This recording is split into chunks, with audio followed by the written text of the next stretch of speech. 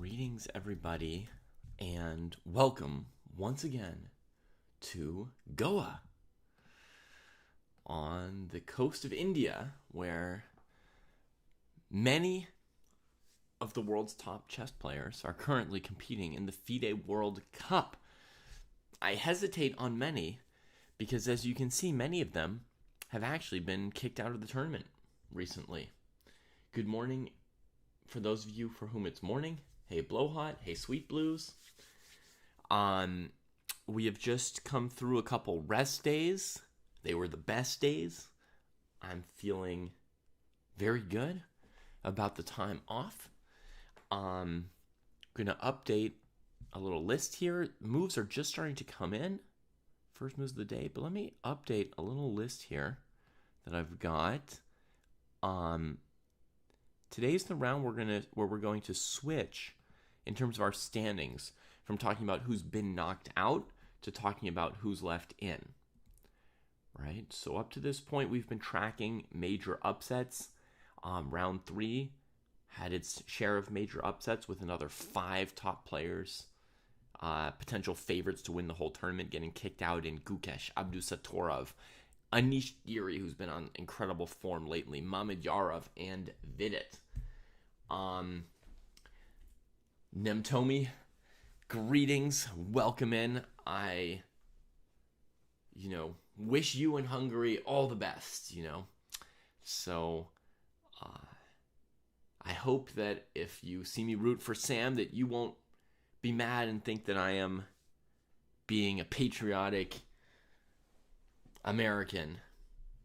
Bishop b5 from Shanklin chooses not to go into an open Sicilian. Mild surprise to me. Now, yes, Blowhop, we're going to start moving a little bit in the direction you suggest by having a list of who the top players are who are still in the running and still in contention. Okay, so I'm working on this little list here, and we're going to go.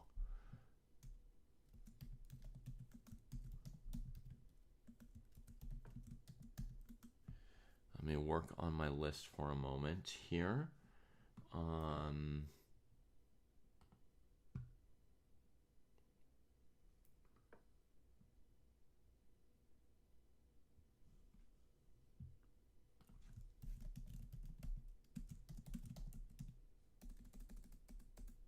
Sorry.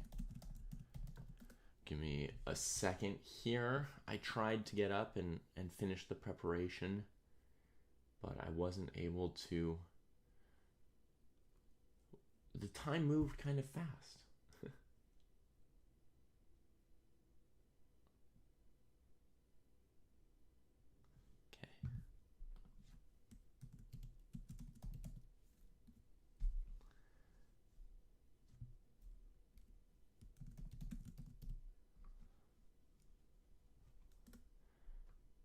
Almost there.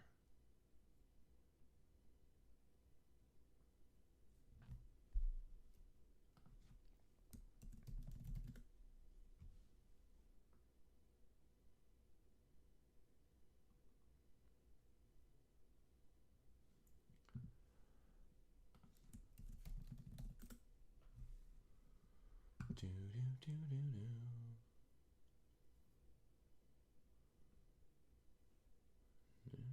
No.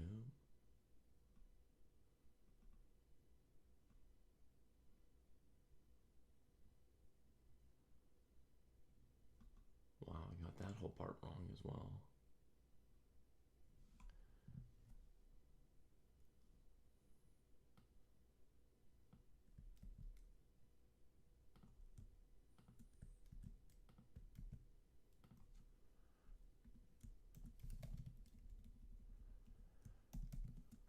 Okay, there's some small danger that I've got this wrong, but let's just see. On the off chance that I've got it right, let me show you the second half of my little list here. These are the top favorites who are still in the tournament. I might have somebody in here incorrectly, but I think all these players might still be in the tournament. Um, yeah, Prague's playing against Dubov. Right on. Okay, I think I got it all correct, actually. E5 here from Shankland. I wrote Wei Yi twice. Okay, let's work on that. Oh, that means I mistyped something. But at least I didn't put anyone on this list who's not in the tournament, right?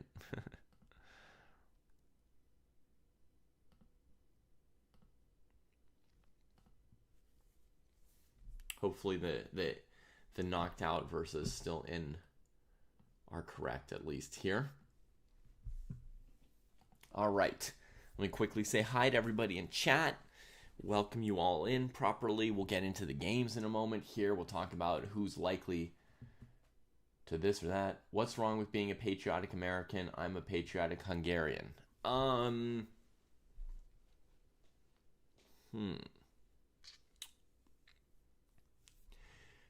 guess I don't know what's wrong with being a patriotic American necessarily. I am not prepared to prove or disprove the idea that it's good or bad to be patriotic today. I'm just going to say that I'm not. So we'll just leave it at that. Maybe it would be good if I were. Maybe it would be fine one way or the other, but I'm not. All right. We've got Aditya coming from India, hoping Sam wins the whole thing. He is a wonderful teacher. I agree.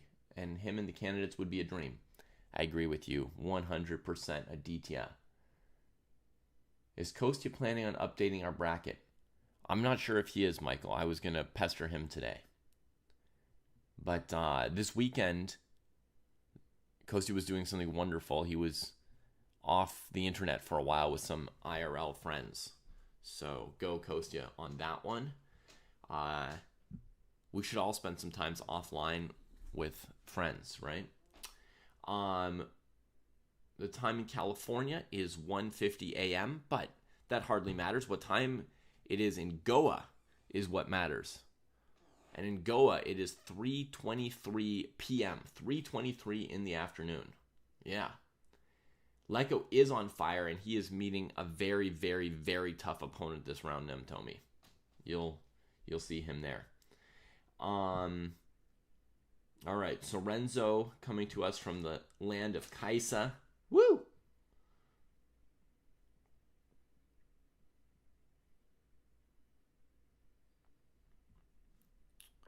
All right. There are very few parts of the bracket where my predicted matchups are happening. I think this is one of the only matchups where I've predicted the two players who would be here at this stage. I think we have maybe 16 matchups left at this point, 16 players. All right, Gam from the UK also rooting for Sam. Hooray. Is there any other matchup that I predicted? No, I thought that in my bracket I predicted Vidit to beat Sam, so I consider that an upset for Shanky. Jose Martinez had a huge upset here, defeating Abdusatorov 2-0 in classical chess. So this is like a huge story and a player I want to follow. Wow, they've played a lot of moves quickly in their opening here. Oh my goodness, this martial attack. Or gambit, right? Very, very rare at the top levels nowadays. Allowing queen d8 check. Not going for queen d8 check. Wow, Martinez prepared. Both of them prepared. An hour 30, busting out 11 moves. Much faster than in any of the other boards. Wei Yi versus Magsudlu. This is another pairing that I predicted, and look how much slower they're playing. E5, CD5, bishop d3. And they're in the tank.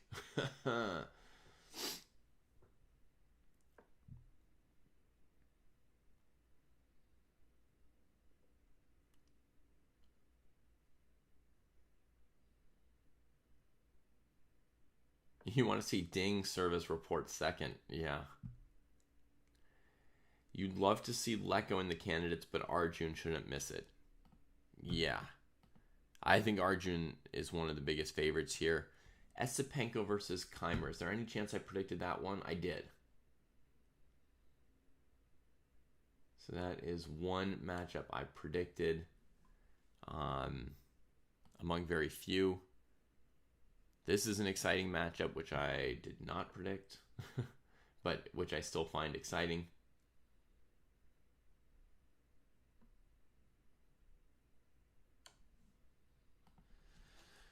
Pranav, the world junior champion. Yakuboyev, the Uzbek number 3, I guess, right now. I mean, he's got about the same rating as Rustam Kazimjanov, but Kazimjanov doesn't... I don't know why Kazimjanov's rating shows up as active. I haven't personally seen him play in 10 years. But I would think it's Abdusatorov, Sindarov, Yakuboyev here. But anyway, they're playing a G3 Najdorf. Not a line that inspires any fear in black players, I will say. And Yakuboyev plays very, very aggressive with a quick B5 here, like I always used to. We'll see what Pranav has in store. Pranav games are kind of like slow burns often. He takes his time, likes to play a lot of moves. We've got a matchup between two Germans here. So the Germans had an incredible round 3. Donchenko beat Giri. This matchup here, of course, I predicted would be Bluebaum against Giri at this point. In fact, I think I had Giri going very far in my bracket. Yeah, Francois, I would love to watch Martinez's game for sure.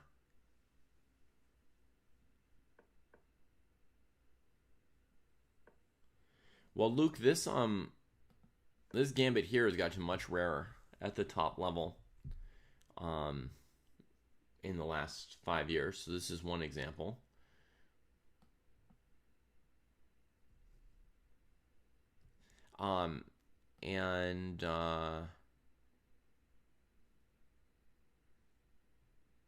Yeah, maybe one more board I should open up is Hari Krishna's, wherever that is.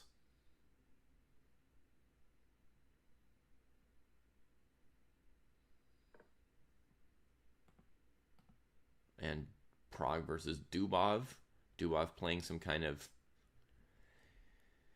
delayed, forced martial as well, but from a different color. And here's Niels and Hari. Well, the game where Hari's white might be more exciting than the game where Niels is white. We'll see. This looks potentially like a positional maneuvering Rui Lopez, but I don't know if he's going to trade queens right off the bat. It feels like he will. I guess Hari's got the choice to play knight e5, avoid a queen trade, knight d2, etc.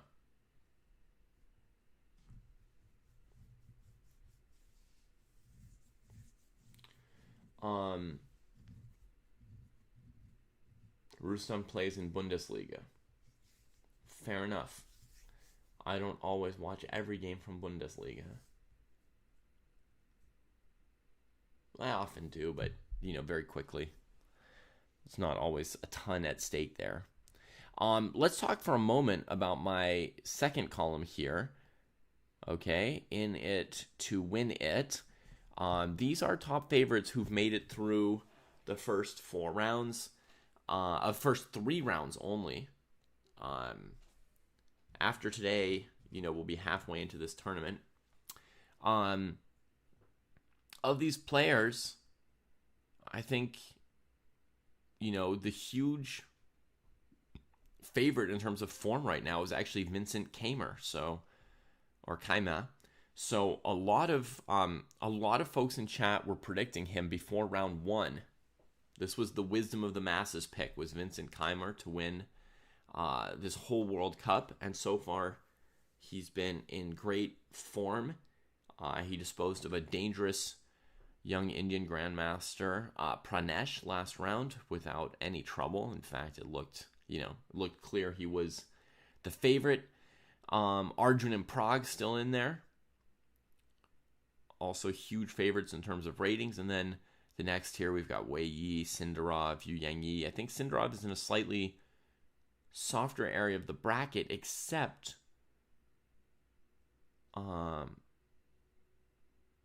Sindarov is paired against Yu Yang Yi this round, which is one of the tougher matchups left in his area of the bracket, I think. Oh, Pranav and Yakubayev, I actually predicted that matchup. Oh, so there's one other matchup I predicted.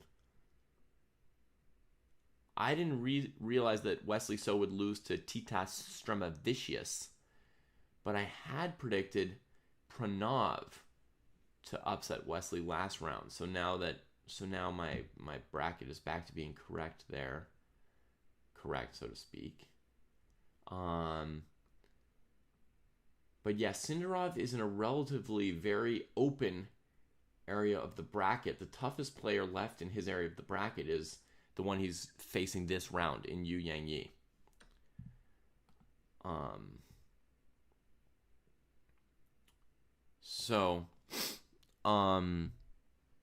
Yeah, as you can see, there's still a lot of favorites, right? It's way too early to say, oh, these are the three remaining favorites or something like that, because I've listed here 10 players over 2,700 who are still in the running in this tournament. But that column there gives you a sense of who some of the top players are who are still in it. And once we get through this current round 4, we'll be down to 16 players, and we'll start watching just basically every single matchup by matchup. Today, I'm going to pick like the most exciting games to me, partly by opening, so to speak. So we'll see. Dubov here is trying to force this marshal attack kind of situation, sacking the e-pawn. The main marshal opening is here, c3, d5. Oh, he did play the marshal. It's just Prague didn't take it. Right here, the normal move would be to take. There are definitely some quote-unquote random GMs left in the fray below hot, yeah? Compared to this. I mean, Peter Leko, Alexei Grebnev, some players like well outside the top 40 or 50 at this point.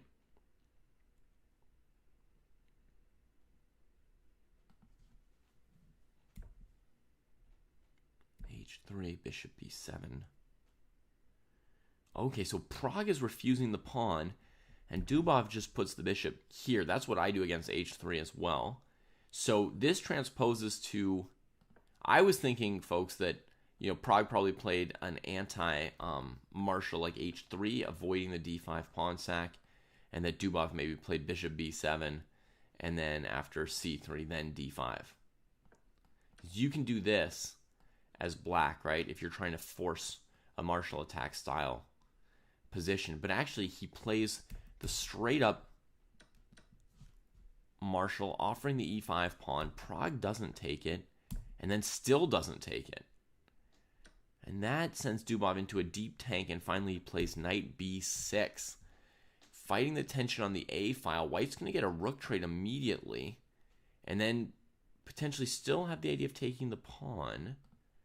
But let's see, the queen on a8 could mean the pawn on g2 is hanging.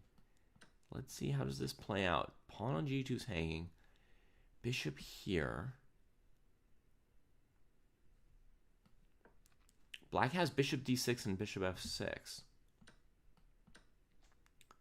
But let's just check this. Does White have a move here to deal with checkmate if Black leaves the bishop hanging on e7? I don't really see one immediately.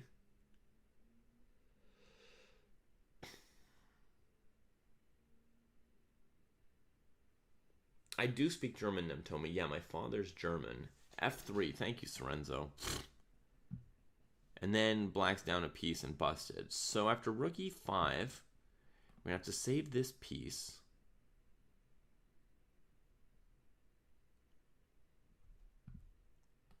Maybe here to stop rook g5, defending this.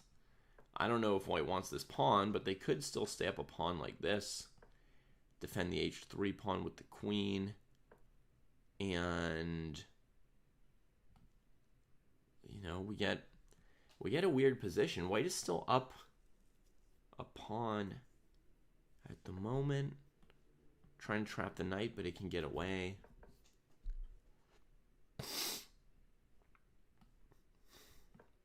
Could also try this move.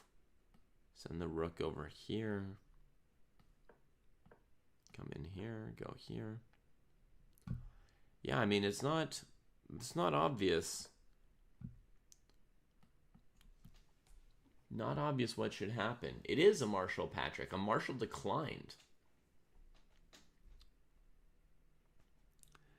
So, one of the Svanas, younger brother Frederick, defeated Gukesh last round, and he's still in the World Cup. And the other Svana, Rasmus, lost to a Wonder Liang, new Super Grandmaster from the United States.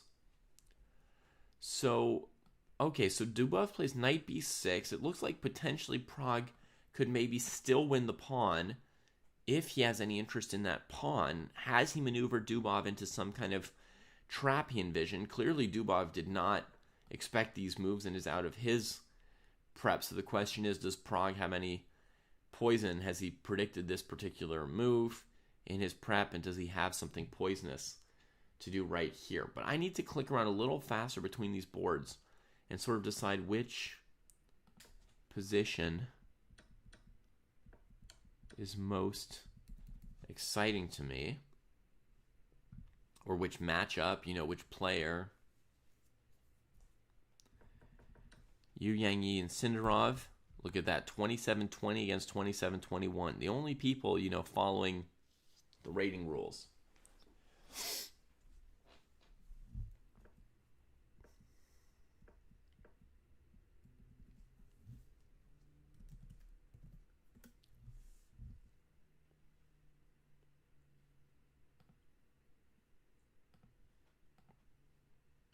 Okay, Catalan. I need to see a few more moves to know how good or bad this is going to go. But h6 looks a little weird to me. Shanklin versus Rapport. This position is of some interest to me, but perhaps not to others, because I've wanted to finally learn how to play it.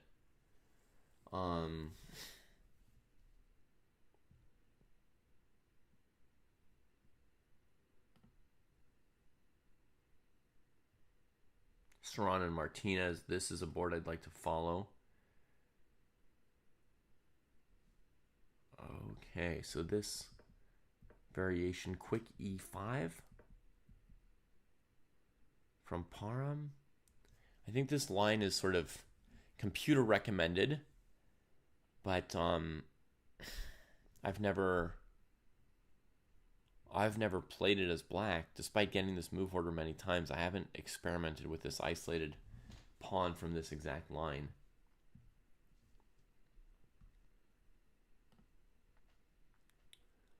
Esipenko and Keimer. Who did I think Keimer would face at this point in the tournament? No. Wrong part of the bracket. Esipenko. Okay. I got one part right here.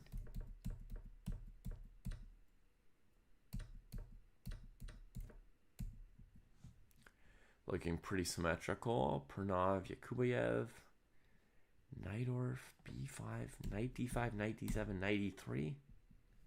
Very lame opening from Pranav.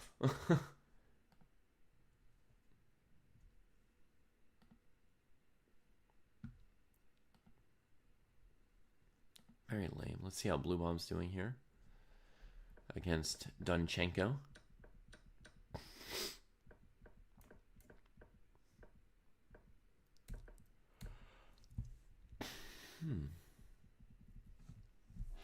Okay. All of Dunchenko's time was spent on this move e6 last move. Uh, you know, a very important Grunfeld position, played many times before.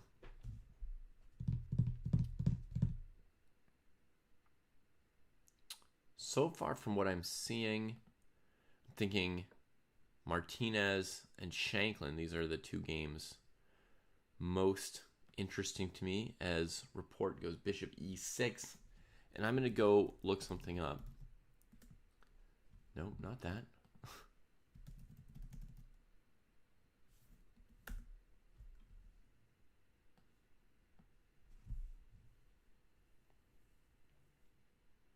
You like bishop c4 so much, Patrick. Okay. Only so many people were that excited about this opening.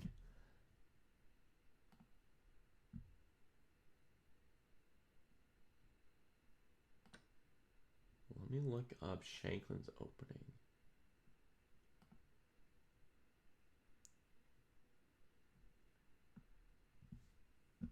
Okay, yeah, so Shanklin didn't play the move order I studied. He played h3.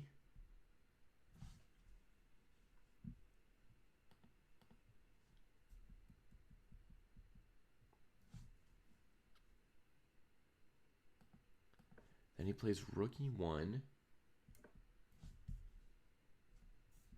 And then knight c3. Okay, I think he might transpose to my prep just with a different order. Yeah.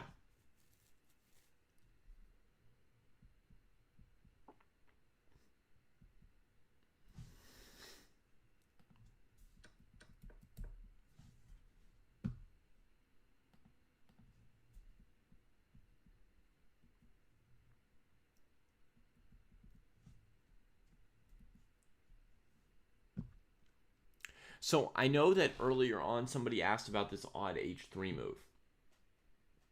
And I had a feeling that that I would be able to explain it, and I can. H3 is played very, very early here. But basically h3 fits into any position where you trade pretty much your bishop for the knight. So when h3 is played so early by Sam, if I were a report, it just telegraphs that Sam is planning to take the knight. If I were black, it might make me wonder if maybe knight d4 is somehow better here than normal. Oh, we got more senseis reporting for duty. Right on.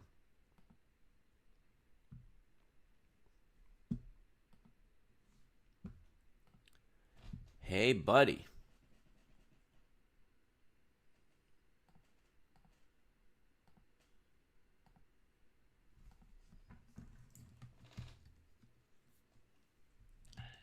How's it going? Good. Can you hear me? Now I can, yeah. Okay, great.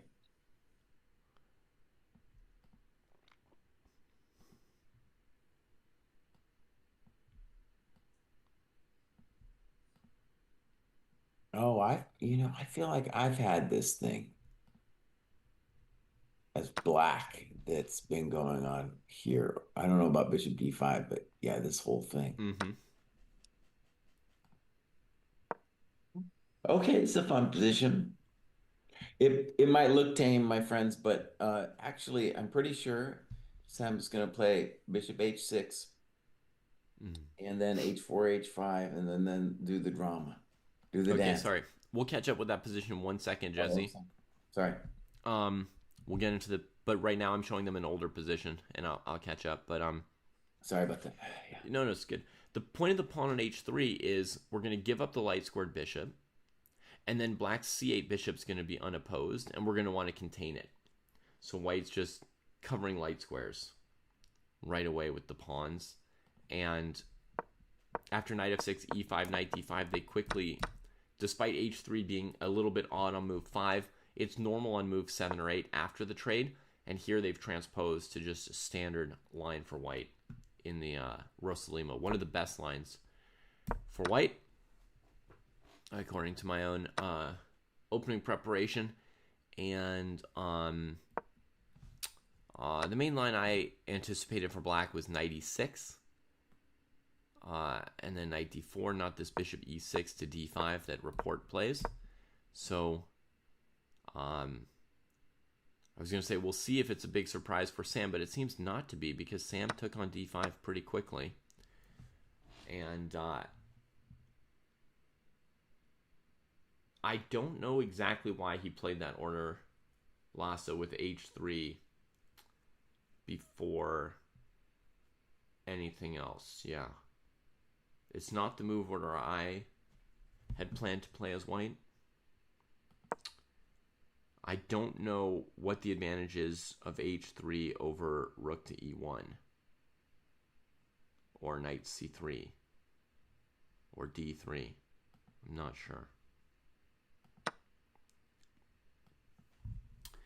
Okay, so here we are. Black's pawn structure gets straightened out. The bishop pair gets removed. Now we've got, symmetrical amounts of pieces. And we've got this little asymmetry of black having some space on the queen side and white having some space towards the king side. And Jesse is predicting here that the Shanklin plan will be bishop h6 followed by h4, h5. Starting to take off a few of the black king's clothes. But I was wrong. I'm not a GM today. He played c3 first. c3 first.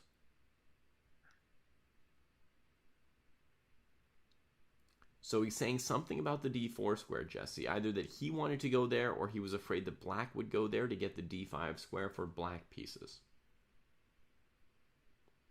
Mm-hmm. Okay, so I just want to say I lost a memorable game against Becerra when I had a very similar position as black, and he played bishop h6. And I remember during the game, I was like, I'm not going to get mated here. And then, it's like white conducted a long attack against my king. And did you get mated? I mean, I ended up losing an endgame, but it's a vicious, long, drawn out thing. Okay, so let's talk about it. So, we normally say things like French structure, and so this is kind of like what do we want to call a King's Indian attack French structure? That's, I guess, the way I would think about it. And then white, by playing d4, I assume next year, is going to transition into a traditional French structure. Of course, it's not totally a French because the pawn isn't on e6, but still, that's the flavor of the moment. I guess the claim, David, with c3 is that we're trying to make just the bishop and the knight poor long term. The opponent's pieces here. Yeah.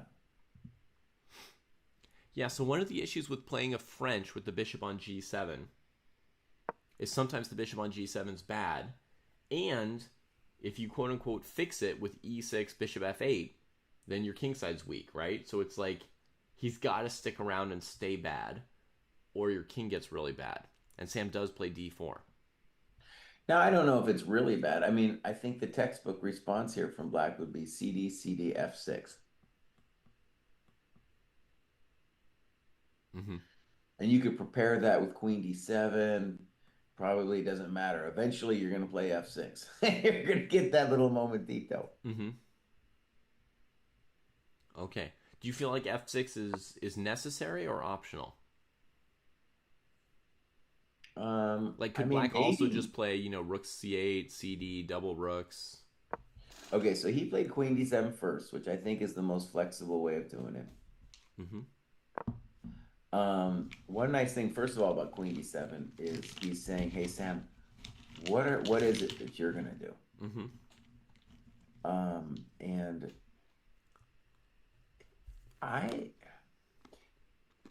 this whole c3 d4 thing, I'm still trying to wrestle with whether I like it or not.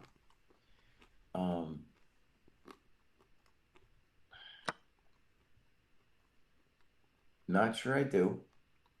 Not sure I do. But I'm trying to give it a chance, and a lot of that chance is like, well, what would I want to do as white here? Oh, if he I guess you were saying CD. Yeah, okay. Yeah.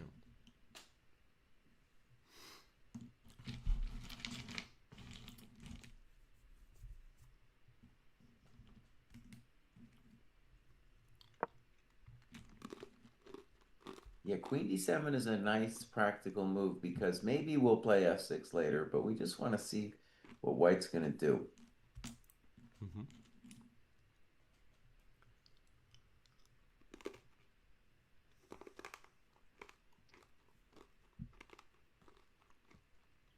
I've been looking at b4, David. I don't know. It gives black a lot of different moves that they could do after Mm-hmm. b4. I'm not even sure it does anything.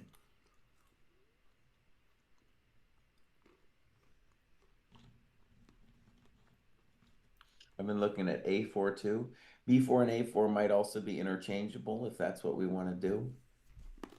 Mm-hmm. It gives me the heebies though, David. I mean, black could put a piece on c4, there's all kinds of things that can happen to us. Also, if we move the A and B pawns too much, black might be able to play c4 and Yeah. then play on the queen side. Take the pressure off the center, but say, hey, we got stuff to do on the queen side that'll come pretty fast once you've moved those pawns. One thing too about this c3 plan, which it seems like Sam thought about it a little bit. It is the kind of thing that the computer sometimes likes, like a space grabbing thing where the computer can grab the space and not care about what happens next. Whereas me, I'd be like, well, what do I do now, buddy? Mm-hmm. What do I do? What does Chump GM now do? Yeah, I don't know. It's weird. Sam made this transition with the knight trade very quickly, then thought a while on what to do after the trade. Yeah.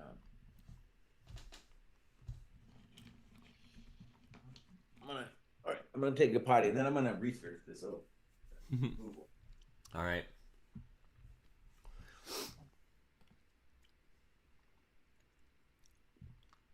Chump GM running off to the facilities for a moment. I've messed a little bit with the Goa icon here to give us the list of players who are in and out. Hope that's okay. To me, it does look pretty safe for Richard, and it feels like he is very comfortable playing these moves pretty quickly here. Knight e6 and queen e7, like very comfortable with the position. I would also feel pretty comfortable with black's position. I'm gonna pop us over here to Jose Martinez Alcantara and see how he's doing. An hour and 31. Oh, he's doing very comfortably, I guess. Let's see if we like his position. White's won back the pawn. Queens have been traded. 2 bishops against 2 knights.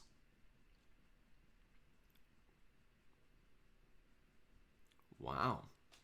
Let's see a little bit of how we got here, shall we? From move 11, queen f4. Gives the check just to weaken the king side a little bit. And pops back to this long diagonal with the bishop still hanging on a5, mind you. Check Alino and says, nope, no queen trade for you. Defends the pawn on c6. Goes to the other long diagonal. Defends his dark squares, right? He's got the light squared bishop at the moment. He's got to defend the dark squares. Block this bishop off as well as possible. Knight's going to come in. Development. Check. Okay. Takes out the second bishop.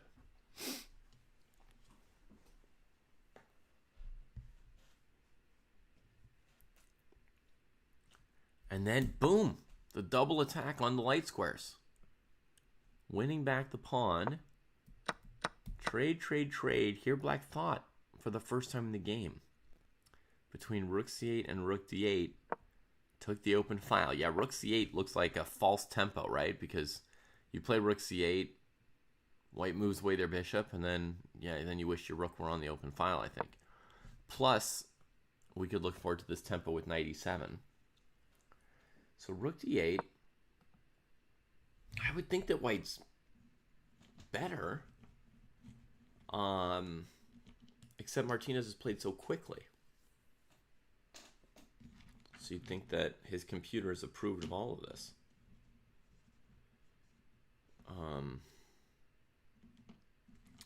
Hey Jesse, I was just super impressed by Martinez's win against Abdusattorov last round, so I Oh yeah, dude. Oh wanted to yeah. keep my eye on him going forward.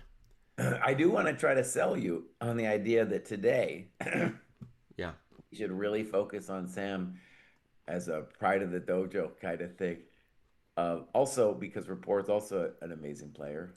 Hmm. But yeah, there's we're kind of deep into the World Cup, but there's still loads of games going on. Yeah. It's starting to get manageable though. All right, boss. Let's go back. If we go back to Sam, I have maybe some small insights. Okay. I am there. So, on move 10, by the way, this H3 thing, hardly anyone's played it, but we do transpose back into the main sauce. Hmm. And on move 10, Rapport played Bishop E6, which, right, when you look at it too, you say, well, what's the normal move? It's knight E6 because you just played the knight, from E8 to C7.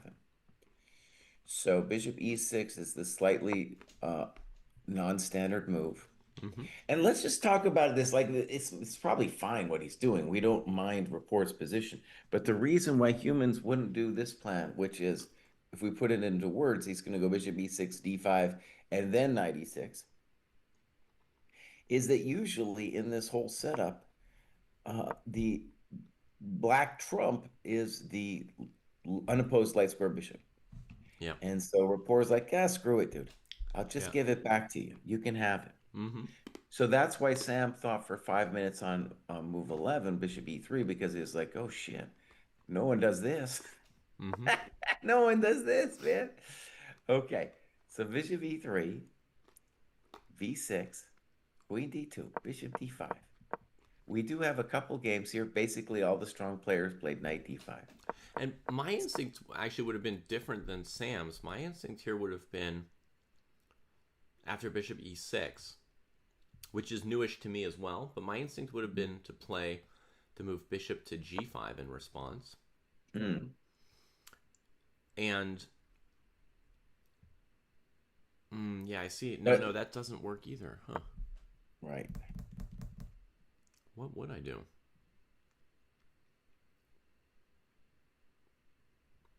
I do want to make an announcement, though. Oh, I yeah, am yeah. a GM today. I am a GM today because Hmm. after CD5, all of the GMs in this position, and there were four of them, played Bishop H6. Without Oh c3. yeah, bro, I'm amazing. Yeah. Okay, okay. I got it, Jesse. Here's what I'd do with bishop e6. Hmm. I would play bishop g5 as advertised. No, not bishop g5. I'm going to change my move order slightly. I'll play knight e4 immediately. Okay, let's just play B6 Get to b6 from black, and then I will play bishop g5.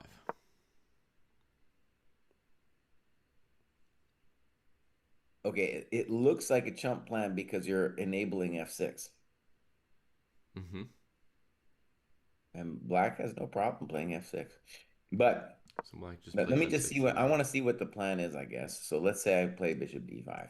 I think f6 is fine, but let's see what you want. Yeah. Well, then I would play queen d2 there. Knight e6. And then bishop h6 finally.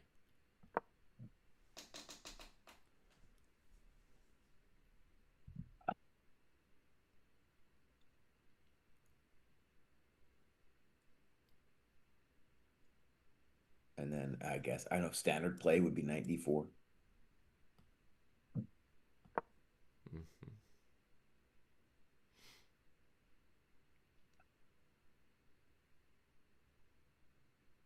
And I would call that a kind of a conventional position there. Sure. Right. Um, Fair. kind of similar to my mind to the position that Sam could have gotten on move 14 if he had played bishop h6. Mm-hmm. So Similar you're to right. Sam's the one who did it. I don't know if he did it to himself, but he has some kind of idea. But he's the one who chose the c3 d4 thing. yeah. All right, let me wax poetic while we're contemplating this, David. Okay, so I think our challenge, first of all, is to decide what Sam should do. I don't know. I don't know what he should do here yet. Um, oh, Bishop H6 was played. Yeah. All right, let me wax poetical. So, the King's Indian attack against the French was popularized by Fisher, who, Fisher, that is, was traumatized by the French. There was the one opening he was getting cracked all the time. Yeah. And so he was like, F it, I don't want that structure anymore. I can't deal with it. I'll just play the King's Indian attack against the French because I'm a King's Indian player myself. And then he had some interesting games. Yeah. So the one of the joys of having the pawn on d3 is that black can't really mess with you, carry counterplay against the d4 square. So when Sam spends two tempi to do this, it's not even clear we would want the pawn on d4, right? That's part of the controversy. In this position, I guess we could say it's stopping the knight from going to c5, but honestly, the knight, if the pawn were on d3, the knight on c5 wouldn't do anything anyway. So notice that the pawn on d4 gives black juice for creating counterplay while white's trying to mate him. So if we were to do a sensei eval here, Mm-hmm. I think probably objectively it's equal, but I would rather be black now. I'd rather be black. We can throw up the sensei eval. And I put it at 0.0 for now, but Okay. do you want me to put it in the negative somehow? Yeah, I would put my negative -0.2. 0.2. All right. We'll do that.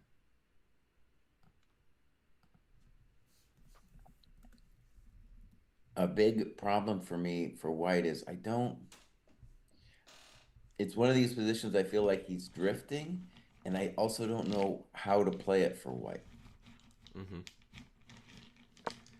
Yeah, I Whereas mean, for now in this black, position, the worst thing for black is the bishop on g7, and we're trading it, so we just have an identity crisis for white. right, and because he did it to himself with the c3 d4, we're not really too concerned about the bishop ever moving back. Mm-hmm. Like, so we can just let it hang out there until he takes us.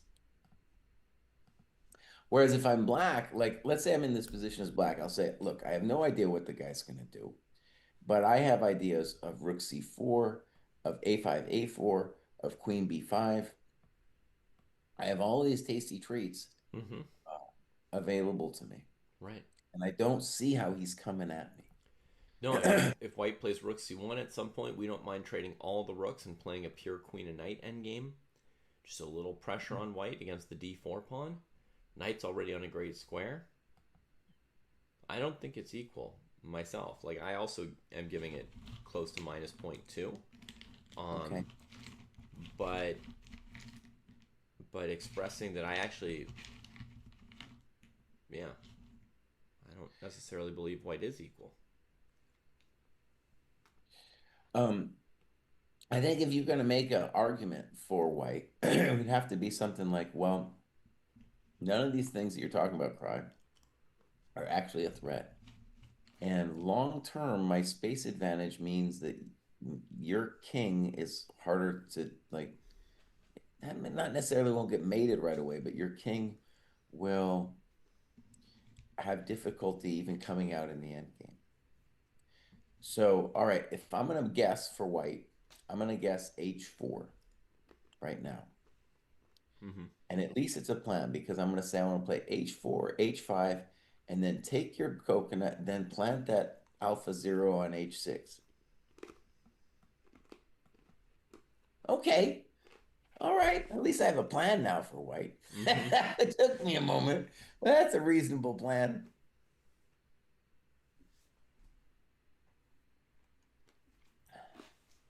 Now, David, when you have that arrow there with the king, what does that mean?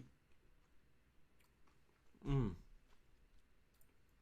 The king's got a narrow route to develop himself in the endgame. Oh, got it, got it. And Jesse has once on Endgame Sensei given a position to Kosti and I in a French where basically everything looked good for black except their king didn't have enough space. Right. And that was like the thing black was suffering about in an endgame, was that the king didn't have enough space to stay out of the way of the rooks maneuvering on the back rank and just to live a peaceful life in the middle of the board. So I'm sensitive to the factor that Jesse's mentioning, but here I'm feeling like if we could get an endgame of queen and knight versus queen and knight, I feel like black would be golden. Mm. Um, I'd see no threats for white. I do still see a route out for the king. The open c file, it feels like, rook c2, rook c4. White's going to have to oppose it and just trade rooks. So if I were white, I would go into a total defensive mindset here.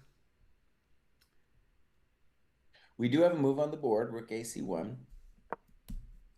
And I think the story with this move, Jesse could still be a GM today, but the intention could still be, what I mean by this, the intention is probably still play H4, H5, but that if we played H4 immediately, then maybe we'd be a little concerned with like, then rook C7, and if rook AC1, then rook AC8, and it's a little bit, we might lose the battle of the C file.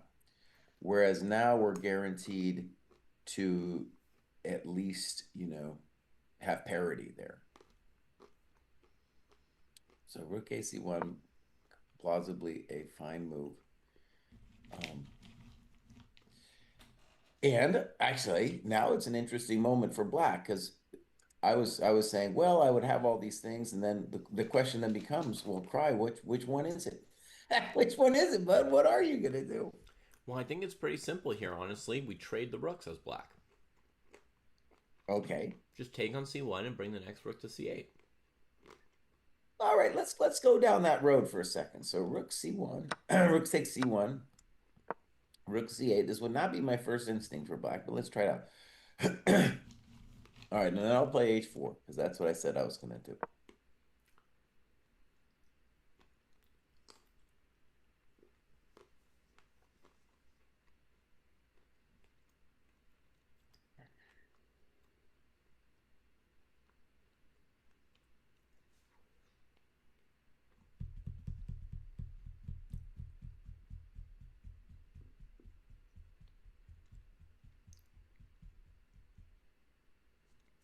All right, so I'm thinking, should I just trade on c1 or should I play rook c6?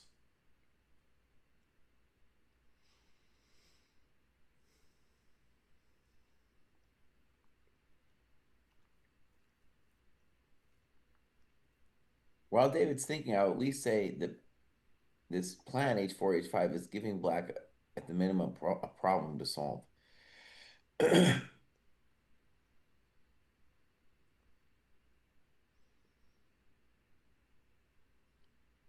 Okay, I will take on h6 just as a first something or other to do.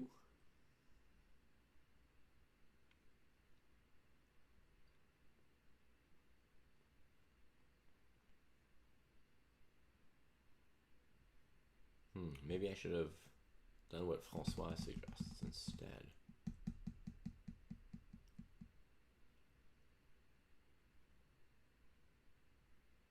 All right, yeah. Jesse, let's ask a more concrete question from Francois. Francois suggests rook c1, queen c1, bishop h6, queen h6, and then queen a4. Just trying to win coconuts right off the bat.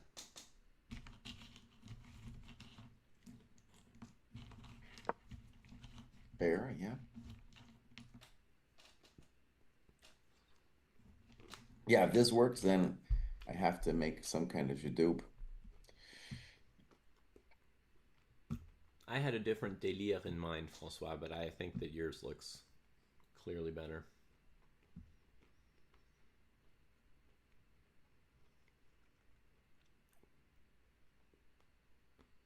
Okay, I'll do a jadoop. So we'll go back and go Yeah. rook C8.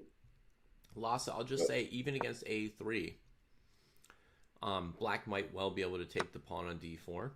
And against knight g5, play queen d1 check. king h2, queen h5. It's not pretty, but I mean, black's up a pawn, so, you know, you can probably live with it. So Jesse's going to do a Jadoob. So let's see it. So how does it go? Rook c1, trades, rook c8. So one of the issues for me is I really want to get h4, h5 in. And if I'm forced to take on g7, that's kind of a bummer because then you can answer my h4 with g4. Oh, sorry. With g4 with h5? Excuse me, with h5. With h5, yeah. I was a Freudian slip because I was already thinking, can I bust him with g4? Right. Yep. Yeah, and that's the lame thing I was doing, by the way. I mean, Francois' question was better, but if you wonder where my move came from, when I played bishop h6, my intention was queen h6, rook c1, queen c1, h5. That's what I was going for. So, in line with Jesse's thinking. All right, so we're back to rook All right, c1, Mr. rook Bruce, I don't c1. know about this move I'm about to do. I feel a little heebie-jeebie about it, but I'm going to try it. We're going to try rook c3. Okay.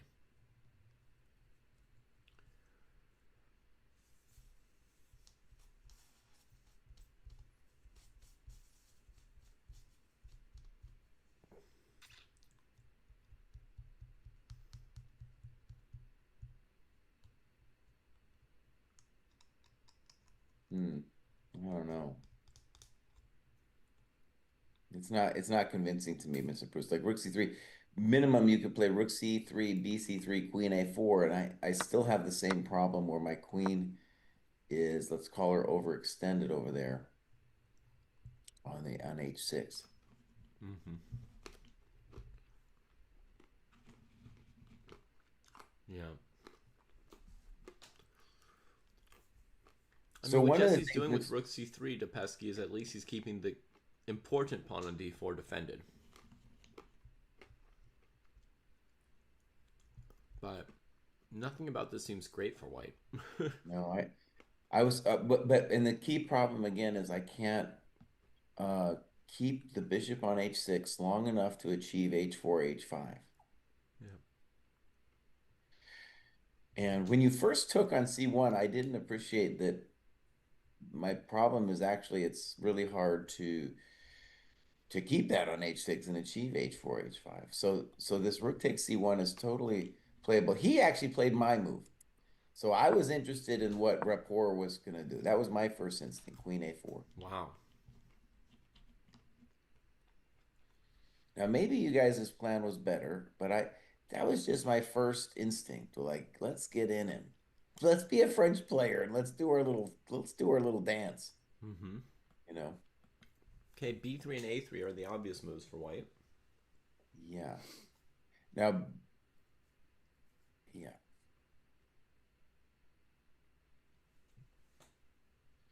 On a3, David, I think I have a very beautiful move, knight takes d4. Seriously? I think so.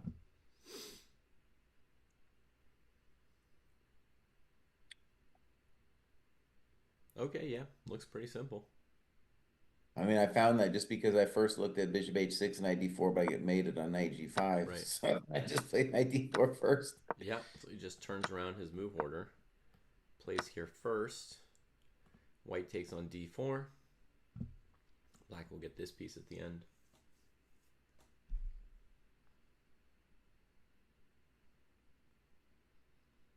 And if now, okay. The basic move, if people were just playing blitz here, is b3 by white.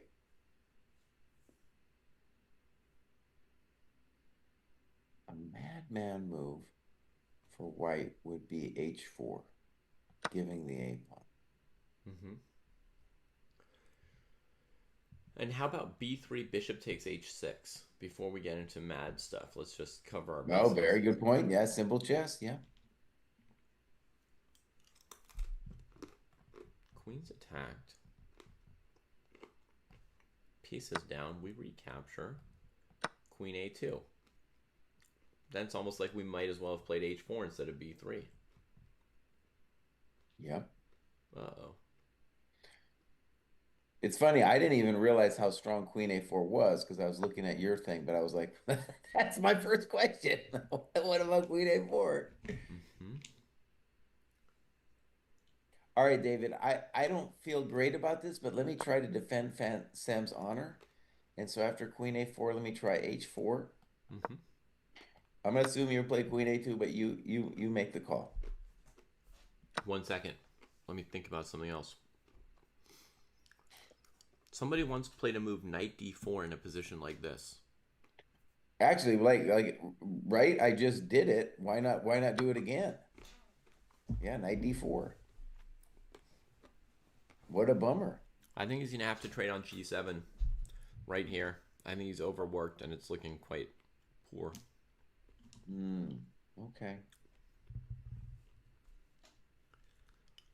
Yeah. Okay, I think that's a good point. So basically, like Queen A4 with the knight D4 trick is forcing us to relieve the tension when we didn't want to. Yeah.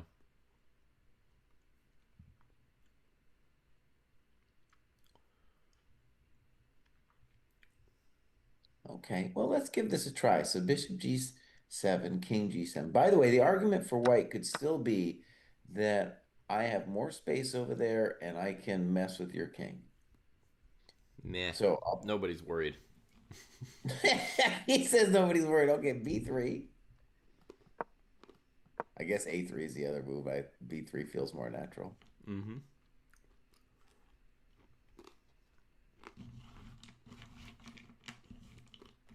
Now, if you wanted to be a jerk face, you could play Queen A5 here. But I'm going to let you decide if you want to be a jerk face.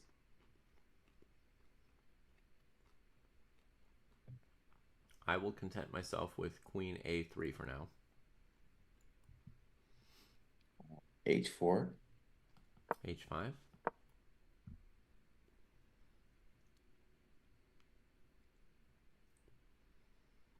And we're going to play knight G5. Tradeovich. Queen takes.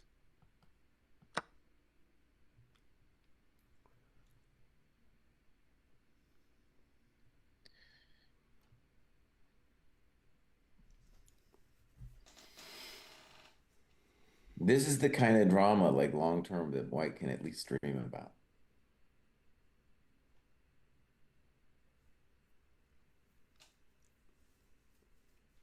Or as the song says, I can dream about you if I can't hold you tonight.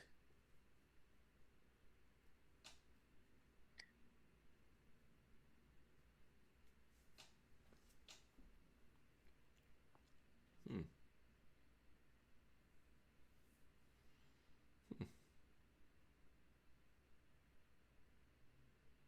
Hmm. Now, David, if I was black, I would, I think for that reason, for this, like Yeah, the yeah. fear of this position, which, I don't think black's lost or anything, it's just a little bit unpleasant. Right. I would play Queen A5 on B3. Fair enough. Yeah. We got to move. Bishop G7. Oh, you're GM today, Bruce. You Hmm. were the one who first recognized that the dream's over. or at least we got to dial the dream back. Yeah. Long gone. Um. Yeah. I mean, I don't necessarily think that black is in trouble in this queen g5 position, but I feel like white has equalized. Like I can't move anything forward. There's enough room on the king side to do things. One person in chat, Robin, was wondering about grabbing a2 and what's white really doing with queen e7, queen takes b3. And the answer, Robin, is that probably queen f6 check, king g8, e6 is Oh going to yeah. bust the king apart. Um, enough to say that Oh, I white is think better. White's definitely winning there because the black queen left her man. Yeah, probably I have winning. another idea for Sam. We'll see if he does it here. In Mm-hmm. addition to B3, well, it depends where the queen goes. I think black should really play queen A5, but in addition to that fancy stuff we were talking about with just H4, if white feels he has enough time, he could. I don't like it actually. I'm gonna take it. I'm not. Okay, I'll mention it. I don't like it. But if you really wanted it, you can play G4 before your opponent plays H5. Yeah. I don't like that at all though, because it gives the F4 square permanently to the Black Knight. Yeah. You know, that could be a disaster. Yeah. Um, Plus, yeah. okay, so Sam's gonna think about this, and let me do this, David, just as a way to understand this position. So, of course, B3 is just a natural thing that, you blitz out if you're playing blitz. But let me just try H4, David, just as a little question. Mm-hmm. And what I want to know is maybe, okay, the silliness of this H4 move is if I don't have anything better than B3 after H5, then I'm just kind of giving you giving you a little option here, Mm-hmm. whether you want to play Queen A2 or H5. Yeah. Shanklin played A3, by the way, which is what I thought you were going to suggest. Well, I can tell you why I didn't like A3, and it's a very simple, well, okay, maybe it's growing on me. I was concerned that Rook C4 was going to be a thing, but maybe Rook C4 is not a thing. Well, if it's not a thing, it's probably because white just trades it immediately. On Queen Mhm. C4 plays Rook C1, and against Pawn C4 plays D5, Rook D8.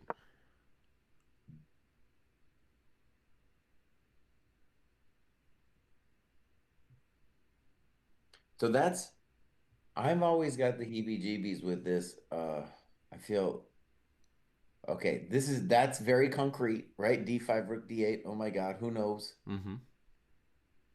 I would be concerned as white, but I don't know. Hey, Philbrick, everybody should have started their round four at the same time today at 3 p.m. in Goa.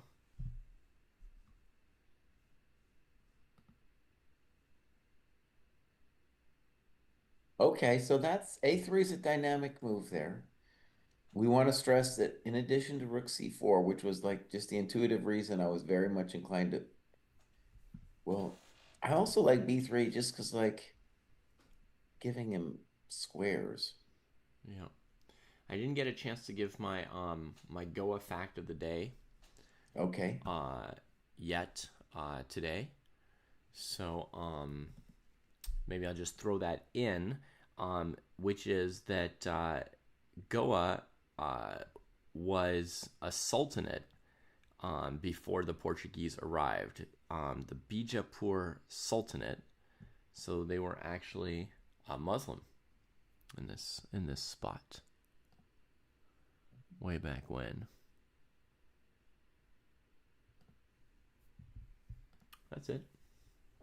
The fact of the day about Goa that was I found interesting is that when Gukesh was asked what are the like fun tourist places to go to in India, Goa was like the top of his list. Mm, Just for yeah, like I guess beaches and all that other stuff. yeah. Okay, it's true. I have another Goa fact if you want, which is that Goa has the second highest GDP per capita of any Indian state. And it Mm. ranks highest in some measures of like infrastructure and development and so forth. So it's relatively, and I think that the GDP per capita, another way to put it in perspective, other than that it's the second highest, is it's twice as high as the average in India. So I think, relatively an affluent area. And I don't know exactly why, but the one thing I saw that could maybe trace some of that reason is that it has tourism. That it's got these very nice white sand Mhm. beaches, and it's a tourist destination both domestically for Indians and even for foreign tourists. Okay, Dave, we got to move A5. Okay. He played it pretty quickly. Yeah. And like a lot of reporters move, I'll call this move ambitious. It intends to, first of all, they'll be like, I don't even want to think about you playing Queen before. Well, I I don't think think so. for sure White was thinking about Queen before. Well, yeah. I mean, one problem with Queen before is you're allowing knight f4 at the end, and I'm not sure you really wanted it. But Yeah. in any case, it's true. It denies queen b4, and it's saying I might well want to do a typical French expansion business with b5, b4. Mm-hmm. And one of the reasons that a3 gave me the heebies is rook c4 might not work now, Mm-hmm. but it's now going to be a thing that I can always do. Yep. And a5, I guess one of the reasons I call it ambitious is it's saying that I got all the time in the world for my queen to be on the other side of the board, and that in that time, you're not going to be able to do anything to me. Nothing. She's just parked on the queen side, ignoring the other side.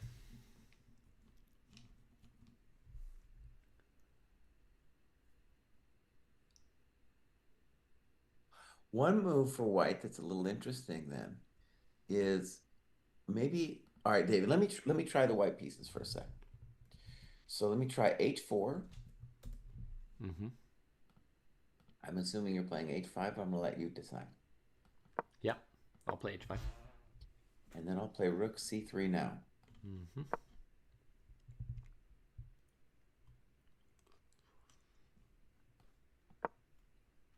Rook c4. Do you have b3? Um, I guess so, but I would also have the rook c4 of the last variation. Mm-hmm. So that was the reason I wasn't yet concerned about rook Okay. c4.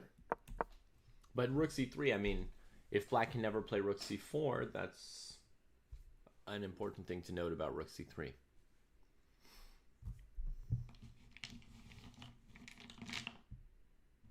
I think black's in. I have actually have an idea for black. I'm Mm-hmm. gonna let you move, but I think b5 anyway might be reasonable. Well, I got to do something.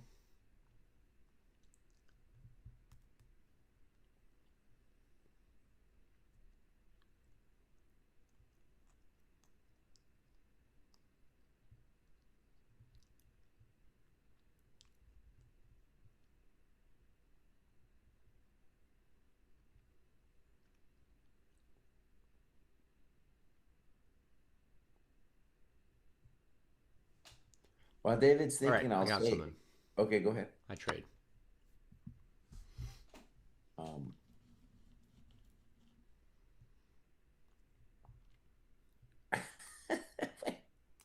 What? oh, you took on c3. Okay, Yeah. sorry. Okay, queen c3. Rook a7. Okay, good.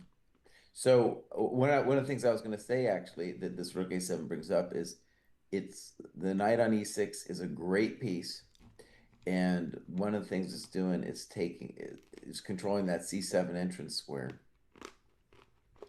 And with David's move rook a7 and also with my moves with b5, b4, there was really no entrance for white into the position. Yeah. Sam played h4, so we don't need to change what we're analyzing yet. Yeah.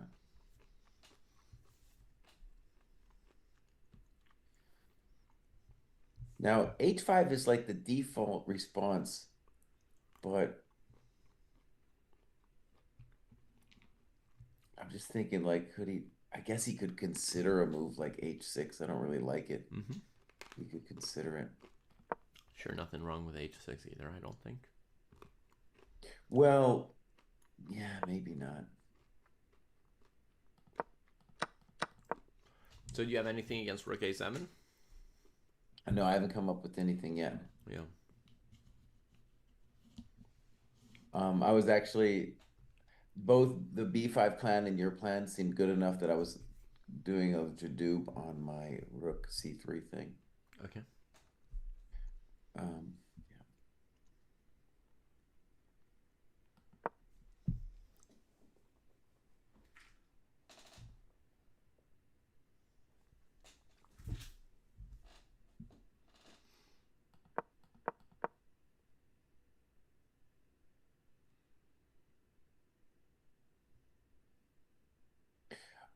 One idea I'll mention is we could consider it doesn't work right now, but I just want to bring it up as an idea because maybe Sam could find a way to make it work.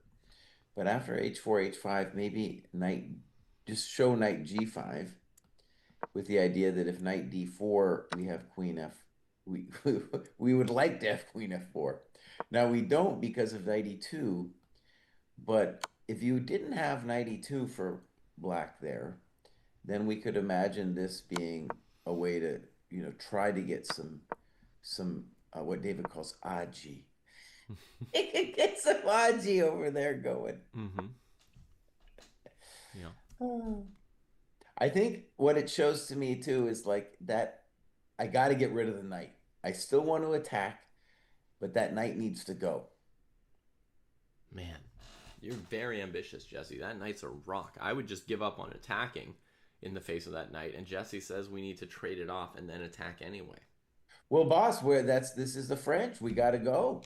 We got to hurt. If we don't hurt, he's going to hurt us. Yeah. Well, I'm already in the baby don't hurt me phase. I'm just trying to mitigate the hurt. I can't avoid it.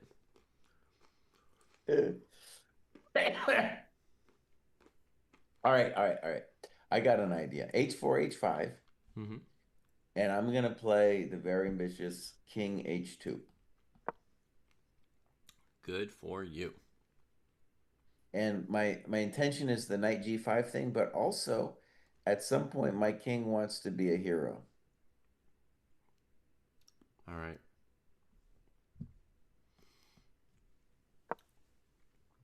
Nice, Jesse. Now you're showing us something. Now you're showing us something.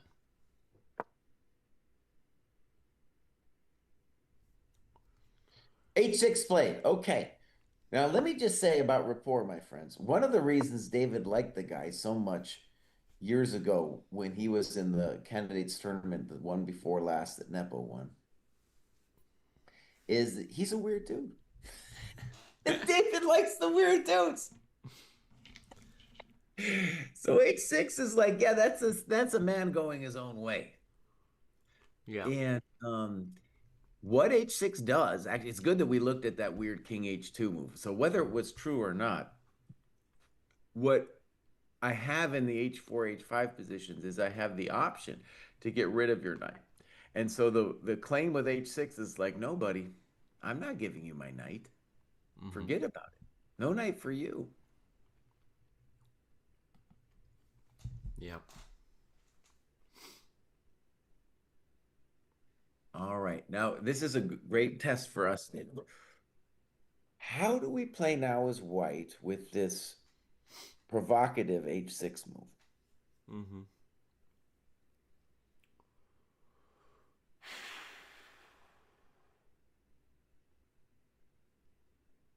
I would love to, of course, achieve like knight H2, G4, but in typical French style, like the pawn on D4 is hanging. Um, when I teach people the French, I say, look, the idea is to create so much drama against D4 and B5 and the queen side that you don't get mated. That's precisely what's going on in this position. Wow.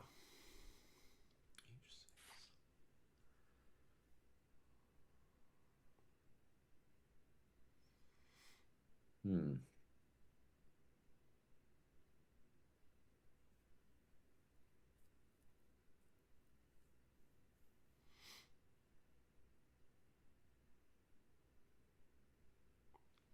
If you play h5, Sorenzo, you have to expect black will play g5. Mm-hmm. And then your extra drama is knight f4 being on the cards. Or even g5, g4 taking your d pawn.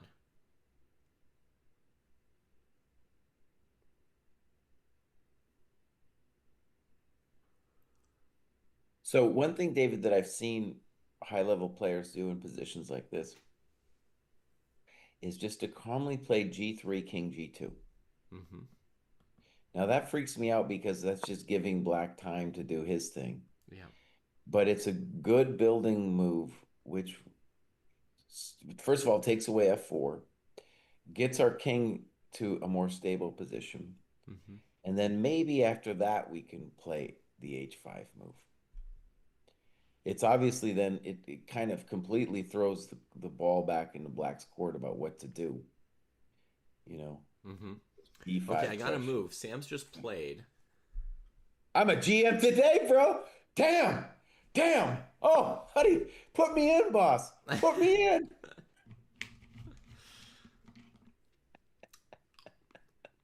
Put me in, Dave. Put me in, coach. I belong in Goa, bud.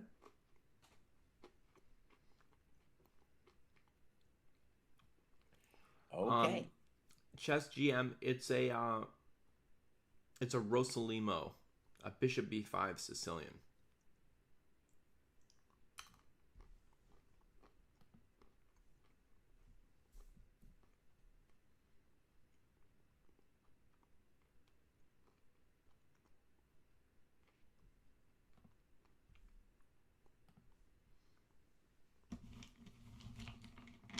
Hmm. All right, G3. It's slow. It's slow. But yeah, we don't need to worry about knight f4 now. So the big question is, what should Black do? I think our White's first claim is that Rook C4, I'll take it. Hmm. And it'll be like the last time we played Rook C4. And honestly, there's one really, really hectic possibility in these positions, which is the rook trade and then d5. And we never figured this out at all. No version of this, with rook d8. We saw it was possible, and we just left it at that. We never figured out if it's good or bad. I think it's good for White. I think it's good for White because unless we can win the pawn on D5 in some concrete way, he's going to play Rook D1 and even at some point D6, you know, and say, buddy, that's like it's like those Grunfeld positions where the pawn is like in your face. So you're saying white, instead of sitting there defending the pawn on d5, white's going to play d6. If I need to, if I need to, Black's not threatening anything though after Queen Hmm. B5, right? No, they're just tying you up. Maybe they could play knight c7 at some point if they wanted to force Yeah, the issue. right. So Master Toaster is in with my intuition, which would be to play B5 now as Black.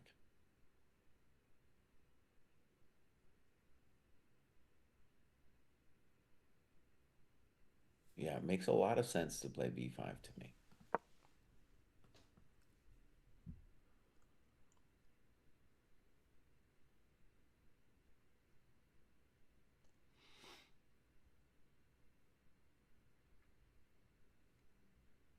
I don't know how it's going to go for White after B5.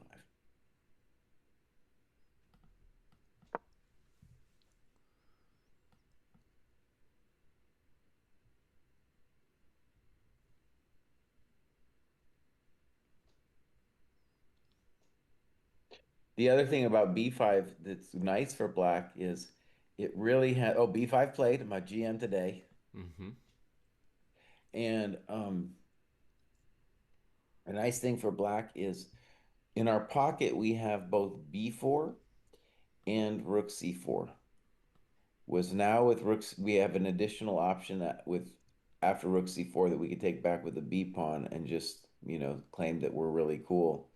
If that goes down, we'll have Rook B8 after that. I don't know about it, but it's just an option for you, for us. Uh-huh. And maybe the super cool way for White to play here is honestly just play King G2. Just play King G2, B4, take the thing, and if Queen takes, we trade, and it's a roughly equal position, and we say at least we didn't lose. Just like that, right? Yeah. Okay, I'm going to suggest a tiny move for white. Rook e3 here. E3. But don't you lose a pawn with Rook C1, Queen C1, Knight D4? Not necessarily. Okay, you got After an idea. knight d4, I play queen c7. Okay, yeah, this is now you're talking to me. You got an idea. I guess Queen C5 might be another Or way of maybe doing queen the same c5, idea. yeah. Maybe queen c5 slightly.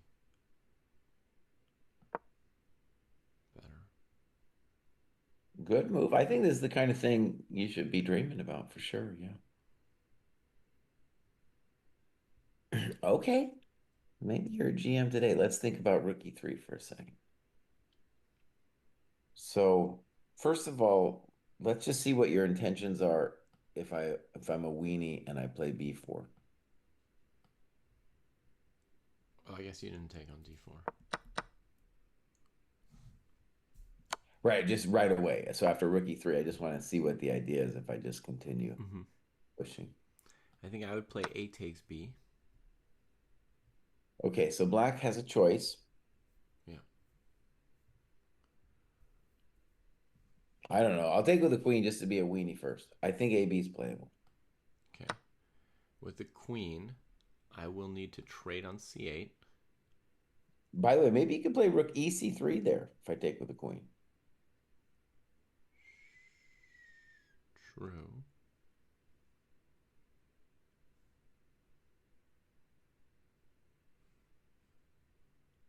That's rook E3 move is growing on me. At least it's got some ideas. All right, so rook c8. I guess you trade on d2. Knight d2, rook c8.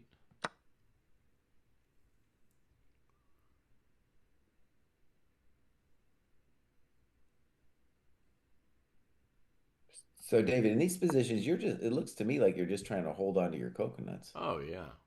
Oh yeah. Well, David, come on, don't be so pessimistic. I checked my ambitions at the door long Whoa, ago. no, no, no. We don't want to play like that. Come on. Have a little faith in Sam here. All right, I'll try. I'll defend your rookie three move. All right, so let me play white. So rookie three, I think it's an interesting idea. Okay. You like B4? Yeah. Okay, I'll take. And Mm-hmm. you want queen takes B4? Sure. Okay, I'll play rook EC3.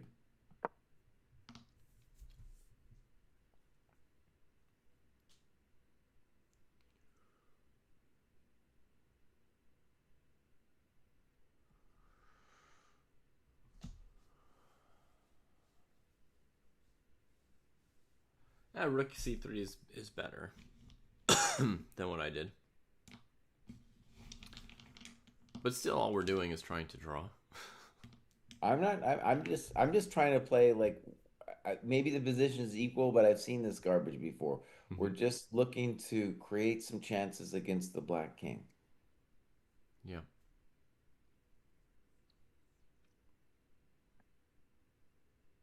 And if you take, I'm going to take with a pawn and say that now my D4 pawn is defended and I still want glory. Mm-hmm. Sure. Let's have a look at that. Rook That's c3. pretty hectic, bud, because now my your A pawn is cruising and we have a race, mate Yeah. versus So maybe black would put the queen on b3 after the trade. all right, and I don't I think this is very hot. I'm not going to deny it. I'll play H5. Now you have a choice between all kinds of things after H5, honestly. Mm-hmm. Let's say I push. Wait. I'm taking H5 back. I'm taking Yeah. H5 back. Okay. I'm going to play knight H2, Yeah. h5. G4, g4. Good. hg. knight G4. Rook h8.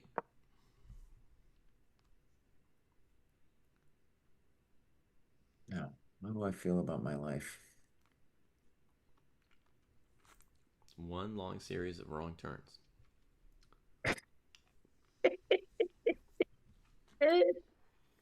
Maybe, maybe. Okay, instead of G4, move 28, I'll play King G2 first. I was telling everybody I was going to do that anyway. Yeah, king g2. All right, chugga chugga chugga. Little a pawn.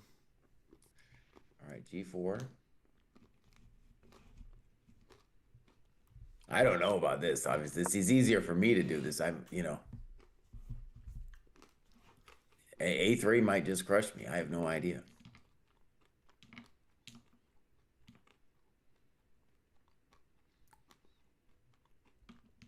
I Yeah, I mean, at think you least you should just did play something. A3, but So at least I did something. you weren't a weenie like me. I All right, A3, GH. think you should just play A2 after GH, but you know. Oh, well, maybe not. I got maybe the knight G4. I'll finally talk to you. I don't know. Mm-hmm.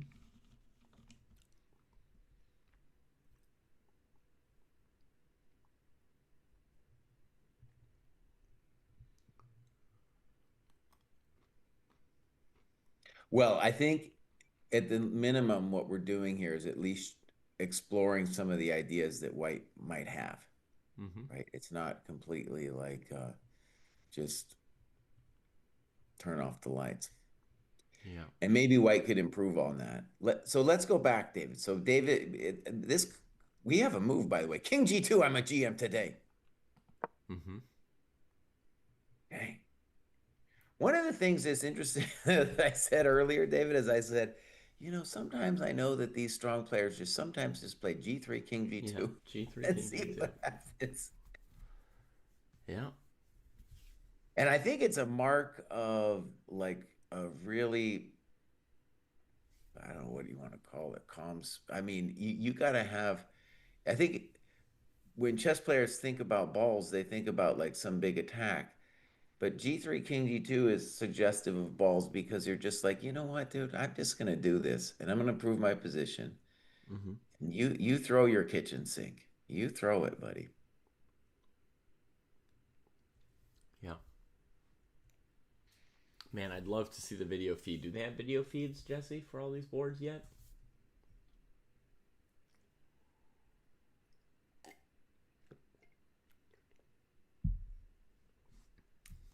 I actually I assume so. Let's get that up.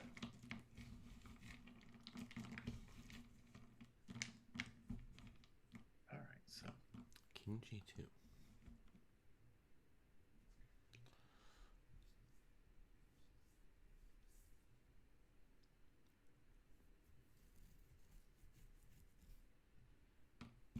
Hmm.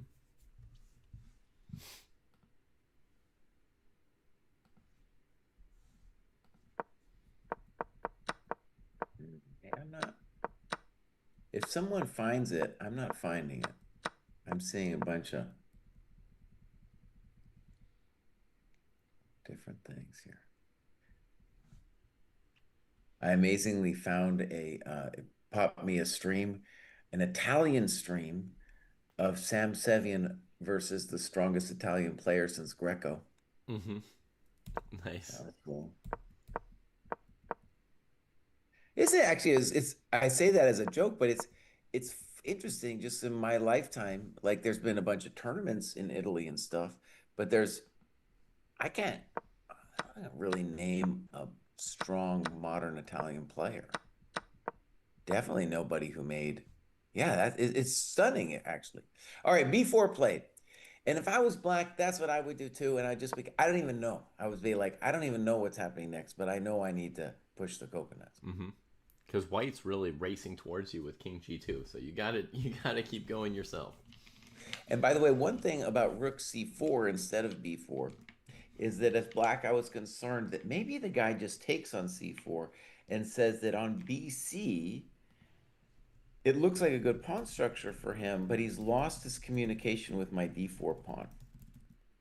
And that means I have the ability to do things like knight H2 Mm-hmm. for free without, having any drama. Yeah. Okay, David, one thing I briefly pondered in this position after B4 was whether I could play knight H2 because I have a 1 second window Mm-hmm. to do it without the pawn hanging. But And I if pawn think takes, you just A3. play like BA, yeah. Yeah. And then if I go knight G4, I think you just play rook H8 calmly. And you say, buddy, your pawn on D4 is falling. Also, what about H5 if you go knight G4? Maybe. Uh-huh. Maybe. Okay, we You want got to to go move. A queen takes H6, B4. knight F6. A takes B4. So we had this variation like a half an hour ago. And let me repeat what I said there. I said black has the weenie option of queen B4 and the more ambitious option of AB.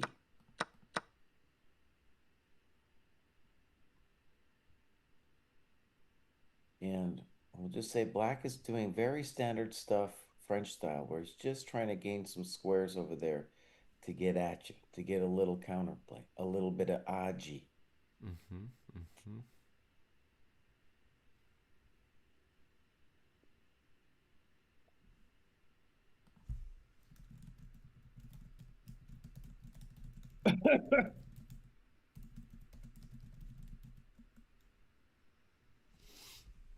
Mm-hmm. I found a really weird line, Jesse. Okay. Um, which was b4, knight h2, ba3, knight g4, h5, queen h6, king g8, knight f6, check, Oh, you've gone deep, dude. You've gone deep. ef6, ef6, and if rook c1, rook e6. And honestly, I didn't really see what to do about rook takes e6 here. Doesn't really make Before you sense. were playing like a weenie, Bruce, and now you're playing knight h2 instead of a b4. Never But mind. I found it. Queen d7. so, anyways, Mr. Shanklin played a b4, giving Rapport this beautiful choice. Of course. Of course. A lot of chumps would just be like queen b4. That's what we do. Nah, Rapport's not that guy. He's gonna think about it.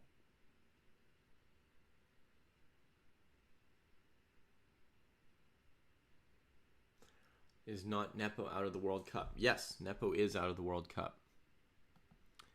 Did I not list him? I did.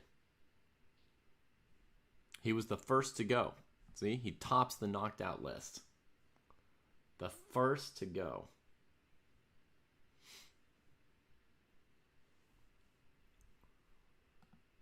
What's your eval right now on the Shanklin game?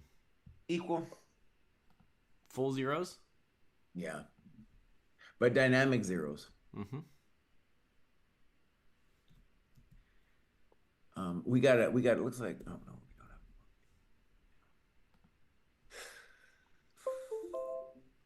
So let me just say the reason why the chump GMs would play queen b4 without thinking too much is just on principle, white, if white's doing anything here, he's mating us. If we're doing stuff, it's attacking some weak pawns on the queen side. Mm-hmm. So we don't necessarily need a queen to do that. He needs Shankly needs a queen to mate us though, and that's why queen b4 Yep. is like the default. Now, AB though, if you're a rapport, you could do it. Be say like, what do you got, buddy? You don't got nothing. You don't got nothing.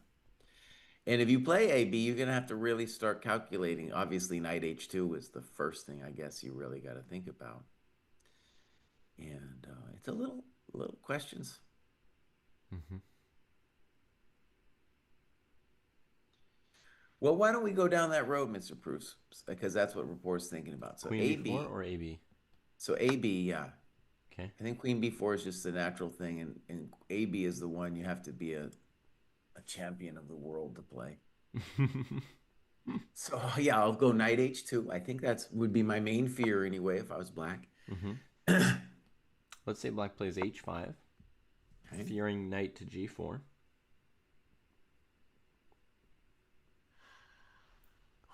Now after h5, I'm just gonna think Actually, about it. let's look at something more critical. Let's look at b3 first. Just allowing it.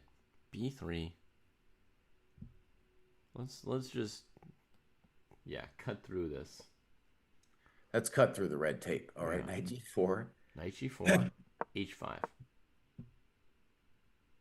All right, so let's do Mr. Bruce's variation. It probably is going to end up seeing me crushed, but let's just go queen h6, king g8, Yep. knight f6, and then I'm just lost. Well, maybe not. Let's see. EF, threatening rook e6, Queen d7. queen d7. Bruce says, I don't care about nothing. No, not I don't care, but I calculated this same move last time around, so just seeing if it holds. So if I play rook e6, am I just drawing this thing? Rook Maybe I'm e6, losing. Let's see. Fe, fe, queen g6. king I think f8. king h8, I'm just losing. Actually, king h8, I might be winning after f7. Holy moly. So king f8. Yeah, I'll just show that, folks. King h8, f7, just threatening mate on h6. So I went to f8. So queen h6. I think you have to go to g8. Mm-hmm. If I go to e8, the variation goes queen h8, king f7, queen g7, king e8, queen g8 mate.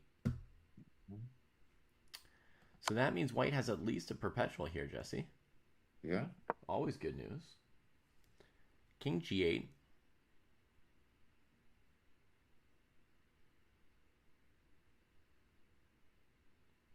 Well, let's get fancy. Let's play rook e1.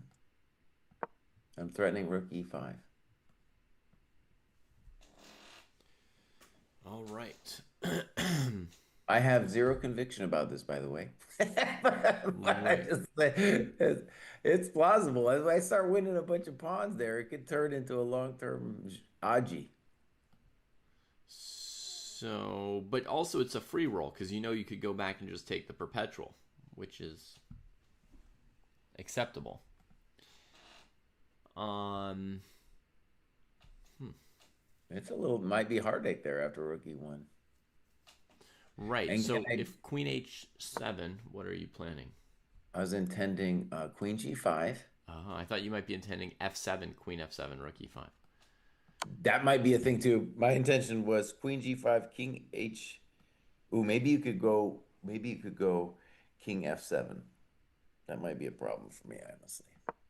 Mm-hmm. You just wanted the pawn on e6 and just keep playing. Yeah, but I might do a take back. All right, I'll try your f7. Queen f7 looks forced, rook e5. I'm gonna get your queen, I guess. That's a hell of a plan, huh? Mm. f7, rook e5.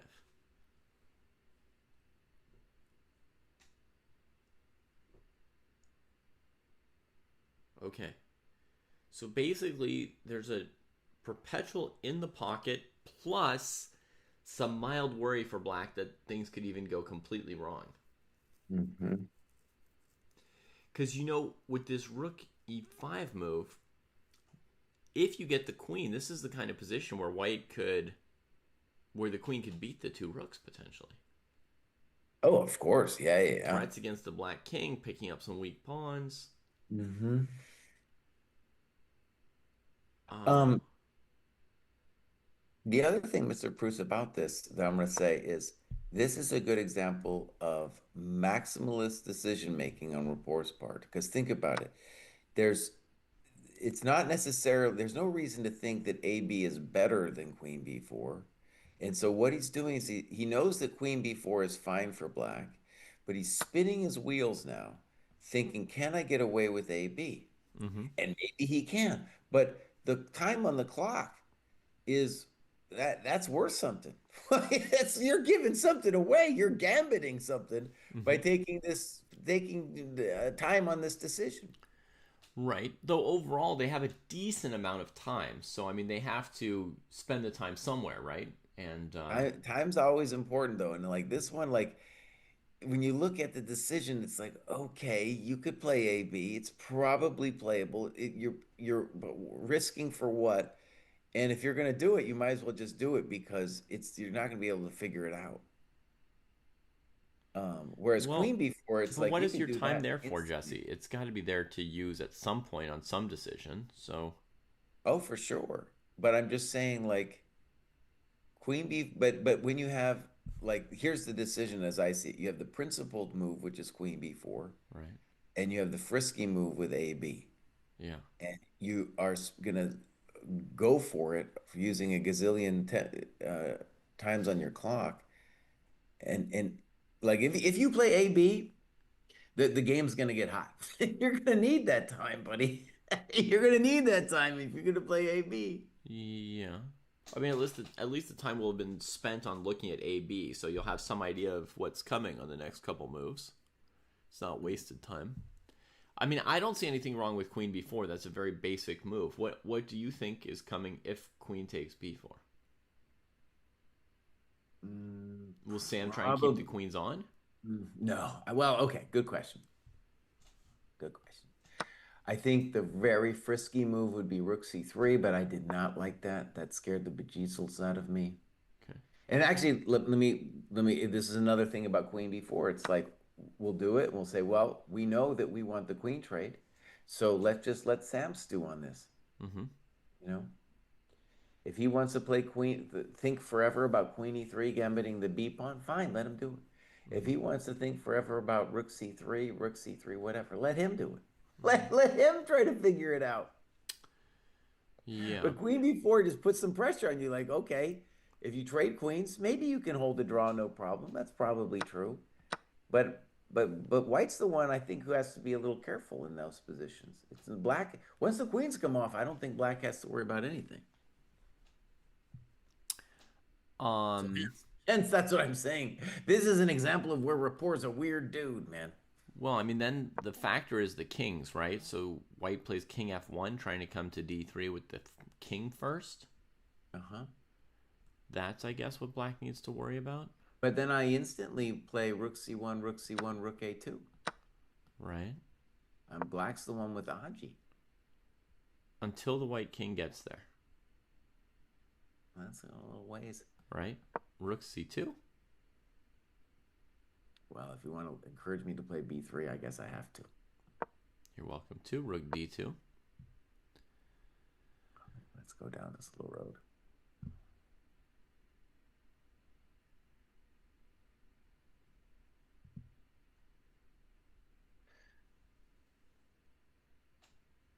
Yeah, this is getting a little dangerous.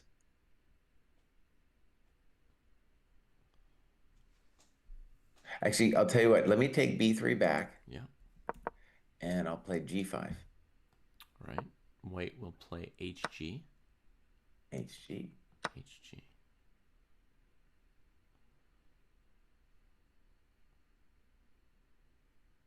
Oh, I Ugh. like this for black. You were talking Yeah. about your king. My king's having some dreams too, my friend. Mm-hmm. God, this is making h6 look better than h5.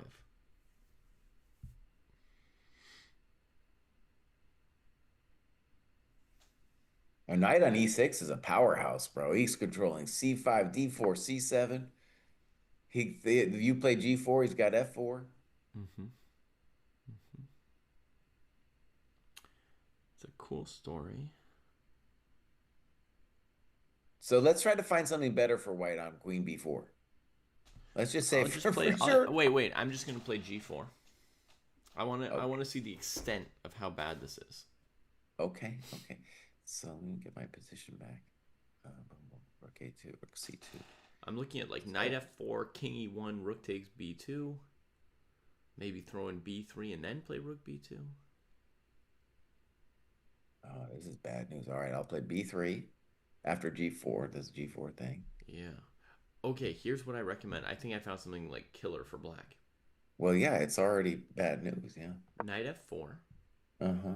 king e1, then b3, rook d2, rook a1, rook d1, knight d3.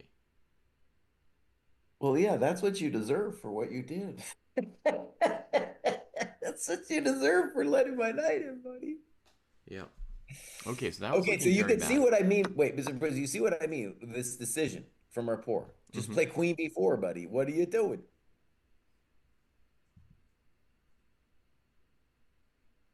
All right, but let's improve white's play after queen b4 and Yeah. try to just imagine like what would white do on queen b4. I mean, I guess I'd want to play rook c3 after what I just saw. Okay. And so the basic question is, okay, like after queen b4, do we feel black is better or do we feel it's just still equal? Um, Let's say black is threatening to be better. okay, yeah.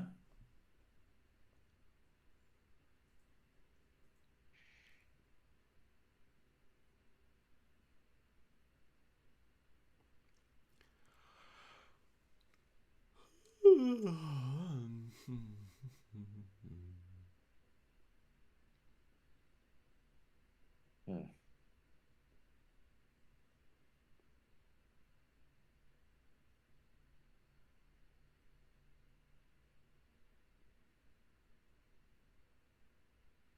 Yeah, it's this kind of thing, David, where it's like, this is why rapport is not in the top 10.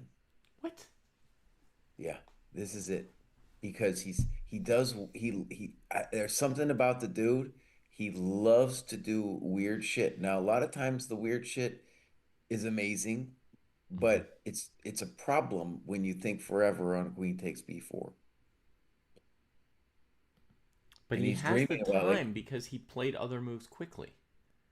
Like yeah, this is what I want to get from you is like where and when is he supposed to use his time? Because when there's a decision that he's actually should be calculating. here, Because this AB thing, you're just inviting unnecessary drama. Queen B4, you're on top of the game. Like this is what black wants. This is the principle. Yeah, black's the one putting pressure after queen B4. After AB, maybe it's playable and maybe you can think forever about all the crazy variations that are going to happen. hmm, But the queens want to come off for black. okay. Trust me, there's going to be time to think. There's going to be some crazy shit that goes down no matter what. Okay. Okay. I'm just saying, I feel like We got to every move. game you point He out played rook like five or C1. six times where somebody's thinking and shouldn't have been thinking. So you should also point out for us once or twice where somebody should be thinking. Well, he did definite report decision here with rook takes C1. We weren't even looking at that. So Yeah. let's try to first imagine what the man was thinking about. He has some idea here. He's and I'll just say he thought some deep stuff. Sam took immediately. I don't know what it is yet. See, Sam's very practical about his time.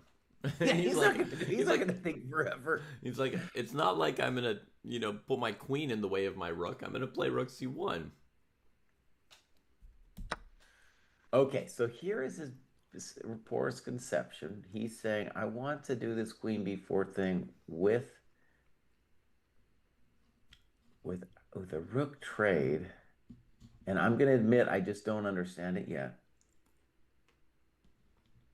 Still looks fine for black, but I don't know what the significance of this was.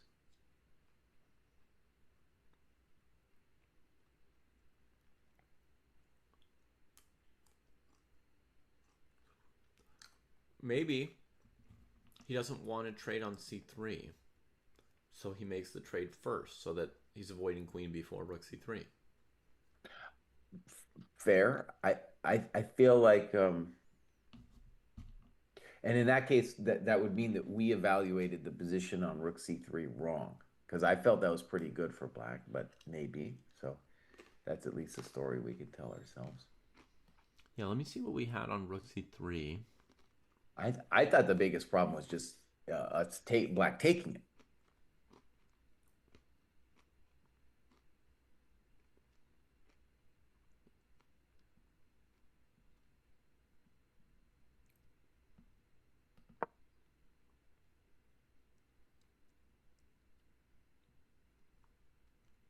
We've never looked at this version actually of rook c3. We never added any moves. We only looked at a version with rook e3, rook c3, which was a different tempo instead of king g2. King g2 is almost an extra tempo for white compared to the lines we looked at Mm-hmm.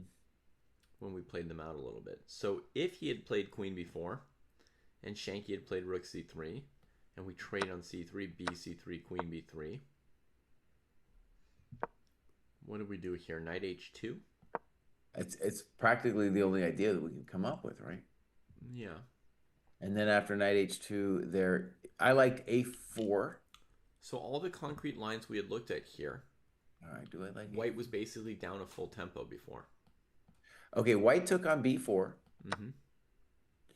and maybe this is the point you get to make fun of me, David, because now black after queen b4, if queen b4 was white's best move, then this thing that he did was maybe a superior move order because after AB, it's a very similar position to what we looked at before, and black is definitely on top. That doesn't necessarily mean there's more than equality here or anything, but black is the one who's got the aji.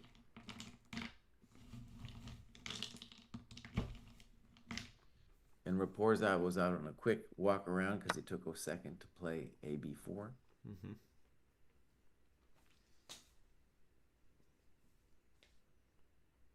Okay, so I think we need a way, King F1 played, we need a way to find, we need to find a way to equality for white, I think.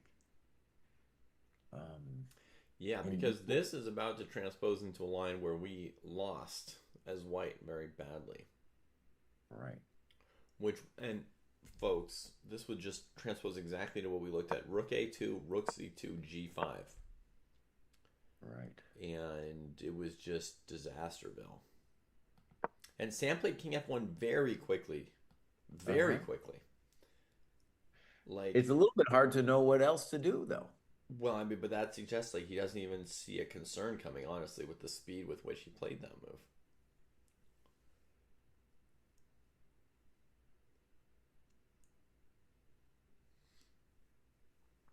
It's not like Well, there let me was try to let no me other let me move. try to defend White's honor because Okay, I think he's just trying to build a fortress and hold it. so let's go So Rook A2. you play black, and I'll try to just hold it for White. Yeah, let's go Rook A2. Okay, Rook C2, Okay, G5. HG, Rook D2.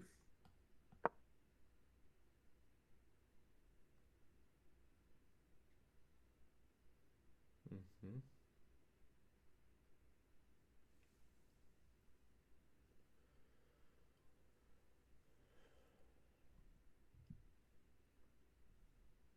Okay, King G6. By the way, another option for you there would be to play B3 and Rook A4, but let's go King G6, King E2.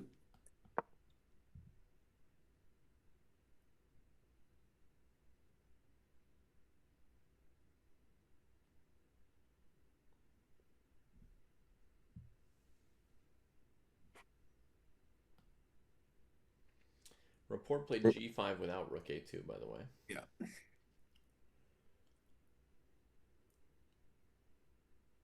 And my intuition here. Okay, maybe a cool thing about doing it this move order is if we're going to play like a B3 Rook A4 thing, we might want to do it this way. Mm-hmm. But okay, my uh, hope or whatever you want to call it for black, for white is just to get the king to E2. Mm-hmm. Well, you're close. I mean, excuse me, the king to E3. I'm going to put it back. Okay. I'm hoping that if I can get my king to E3, I can save this puppy. Mm-hmm. Now, you asked me when to use the time. I definitely think white should be thinking here. Could white play King E2 now? Right, and let's just say that the question is going to be about do I need to play HG? Do I want to play HG? Let's try King E2. So first question we have to answer is, does G4 hurt me? Yep. Knight H2. Knight H2. Okay, black now has two ideas, H5 and knight takes D4. Mm-hmm.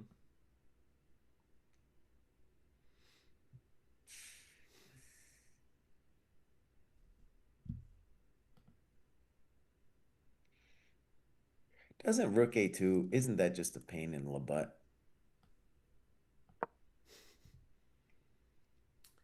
Uh,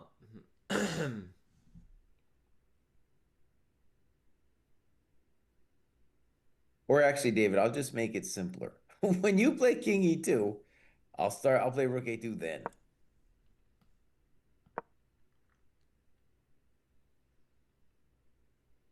mm-hmm. Yeah, that looks pretty painful. Because now, oh, you got to play Rook B1, right? Mm-hmm. Yeah.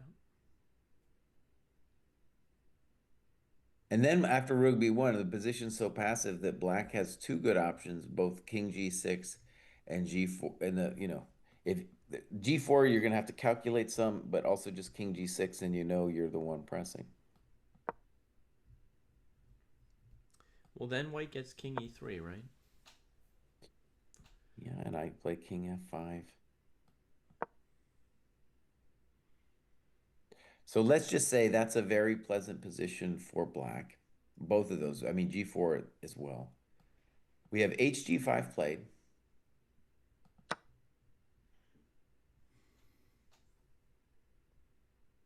We're gonna see HG here. In this rook a2 position, you can't play rook c2 because g4, and when the knight moves, knight d4. Yeah.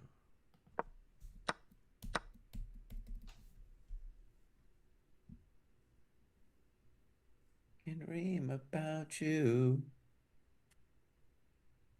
HG5 played.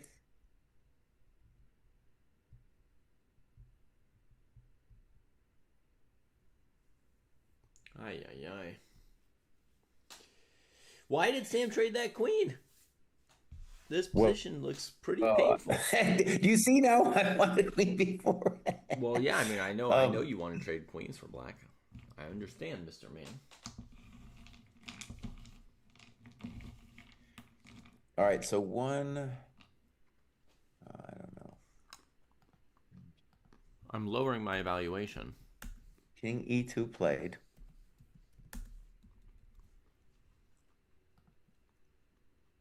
Wow, Sam's still playing very quickly.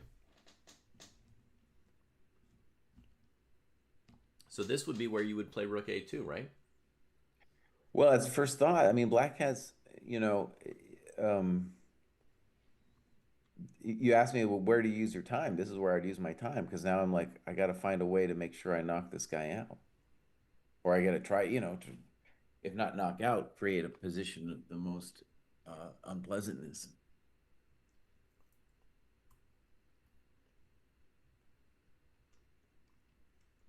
So we have three candidates for black: G4, King G6, Rook A2. Mm-hmm. Has Yuri Val Rook- moved yet, Jesse? What's that? Has Yuri Val moved yet? Oh yeah, yeah. Let's put it at negative zero point 0.5. I might move it even down, but I haven't really assessed Yeah. how bad it is yet. That's where mine is too. And Prabhat asks you, do you want to change anything about your evaluation on time usage, seeing as things are going Rapport's way by him spending time and Sam's playing very quickly and his position's getting worse?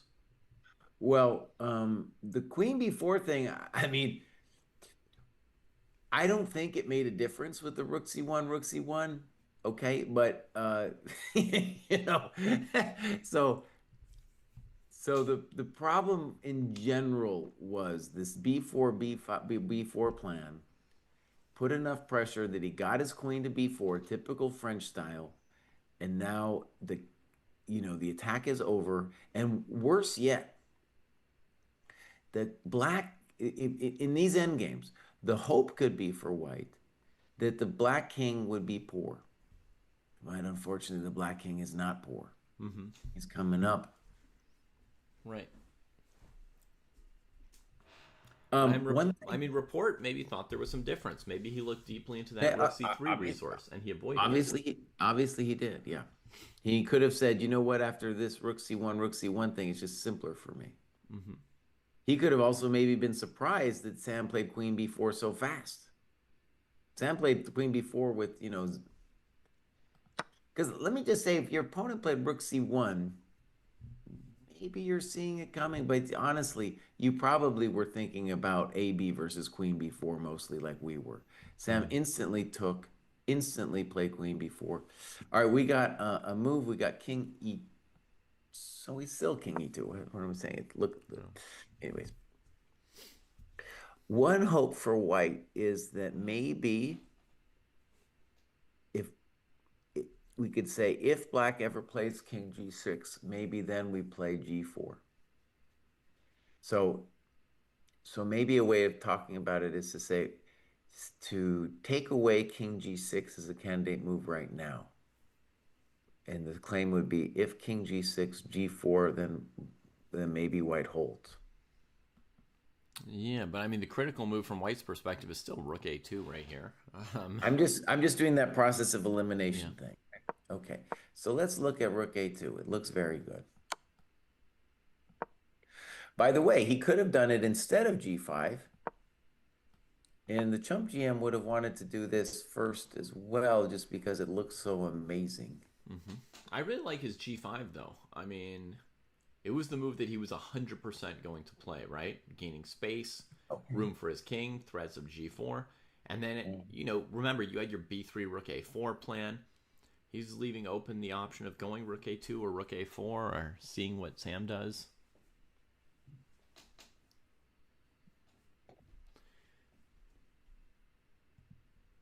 It's hard to imagine a different move besides Rook B1 here, isn't it?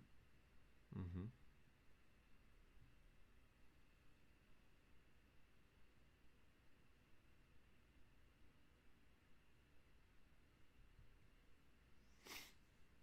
Now, the argument, if we're going to really make an argument against Rook A2, is Rook B1 is sad, but to a certain extent, the Rook on A2 is contained Mm-hmm. by the Rook on B1. Yeah. Okay. So that's the argument. And yeah,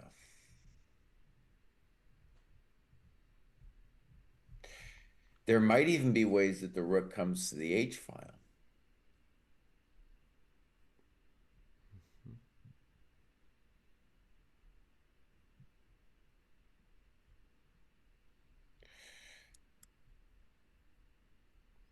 So you're saying we don't yet see a full-on breakthrough here for Black. Rook A2, Rook B1, King G6, King to D3 or E3,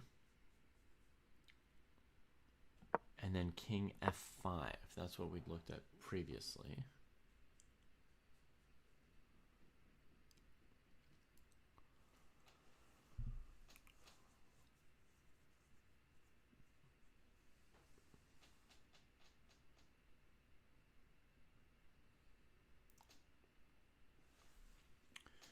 Well, Sushan, if you're asking why is Rook C2 bad in this position, you got to calculate options for Black in response to it and figure it out. There is a Oh, reason just why tell Rook him, C2 David. is Just bad. tell him. Give him the No, no, gratification. no, no, no. He can. Sushan can do it. There is a reason why Black can't play Rook C2. Why White can't play Rook C2. So,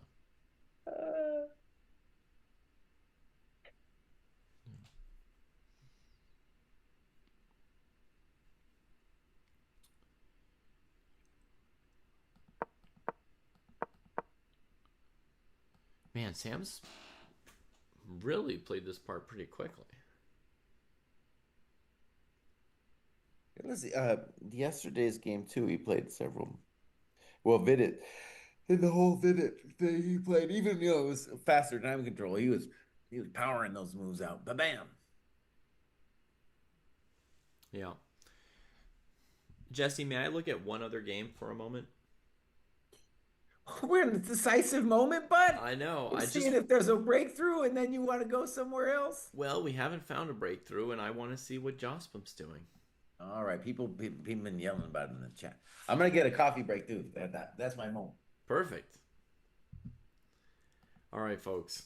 Jospum against Serrana.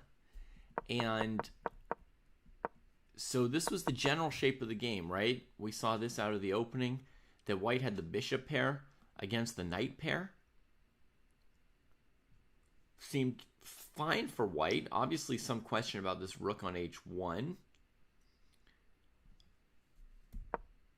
King g7, connecting the rooks. White plays rook e1. So, I guess the first question is why not come here?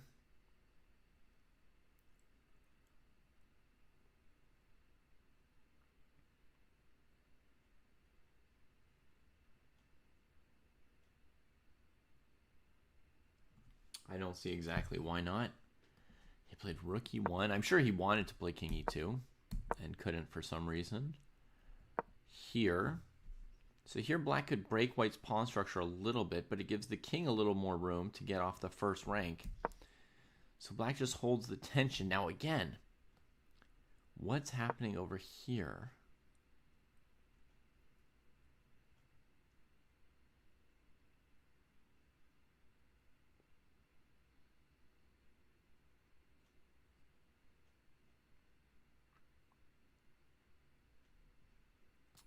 Here, maybe there's f4 with the pawn.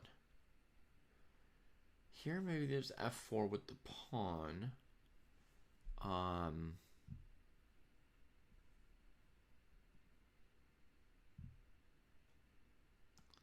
If rook takes, reattacking this piece. But this move doesn't lose because there's this saving white. And white's just fine. Huh.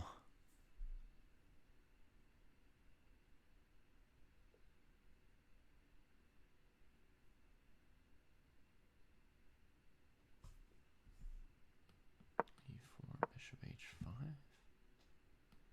Now f4? Rook takes, rook takes. Bishop here, knight e5. Oh, now it's starting to get unpleasant for white in this line. Bishop takes rook here. Bishop has to save itself. Wait a minute. Sorry, let's throw an f3 check, cramping that rook. Ooh. Kind of winning for black there. Bishop here. Let's cramp him in again. Bring this knight. Leave that bad bishop on the board. Okay. Okay, interesting. So white played bishop e2. Challenged d3. Jaspam then kept all the rooks. And this is the best white could find in this position. Sadness. So probably black's threatening f4 here. Like against a move like king g2, probably this move is good. If we're to interpret from white's kind of choked up defensive move of rook g1, seems aimed against f4. But it's a sad, sad sight, this move. But Jaspam thought for 15 minutes here, so it was not clear to him how the progress goes. He goes knight e4. With the idea of, I think, just simply trading the bishop to get second rank access for his rooks. And then he can outplay the single bishop, mainly because the rook is so good on d2. So white's keeping the bishop pair to keep these rooks at bay, right? Black's got the full file. Knight d2. You're going to have to play king g2, I think. And then f4. Ooh la la. So he doesn't take. He could have done this. Counter check. Doesn't look lost for white. At least the rook's technically in the game. White avoids it like this. E4 threatening f3. Looks like it's just getting worse. Still won't play gf4. Well, now gf4, knight f4, the bishop's hanging and has basically nowhere to go. I guess it could go here. That's somewhere to go.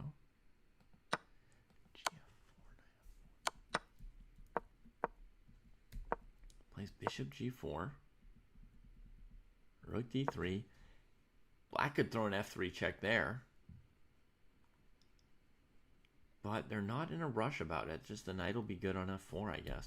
I don't think any of this is like 100% short variation decisive. Part of it's just, the positional play of these pieces.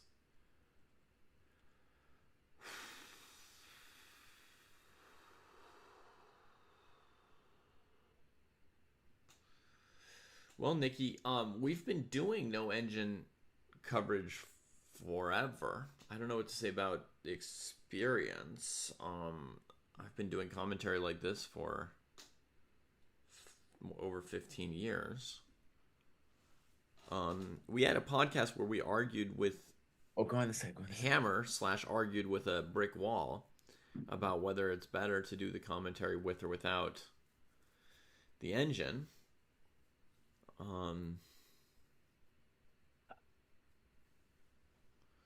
We do have two martial gambits this round, one from the Semi-Slav and one from the Rui. Overall, it feels like Jose Martinez has got a great game going here as Black against Serrana. Definitely Black pressing and pressing and pressing. Boss, we got moves in the Shanklin game. Alrighty. All right. Sam's still moving super fast. By the way, we got Liam here, Thanks. who is Fire Snap in the dojo. He's Fire Snap. He's making some progress. Um, Nice. it has become incredibly concrete. David asked me earlier, when do you think? And Black needed to think about this because the question is, do we got something or do we not got something as Black in this position? I was gonna say Sam's finally thinking, but I mean, what's he gonna do other than knight g4? And then he played it. Yeah. To me, I mean, just optically, I think white is okay now because we can play f4, we can play knight e3, and it's true that the black king, or at least I don't see how the black king does a little dance. Mm-hmm. Yeah, the Black King is not immediately into the game here. If like King G6, Knight E3, it seems like he's been kept at bay for the moment. Yeah. And once we get knight e3, and then black has to start worrying about knight, obviously knight d5, but also knight c2 takes b4. So So, report should have thought more about this sequence here. well, maybe we're the boneheads. Okay, maybe we're the boneheads. Maybe he's got some idea here that we don't see. He spent 8 minutes on Rook A2, so he definitely spent some time on this moment there. Presumably, he planned the whole G4 sequence at that point. Um, Rook A2, Sam wasn't surprised by any of this. He played all his moves quickly. Sam has used 1 minute in the last, 5, 6 moves. Um, so he does not. He still just seems completely unthreatened by everything that's happening. Uh, yeah, I think too the narrative we could spin is like when Sam like played Queen before and did this whole thing, I think he could counter us and say, look, my story is that I've seen these kinds of things before. If my king had gotten to e3, then I feel like I was safe enough. And in these positions with g4, maybe I don't even see, I'm with him. I'd be like, I don't even see necessarily what the problem is. Mm-hmm. E6 played.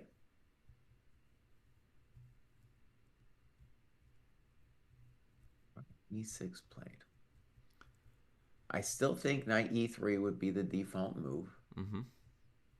And If the we were to, drama is I'm threatening knight c2. so if we were to ask ourselves what is report up to, maybe he wants to play knight c5, knight e4. Good. I think that's true. So you could play knight e3 or you could play f4. Either way you want to consider if knight c5 to e4 bothers you. Right. Let me try knight e3 first. If it really bothers you, you could play knight f6 now. Mm-hmm.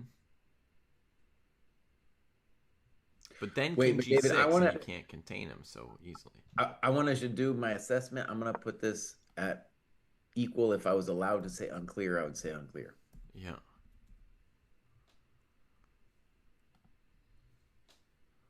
Yeah.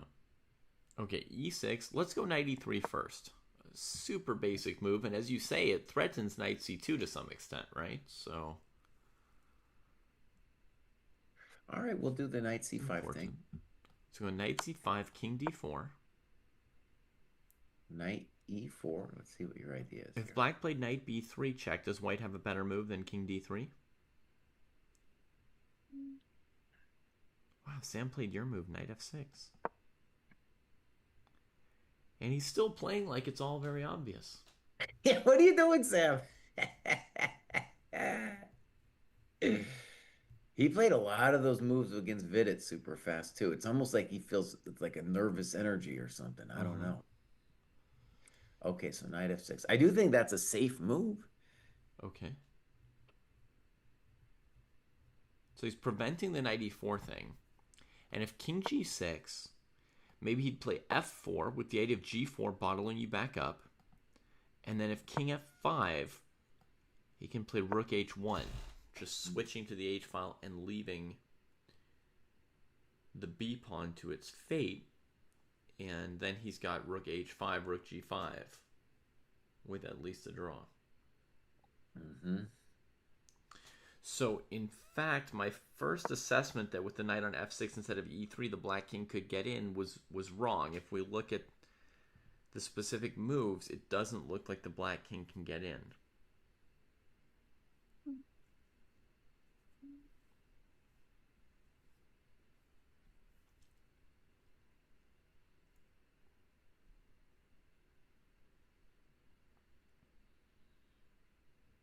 If Sam wanted to make a case that Vidit has to watch out, it would be that he's going to play f4, g4, f5 with this nice knight on f6. And eventually he's threatening rook h1. Yeah, I mean, this rook h1 is eventually a thing, dude.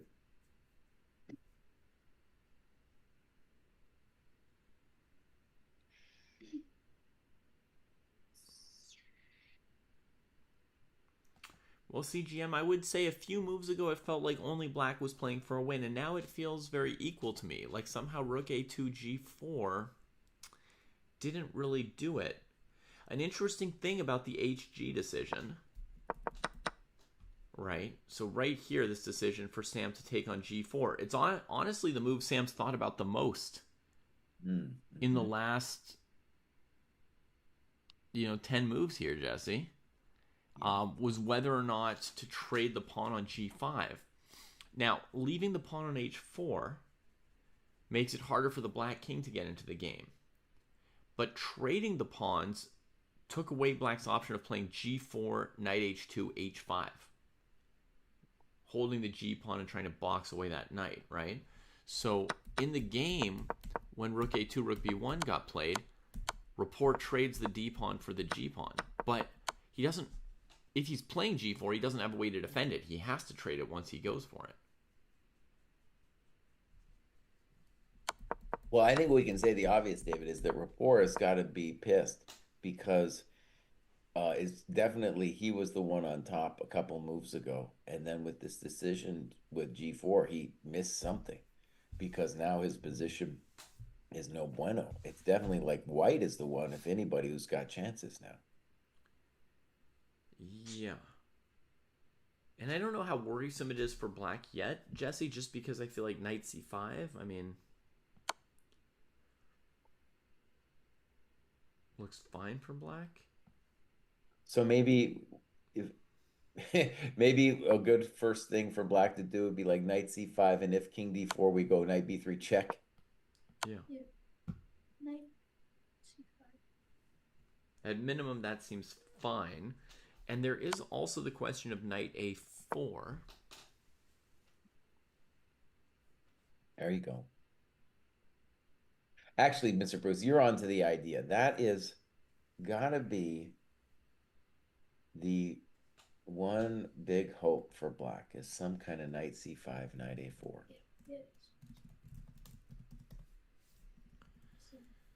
Yeah, on the time usage thing, Zoom just asking, could it be that Sam is seeing all these moves of Rapport's before Rapport plays them, and that's why he's not thinking on his own clock? And I think that's pretty plausible, Jesse, that everything Rapport has done in the last few moves was a move that Sam could have been thinking about while Rapport was thinking. Mm-hmm. Nothing too surprising.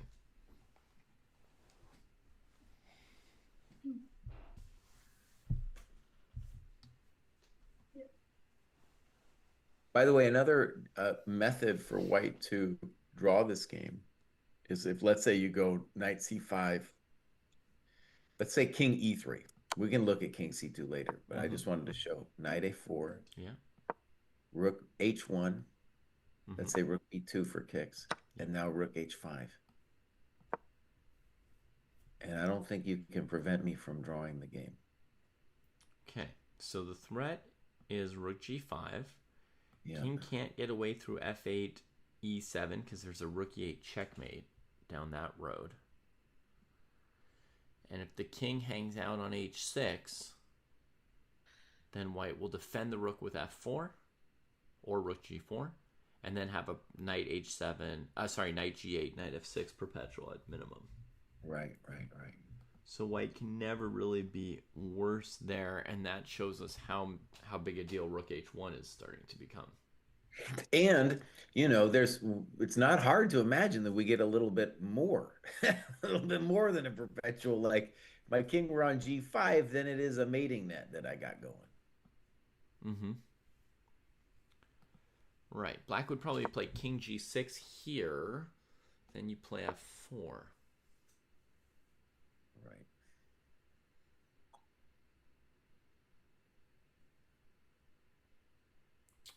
Yeah, I don't see how that can be broken up by black. So that looks pretty safe for white. Hmm.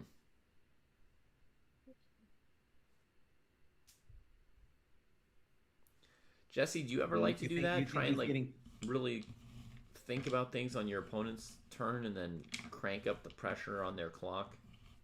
Oh yeah, that's the Arjun Erigaisi way, bud. Mm-hmm. I know it's Arjun's way. I'm just asking, do you do that? I mean, everybody tries to, Okay. you know.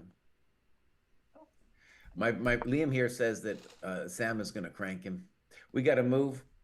Knight A5. Okay, maybe a good move. We were not pondering this. Simple idea.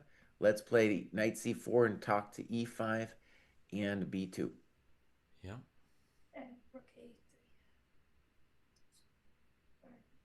Yeah. And B3, Rook F2 doesn't look healthy yet. Right. Knight A5, good move. This seems to suggest we're going to need to do something like a Rook H5, Rook G5 thing at some point in this future. So maybe something like, well, let's just, well, let's see here. Well, here's first, let's do a funny. Mm-hmm. So if F4, knight C4, do not play B3, because then Rook D2 is mate. Oh, baby, The don't do knight that. and rook pattern is nasty both ways. Okay, but still, so knight A5, F4, knight C4, and then my intuition. Ooh, actually, here's a big problem for white. Is I was going to say Rook H1. However, after Rook B2, Rook D2 is a mate threat, my young friends. Mm-hmm. King G6. Rook H7. Yeah. And then this is coming. Okay, well, that was a hassle in the castle. Mm-hmm. How about Okay. the most basic move, King C2, defending ourselves?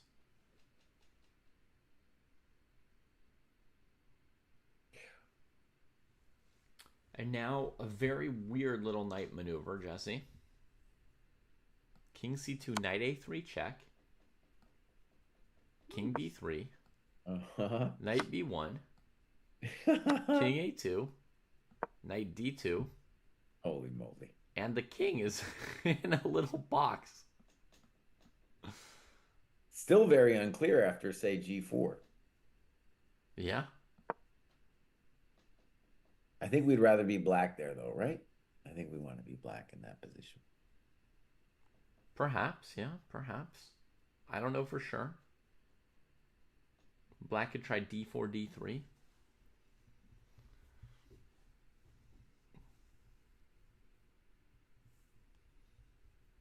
Yeah, I guess I'd rather be black. Maybe white just plays B3 and saunters out instead of G4. B3, King B2, King C2. Yeah, it's worrisome. It's a little worrisome. Maybe 94.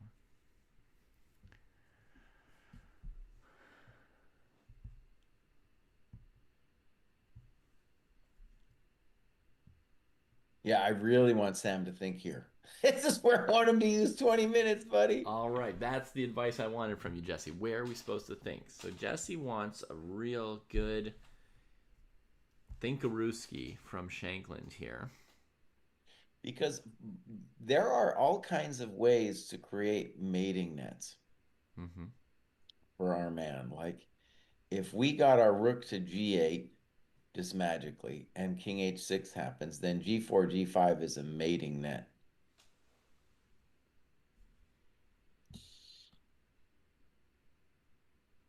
So also our king can be involved in some kind of action in a variety of ways as well. Mm-hmm.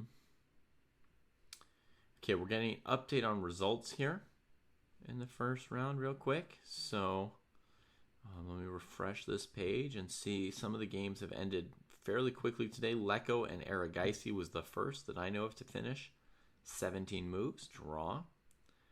Bunch of games still going. Wei Yi and Meg Sudlu played all the way to an opposite colored bishop ending, draw. Grandelius Hari Krishna, draw. Vaishela Grav Grebnev, draw. That was MBL with white. So Grebnev in great shape. He's on your team, Jesse. That's your guy.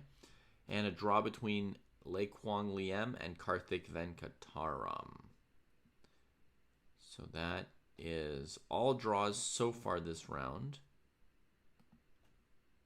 Oh, we gotta move. We got to move. F4 played. Okay.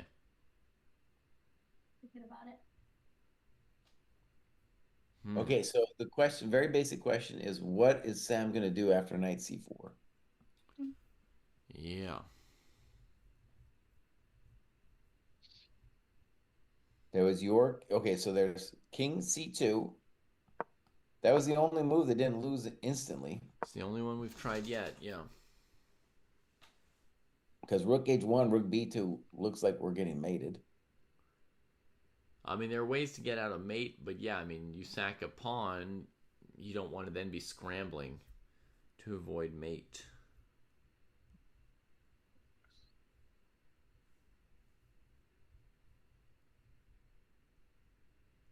David, let me just see if I can force a draw here. So let's imagine f4, knight c4, rook h1, rook b2, king d4.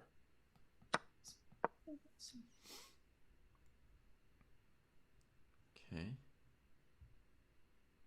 So my hope is that I'm forcing a draw with rook h5. I don't know yet. Okay, so I guess I go rook g2. Good.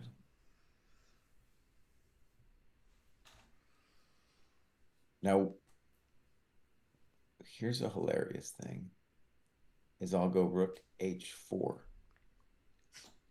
What? Rook g3, knight h5?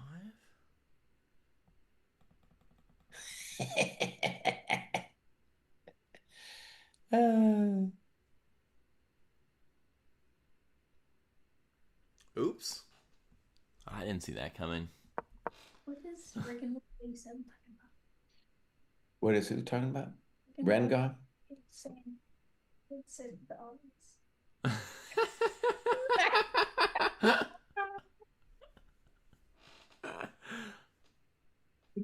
Rengar says, I guess that was with Bobby, you know, a little kid. And I said, let's state the obvious. And Bobby said, the obvious.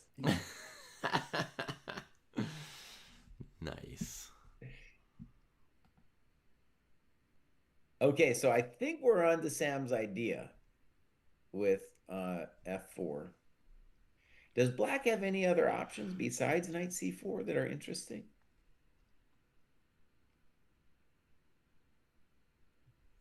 All right, let me try something else.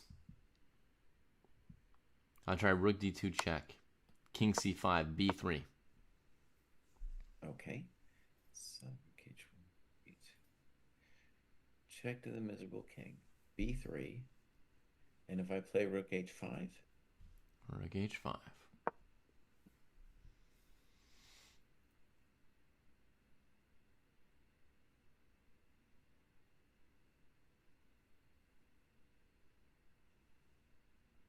maybe knight e5 is your big dream.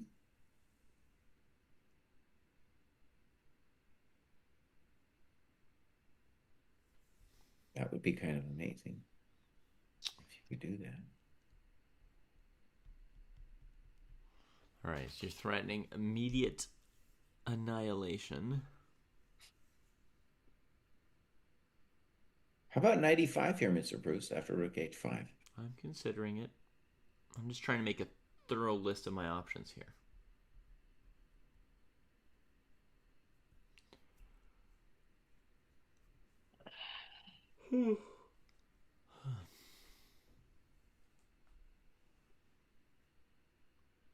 Knight e5 looks good. I don't have an answer yet anyway.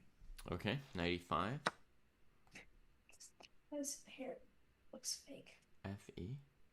So b2.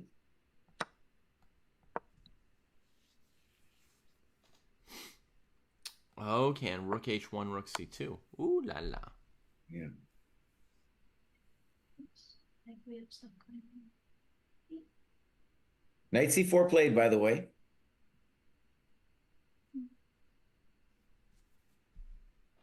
Okay, knight c4 played. Oh, this is that knight e5 could be a little dagger at the end of the variation for Sam, dude. Wait, move was played. Wow. What's that? Move was played? Or Yeah, knight c4 was played here, like we expected. They're at move 35. So Rapport has plenty of time to make it to move 40. Oh, was I? Or Yeah. yes. So let's see this. Looks like Yospem won with black, dude. Oh my Yospem god, wins. already? That is dirty. Dude, the Mexican fans. Rook They're c2. crazy. Knight e5. Knight f3.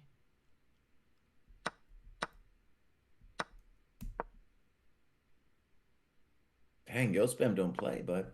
Wow, there went a piece straight up.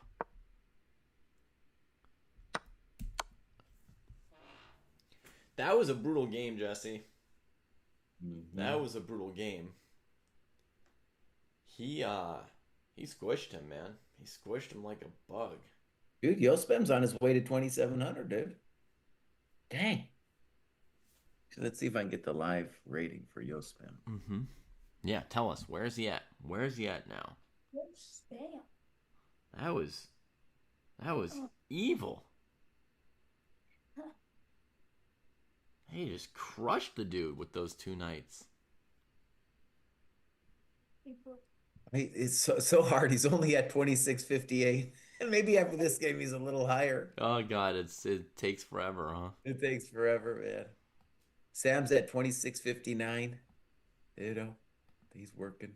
He's working hard. You got a lot of these 2600s though that are making moves. Mm-hmm. Yospem gave himself the nickname Yospem. He put it on his chess.com account. I don't know the history of the name. Oh, I called it today. I called King D4. Okay, so I think we're going down my little road. So, okay, let's just be basic about it. Let's state the obvious. The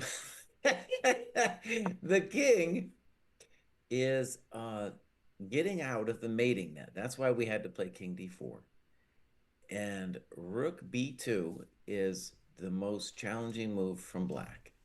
Mm-hmm. Then white cannot take the rook, I don't think, because it's a lost ending. Yeah, I mean, notably in this position, King c5, Knight d3 check, and you don't collect that pawn. So Rook h1. And then David had Rook d2 check. I like it a lot. King c5, b3. And now let's just pause for a momentito for white, because Rook h5 looks like Knight e5 is a very strong move.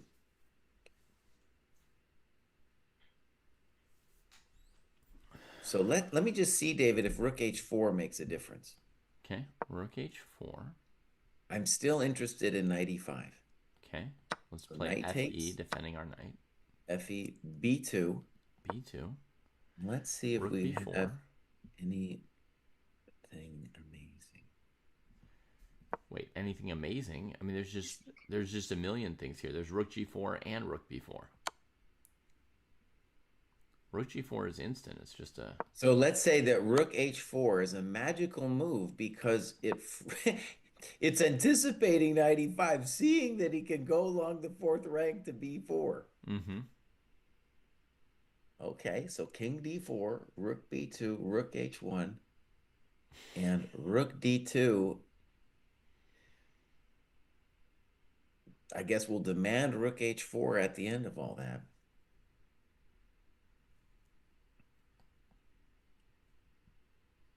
If White had enough time, by the way, we would be mating him because we would have Rook g4, g8, g4, g5. But I just don't see it because that black pawn is cruising. Okay, let me just show this, folks, that White's threatening an immediate repetition and probably has to take it because of b3, b2. If we dilly-dally with black or, think that we can do something here, then there is a plan for White Oh, sure. to put the rook on g8 and advance this g-pawn eventually. Okay, that's never going to happen. Dude would have to hold still for like 3 moves. But the rook and knight But can do that.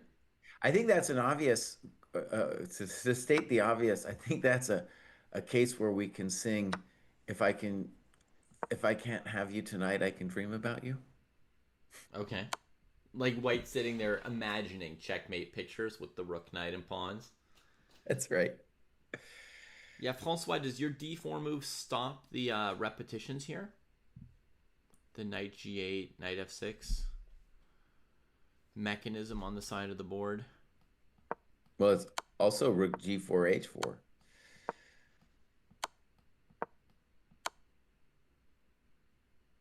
Yeah.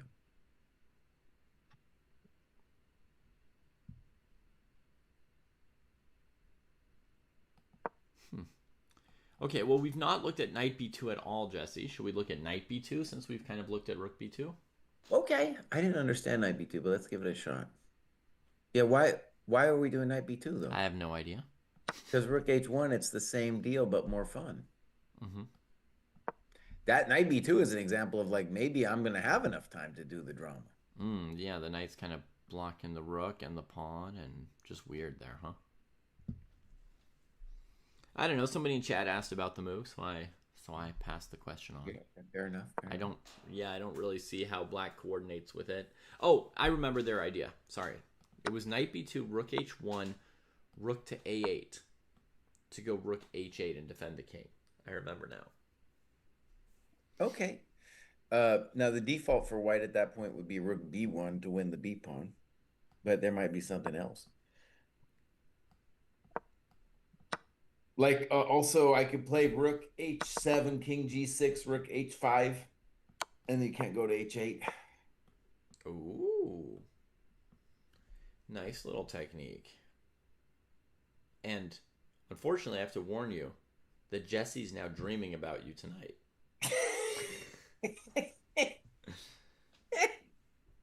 Rapport took with the knight, Jesse.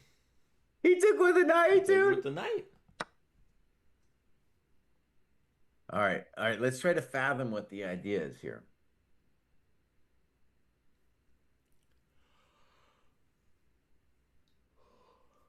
What is the idea? I can dream about you if I can't hold you tonight. Mm-hmm. So here's another variation, a chat-assisted variation. Rook h1, rook a3 instead of rook a8, and now rook h4. Jesse showed me this once. The idea is to go to rook g4 instead of g5, and rook g3, knight h5 is siempre no lo puedo. Wait, you guys. What is the idea of knight b2? I still don't get it. like the knight is strong on c4. The rook wants to have the lateral movement. What is the trick of playing knight c4, knight b2?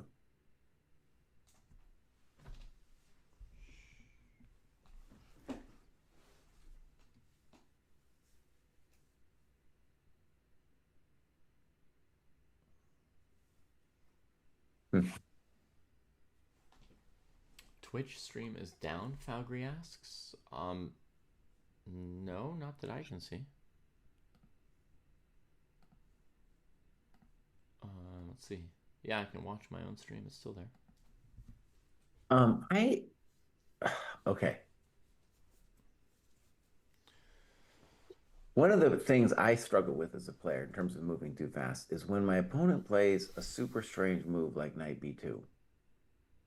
It's very hard for me to be like, just what? Rook h1, what? Hmm. But clearly the guy's got some idea. You want to I don't play know too what it quickly. is. You want to play I don't too know what it quickly. is as ideas, but he's got to have something.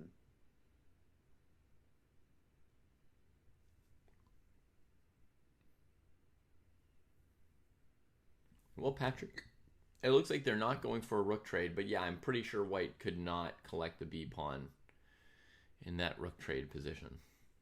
That looked very bad for white. Like earlier, black wanted to trade queens to defend their king, and white wanted to keep queens on the board. Here, white wants to keep rooks on the board to play against black's king. Looks pretty safely equal here for Shankland. Sensei bar showing a pure 0.0. By the way, I'm registering my complaint here. You're showing other players, buddy. How come you're not showing this game? It's not that hard, bud. You know, come on, just put a camera on them. It's not that hard.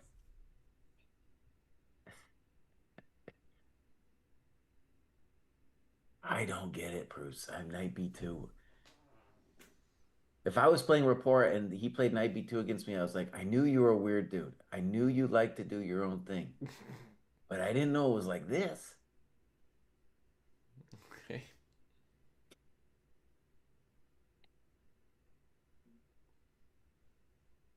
Yep. Rapport's clock looks relatively low, but they're at move 36, and it looks like there's an incoming repetition, right? So I don't know. Maybe it doesn't matter where he goes, and he just sees a draw coming either way. At this point, But it's so weird, dude. There's got to be an idea, Mr. Bruce. Don't give up yet. There's some idea with knight b2. an idea Because to you win. just wouldn't you just wouldn't do it unless you had an idea. Okay.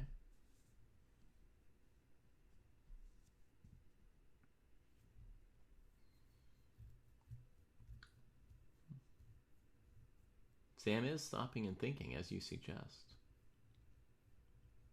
The only thing I can come up with so far is that he has the thought of rook h1, rook h8, and he blundered rook h7.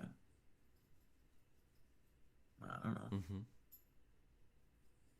I mean, what is the only advantage of having the rook there is you can go back, but it ain't working.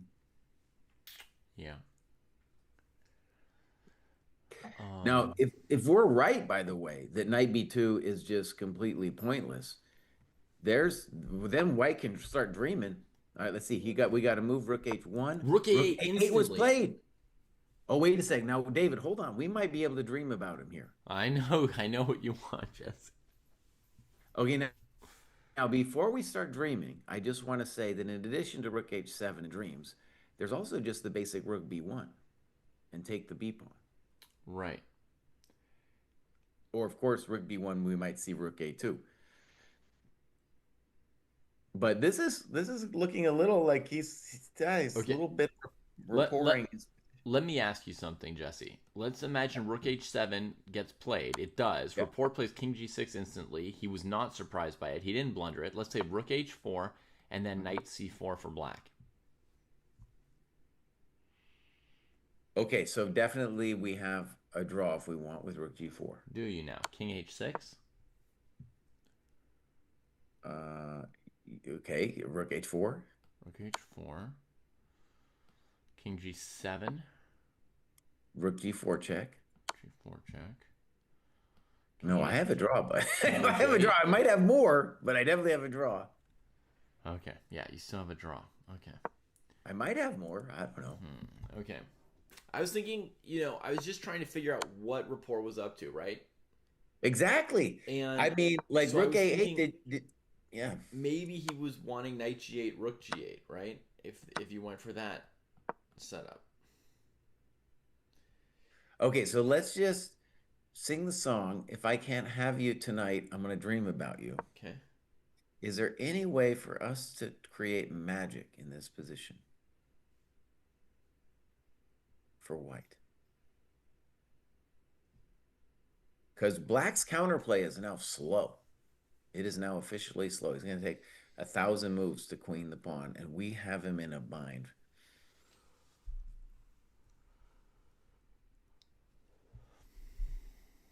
And Sam's wondering too. He's like, wait a second. I got a draw with Rook H4, but maybe I got something else. Rook H5 is also the same as Rook H4, by the way.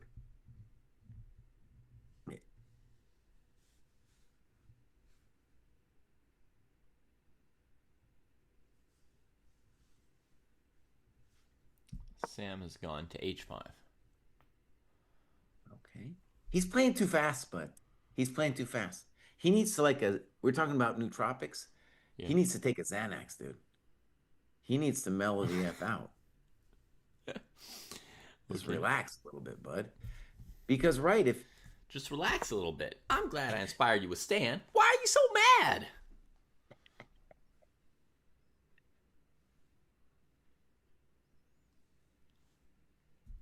They're both playing pretty quickly here.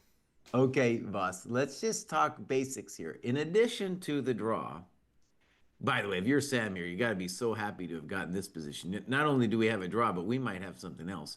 So Rook G5 check. Let me try that. King H6. And Mr. Proust, just humor me for a second. What are you going to do on G4? Let's say I play B3 without even looking at your move. All right. I'll say Rook H5 check. King G7. King G6. F5, and I'll ask for your resignation. What? I played King G7, not King Oh, G6. G7. Excuse me. Sorry. I can change my move if I'm messing up. No. You're right. King G7 is a forced move, unfortunately for us.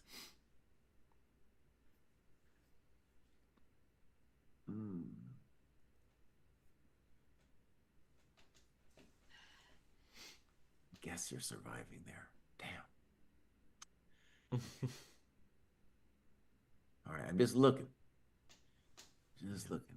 Now, if you're Sam here, dude, take 20 minutes. See if there's some drama. See if you got some way to mess with him. You got all the time in the world. Like, this would be like, maybe there's no win. Probably not. But spend 20 minutes trying to find the thing. Nah, I think long ago they calculated in 5 minutes more than we can calculate in 20 minutes, Jesse. I think that's the truth of Nah, but in these endgame study-like story. positions, dude, there's oftentimes a real zinger-dinger. You know what I'm saying? The zinger-dinger. It's a well-known phenomenon. Okay. Okay, so we're at knight c4 in the live. Shanky pank to move. Why not f5 at the end? Okay.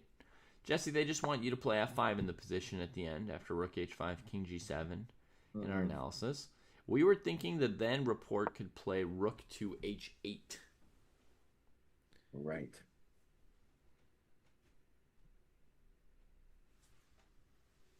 Yeah, I didn't understand what we were doing after rook h8. I thought about it. I didn't see anything though.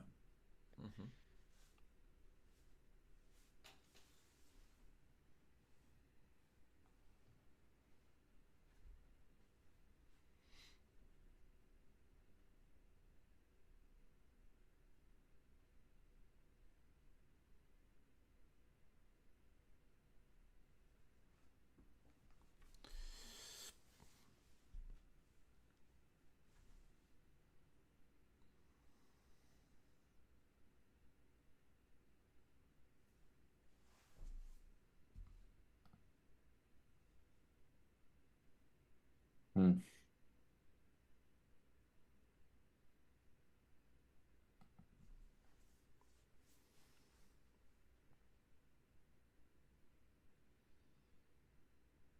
Yeah, I Wait a mean, s- I'm not seeing anything, Jesse. I'm sorry. wait. The next move we need to consider, though, boss, is in the game position. How about G4 then? Okay, G4 there. So this threatens F5 with check, right? Looks like a Shit. threat. Like if I go B3, F5, I don't know why I didn't consider that first. king here, here, here, here. Maybe King G7 is forced after G4. Yeah, I don't know if it's forced, but it's question number one.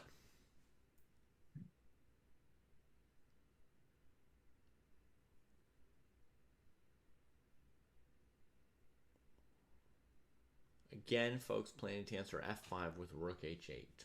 G4 played. We are anticipating King G7 as the forced move. King G7 played instantly. So, White has the draw with Rook G5. If F5, we don't see anything fancy after Rook H8. Yeah.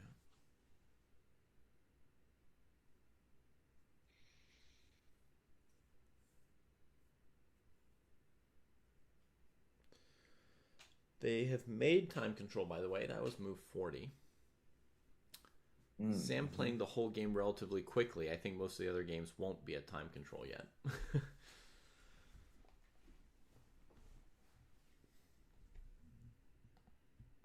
For example, Yu Yang Yi and Sindarov are at move 33. Prague and Dubov are at move 23, so they're going to have some hectic time pressure. Who else do we have? Wei Yi and Mike Sudlu. They agreed to a draw at move 30, so we'll just shut them down. Esipenko and Kaima are at move 26, so that's going to be some time pressure there too.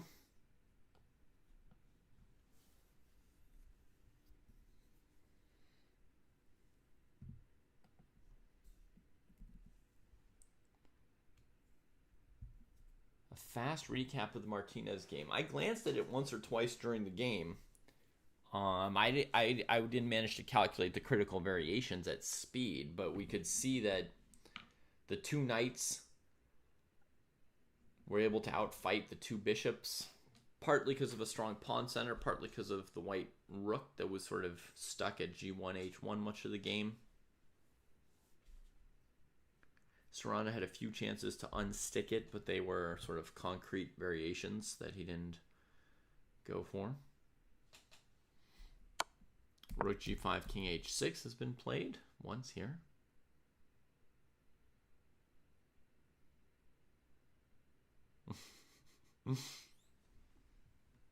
Jospin did have a lot of prep. Draw agreed. Agreed and report, Sam. So, good game, dude. Good Yeah, game. fair enough. Learned a few tricks there. Learned a few Um, things. I think, too, if you want to think of it from a big picture scenario, it's like White ended up getting the typical French pressure, and Black had enough. Knight B2 was a strange move at the end, but I think, like you said, it's probably going to be a draw anyway. Right. I mean, Rook B2, Rook H1 would have been similar. And I guess the Just question going is, four-way. did Black have something better than this thing that he Or pulled out of his G4. hat? I like a move 29. That was Yeah. his big call.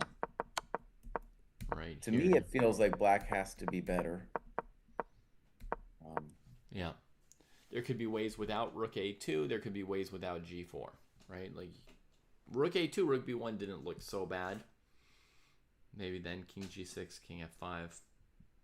Play it slower. mm, But okay, well, to me, maybe a very very notable, Jesse, was how quickly Sam played moves like Queen takes B4, King F1, King E2. He must have done a few basic calculations of G4 and so forth. And he must have felt very, very unthreatened by any of that. I mean, he played through that whole phase very quickly. So That was notable because I would have been instinctively quite worried with white and thus playing slowly. So, as is typical, I allowed myself to look at the engine after. Okay. And let's go back to move 14 for white, because Oh, that was that's the a big long question shot. I had. I was like, how do we evaluate that position and what should black do? White do. Mm-hmm. Now, if you recall on that move, that was where all the GMs played my chump GM move, Bishop H6, Yeah. right? But the engine actually finds a great move here instead of C3, and that's just D4 directly. And I have a feeling that just didn't cross people's minds. But what a great move with the Even chump intention. GMs never thought of it. Yeah, no chump GM ever thought of D4. It's very simple and strong because if D4, C takes D4, knight takes D4, you can't play bishop to E5 due to knight C6. Very Yeah. nice tactic. And then if you can't do that, then I'm going to play F4 next and I'm going to be a little bit better. How about that? Mm-hmm. That's cool. Um, so C3, D4 was kind of weird. And then, yeah, I don't know. I guess we thought that it was like roughly equal, and that's what the machines is saying after that too. Okay. Well, let's go check out some other game then. All right. Yeah. Fine game between Sam and Rapport. Tomorrow Rapport has white. Just recapping, folks. These are 2-game matches. Trying to score 1.5 out of 2. If you don't, if it ends up 1-1, you play rapid chess on the third day. Let's maybe get an intro to this Prague versus Dubov game, which I think might get hectic. I'm going to start us like 8 moves behind the present time just to give us a sense of the flow of the game. But I'm going to gloss over these moves so we can see the live version here. Yeah. Okay, so basically, Prague played this very, very fancy, highfalutin, declining the martial preparation. Nobody knew if he was getting anything or not, including Dubov. Here he plays F3, typical move when you're under pressure from black on the king side. So he plays F3 to make space for his own pieces. You want to trade on E4 big time for white. Dubov finds some kind of tactical moment to throw in E3. And Jesse, I think the idea might have been knight D4, but we're not going to have time to really fully get into the machinations here. But actually, the queen's defended on D1. I have no idea what he was doing. Okay, he played E3. Knight F1 happened. Bishop trades and F4. And black looks great. Locks in that pawn on E3. Holy moly. And yeah, Prague's trying to like fight out in other areas, but if you can't deal with the pawn on E3, opening up other lines just gives black access to you on the first and second ranks eventually. So actually the key moment in this whole game is probably E3 on move 19, or you know, one of the most key moves of the game. And what was he on about? Is the rook trapped after knight D5? Is that the concept? Sometimes you got to give an exchange, my boy. Yeah.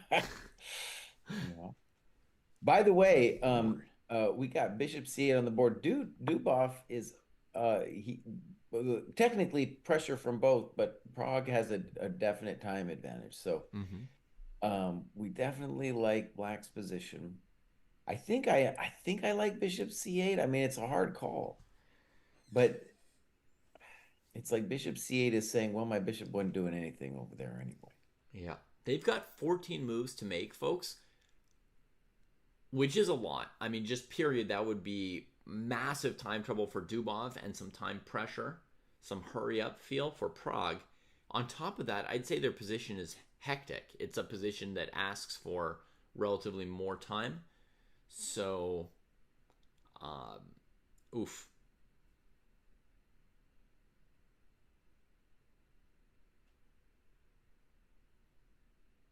Very hard to know what white's supposed to do. D5 would be let's call it the natural move, just trying to put the pawns on the square of the unopposed bishop, but then you got to wonder if you're giving black the E5 square in any meaningful way. Mm-hmm. What is white Queen ever supposed to C3. do though, Jesse? Like what? Like D5, C5, Bishop B2, whatever. What does anything matter in the face of this pawn on E3? Like what is the long-term hope of salvation? I think eventually we're going to play. I think Queen C3 wouldn't be a dumb first move. And then we could think about Knight G4 at some point. Mm-hmm. Trade off some coconuts. Okay. Claim that the E3 pawn isn't so nasty. Claim that our unopposed bishop is amazing. And what we'll say really is, all right, Black, you got a nice position, but you still have to nail me. Okay. And My I'm gonna general try to thought make is you black's miss. winning in the middle game and the end game with the pawn on E3. I just don't know what I'm even playing for as white. Yeah. Okay. I'm totally with you. Let me defend his honor. I'll play Queen C3. So you're basically let me just understand if I've got this right. There's no big narrative for why white's okay. You're just trying to hang around and not lose. Well, the narrative is that I got an unopposed bishop that is very strong, and you got to be a little careful with the position opening. I'm going to play D5 soonish. Okay. I'm claiming that the knight H2 comes to G4 and does something Mm-hmm. that you ain't going to mate me. These are all just claims. I don't Yeah. know. Bro. All right. So maybe you start with Queen C3. Yeah. And I just put my rook on the open file because I don't know what to do just yet. I've got a lot of work to do. None of my guys are perfect other than the pawn on E3. Everybody else could be improved. I think, by the way, that the critical move might be knight H5 in hoping for queen H4 and wiggling and tiggling. I don't know if that's true, Mm-hmm. but I think that's Black's intention when he plays bishop C8. I don't think the B file Okay. does anything, Okay. but we can continue with rook B8 if you Yeah, want to. I played it anyway. All right, I'll play D5. D5. Okay, now I'll play your move, knight H5. Okay. I'll go knight G4. Knight G4. Oh, wait a second. I better calculate that. Ye- You might be able, like, if I play knight G4, you could maybe take, and then I have to take back with the F pawn. mm-hmm. Otherwise, I'm matey-tatey. All right, I don't want to be matey-tatey. Right. No one wants to be matey-tatey. No one wants to be matey-tatey. All right, then we'll play knight G3. Yeah, so I don't want to play knight G4 if I'm going to get wasted like that. Oh, okay.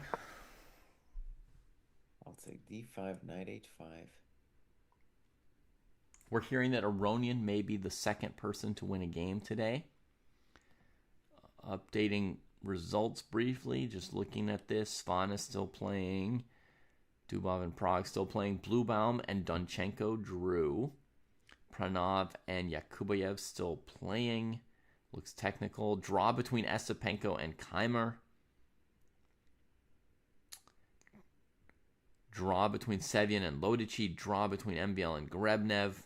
Liang and Sargsyan still playing. Liam and Karthik Venkataram draw.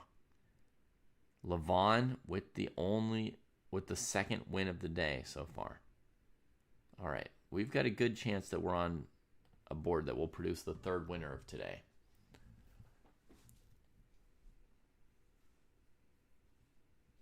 So, what are we on, Jesse, after knight H5? Okay, so after rook B8, queen C3, rook B8, I want to try to improve my life. Mm-hmm. And I want to play bishop G6, Yeah. HG, knight G4. All right. So the claim is that you should have played knight H5 first, if this is okay for white. Sure.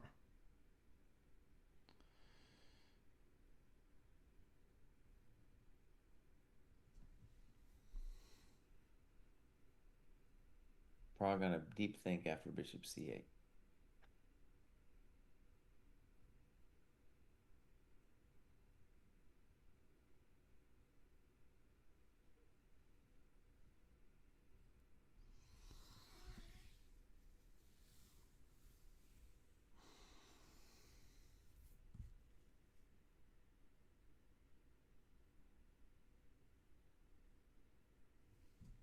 Okay, I play bishop f5. All 95.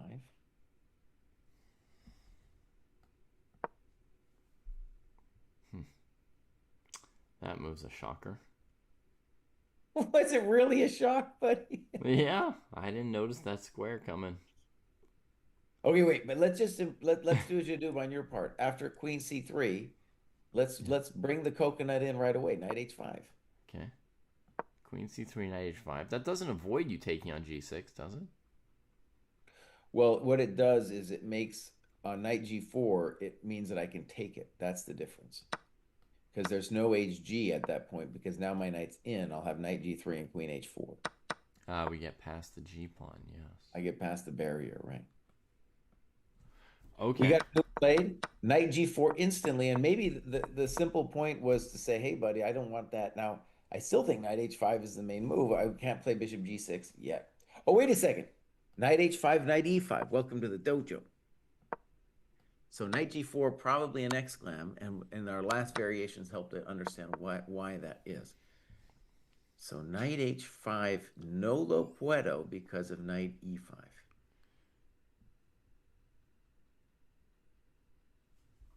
Let's just double check that, folks. Knight e5, it hits the rook, threatens g6. Is there any other move for black right there? No, knight f7 is a huge threat. Okay, so we're at knight g4. There's a chance we gotta take that sucker immediately.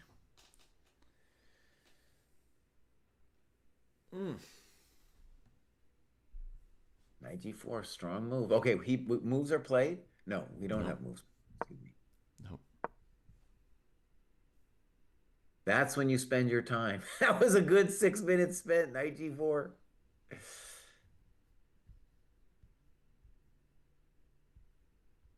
I don't want to take that knight.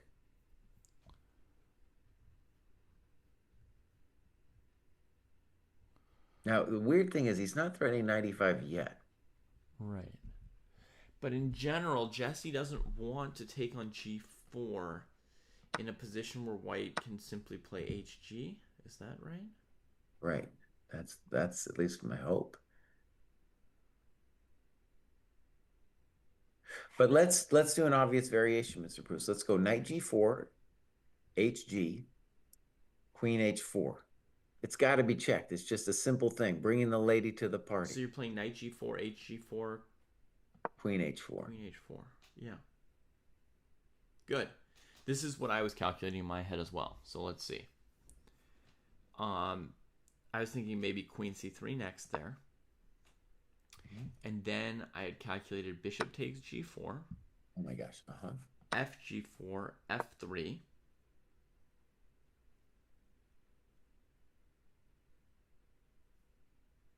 Right?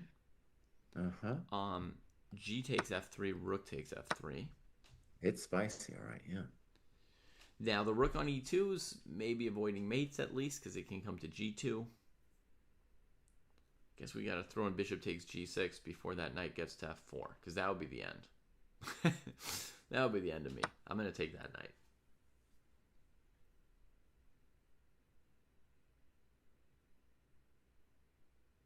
Now, when you play bishop g6, black has a lot of things to think about here. Rook f2 amongst them there. Aye, aye, aye. Oh, we got to move. Knight h5 played. Okay, knight h5 played. So, Dubov has some kind of idea on knight e5. We don't know what it is yet. Let's try to figure it out. Oh, yeah. We asked if there was any move after knight e5, right? I mean, okay, for example, I thought about rook f6, but just in general, the unsatisfyingness of rook f6 is at the minimum, you're blocking your queen.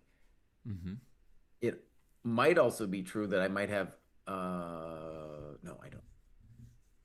So maybe we can do it this way, but I didn't want to block that queen. All right, we got moves here. No moves yet. Prague's like, wait a second. I thought that was impossible due to knight e5.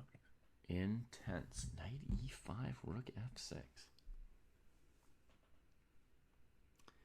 Just finding a square. Almost like Dubov had some other crazy idea besides rook f6. I don't know what it could be. Rook f5. Maybe that's his crazy thought. No, rook f5, we have queen f5. Welcome to the dojo.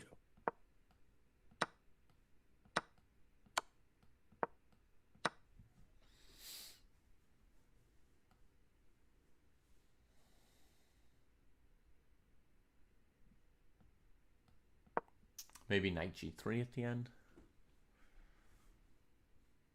I'm not believing any of it. No.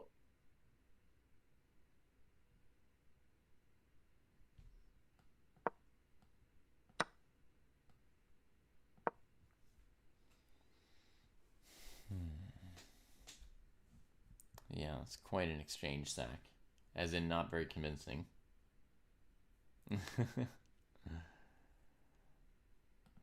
95, rook f5, queen f5. Okay. Threatening knight f7 with check. Rook's gotta move. Rook f6 played. Knight e5 and rook f6 played. That's right, Ivan. Black's idea with knight h5 is definitely to bring this knight to g3. Potentially bishop f5 to take some pressure off of this area here, but overall the dream is to crash through white's king eventually, with bishop takes h3 and that sort of a move. 95 played rook f6. So we called it. I don't dig it for black. I like knight g4 much better than this. Mm-hmm.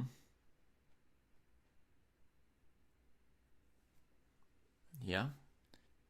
Prague almost Okay, equalizing the clocks here with Daniil. so the narrative, though, I guess, could be to say, look, I'm going to play bishop f5. I'm going to relieve this h7 garbage. Then I'm going to deal with e5, and then I'm going to play rook g6. Yeah. Okay, so there's at least a question. Yeah. Okay. Yeah, I mean, and the next move could be knight g3, right? So white's going to have to be ready for some questions, and clock's ticking down for Prague. So he's basically in the same boat as Dubov now. 12 moves to make in 5-ish minutes. They've got the 30-second increment already, folks. But personally, I'm comfortable playing endgames on the 30-second increment now, but not some hectic middle game like this. Mm-hmm. Oh, it's a problem for Prague because there's all kinds of okay, so I'm gonna give Dubov credit. So like rook f6 is anti-intuitive, but the claim is that our attack is unstoppable, and that the rook dreams of going to g6, and then the lady comes. Oh, this looks bad, dude. From Mr. So, folks, to paint a picture, let's say we go rook b1, knight g3, rook e1, bishop f5, queen c3. Oh, look at this extra problemito, Jesse. Queen d4. All right. Let me not fall for that for white. I'm going to play a horrible looking move. Rook d1, knight g3, rook e1, bishop f5, queen c3, and the rook on d1 is preventing rook g6 as well. Look at that. Hard to get rid of the knight on e5 now. It could be a thought, yeah. It's definitely the case that white isn't doing anything, though, is he? He's just waiting for death. Yeah. Which, I mean, to some extent is what everybody's doing. Also, David, instead of bishop c2, you could play like knight h4. There's a lot of different ideas there for black. Yeah. All right, Prague's down to 3 minutes, my friend. Ay, ay, ay. We're all just waiting to death. For death, according to Mr. Bruce here. I mean, it's one interpretation. I think your rook d1 may be a good prophylactic move. It definitely feels sad at first, but maybe that's what we gotta do. Yeah, Basically, right, with rook d1, we're saying I just need to make my knight on e5 a real pain in the butt. got to keep that thing on the board. Yeah. Oh, we got a deep tank here. That's 3 deep tanks in a row, Jesse, Hmm. from Prague. He spent 7 minutes on knight g4, 4.5 minutes on knight e5, and now another 4 minutes or so on whatever comes next. I like rook d1 a lot, but it's a good Mm-hmm. move. Well, I mean, it's necessity, right? Black's threatening bishop f5, bishop c2, and taking the d pawn. Well, but also like I have to prevent the untangling of the black pieces. Mm-hmm. And rook d1, I don't know, it's the only way I see to even try to do it. Yeah, I'm a whole new man now, Jesse. I don't know if you've noticed or felt it, but I'm just always assuming the position now. Immediately, I used to look at a position. I'd be like, how can I sack my rook on e6? Now I'm looking at him like, Dude, let's you're at assume the GM today. position. He just played rook d1. Yeah, should have played it Okay, 4 minutes and 45 seconds faster, I would say, but yeah. so I want to say for black, I think a cool idea now is to transfer our dreams. So to say, instead of the queen dreaming of going to h4, she should now start dreaming of going to g6. So either bishop f, so some queen e8. We could do it with knight g3 first, bishop f5 first, or queen e8 directly. Mm-hmm. Very simple business. Yeah. Um, yeah, queen e8 at some point very soon Yeah. looks like our move. For whatever reason, if I was just black, probably I'd play queen e8 direct to Mundo and just say like, what? Yeah. I like throwing in knight g3, rook e1. Bishop f5 can't hurt either. He played knight g3, it looks like. Yeah, he did. And now suddenly, it used to be Prague had 3 times as much time as Dubov. Now Dubov's got twice as much time Yeah. as Prague. And honestly, he's just got problems. Big old problems. So bishop f5, good. Mm-hmm. Boom. Queen steps aside, and then the black queen's going to be heading that way to the light squares. Yeah, I like the queen e8 idea. Maybe there's something else. There's also queen c8 here. It's another way to go to the light squares. Oh, good, good call. Yeah. Basically, you claim your threatening bishop takes h3, It's a big claim. and then if they take, you say, like, thank you for the transfer, right? Queen just heads over there.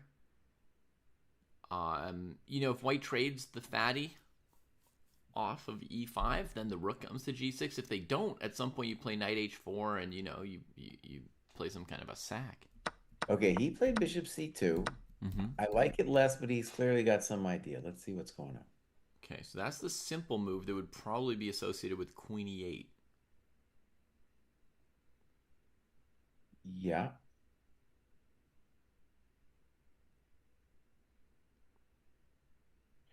He's played I it. like your bishop c8 much better. He's played it. You called it with queen e8.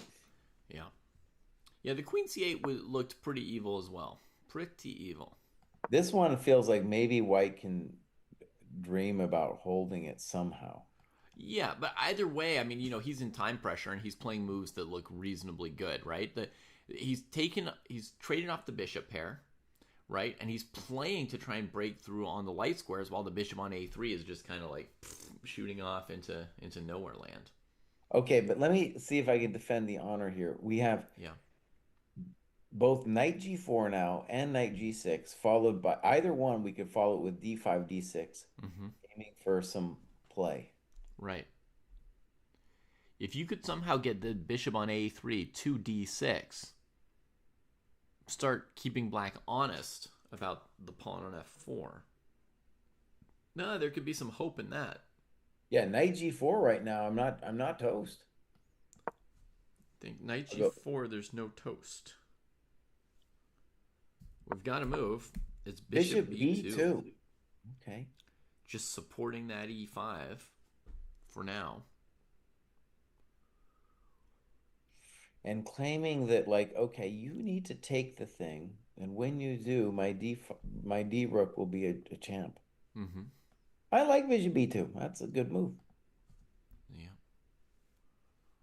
This could turn bad for Dubov because he didn't find your queen C8. It could go any which way. I think he's going to want to play rook d6 or rook d8 here. He plays rook d8. Okay. Mm-hmm. Basically, the thing is, like, if there's a trade coming on e5 at some point, he doesn't want the wandering rook on the third rank, right? Because then the center's open and you're trying to play for a checkmate that's not happening fast enough.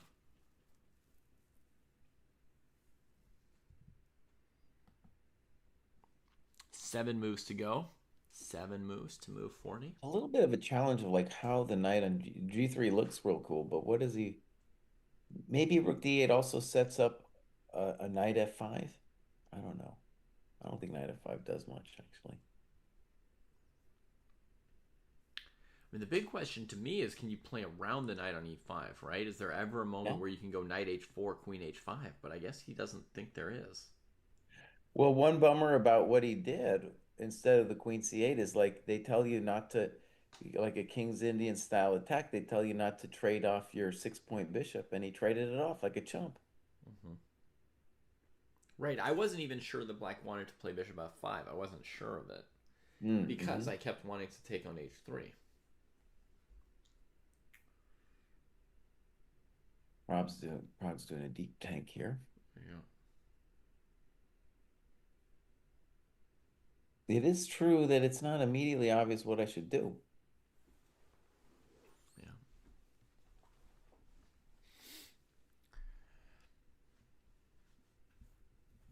I Jesse, think do you have any thoughts about like who the favorites are at this stage in the tournament?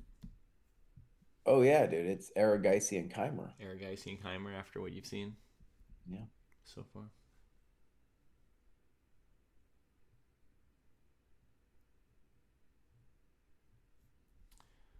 That'd be amazing if Yosef made it to the I candidates. was just thinking about him too, Jesse. I was like, I mean, Jospim's showing some stuff.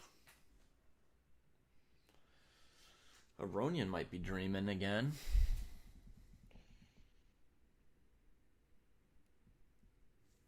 Oh, White's really tanking. It's true. It's a little hard to know exactamundo what to do because the only way to really improve your position is to play D5. Mm-hmm. And then you no longer have the DE thing. Yeah.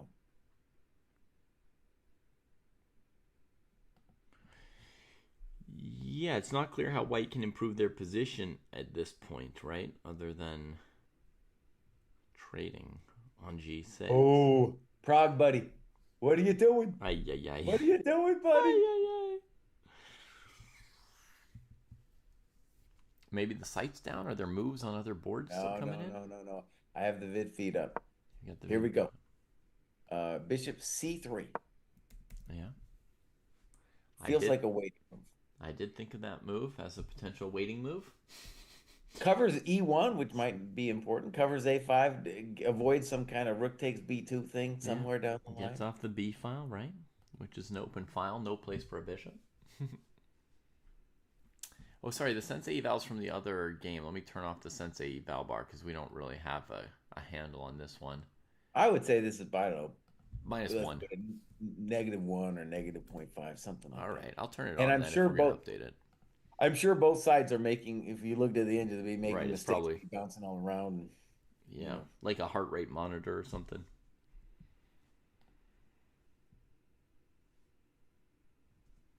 Yeah, black needs an idea. And Prague needs 6 more waiting moves that he can play faster than that one.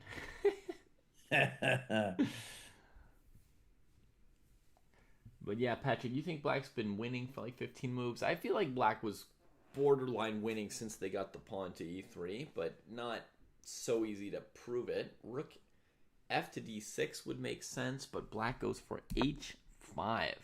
Yeah, H5, nice move. Just Woo! prevent the knight G4 stuff. Okay, Just so prevent it. no coming And in. throw the question back to White. What do you want, buddy? Mm-hmm. What do you want? Yeah.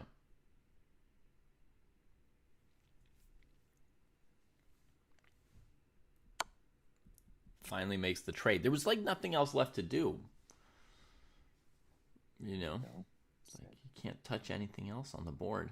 Bishop A1, Bishop C3, King H2, King G1. So now after Rook G6, I guess I want D5 from white. I've been wanting D5 for a Mm-hmm. long time. And the bummer for black is I'm not sure you're touching my coconuts. Yeah, he's also wondering about Queen G6. No, he doesn't want to play Queen G6. He's thinking about it.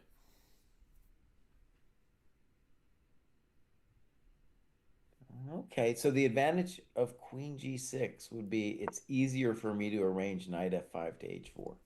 Yep. This is just a variation, folks, but this is the idea. Now, if white plays D5, they now have the idea of Bishop E5. And that, again, that's easier for white with the queens off. Okay, we got a choice.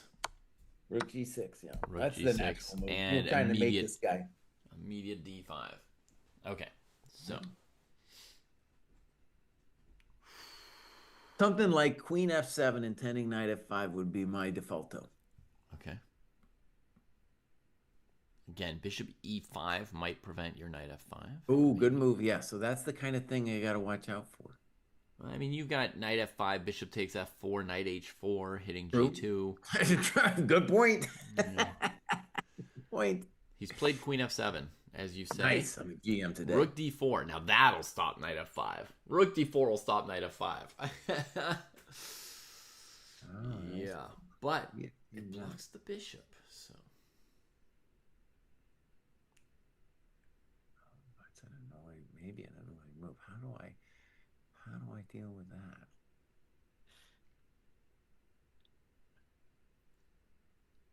I could do some kind of Queen E7 to G5 thing. Maybe I wish I had done that last move. I don't know. well, yeah, I mean now Queen E7, Rook F4 is committal. Or Queen F6 rather than so Queen F6. Maybe it's time for like Rook E8. No, he plays Rook G5. Oh, but by the way, the other thing with Rook D4 is I'm threatening Rook F4. So on Queen F6, I just play Rook F4 and I say, "Welcome to the dojo." So Wait, Rook white's G5 threatening is Rook defending. F4? Yeah, he was threatening. Oh, because Queen Rook F4, F4. Queen G6, right? Yeah. So Okay, Rook G5. Now, Rook G5 does also prevent C5, so that's a good momentito for black. mm-hmm. It's a little bit hard for me to know how black's gonna like what would black do if it's his move. There might be the idea now of like knight F5, Rook F4, Queen G6. I don't know under what circumstances it would work.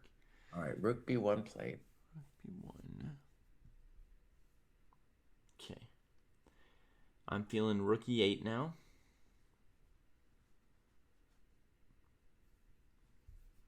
Rooks be long behind past pawns, they say. There's also And some... also, David, maybe Rook or maybe C5 now. C5. I don't know about it. But the intention would be DC, Rook D4, Bishop D4, Knight F5. And there's a lot of drama. There's a lot of drama on the table. He plays your move, Rook E8. You're a GM today. Okay. That's a lot safer of a move. Yeah, I mean, it doesn't mean it's a good one, but I was also looking at a hectic variation, Jesse. Queen F5, Knight F5, Rook F4, Knight to G3. Oh my gosh. And then the only move was Rook B2. There's no way to unsort the pieces other than that fast enough. And there, then I was looking at things like C6, right? With the idea of Rook D1 and Matovich. So, okay, Rook E8 got played. Ooh, he's got little time, my friend. He's got little time. Very little. He makes a move at the end. Queen D3.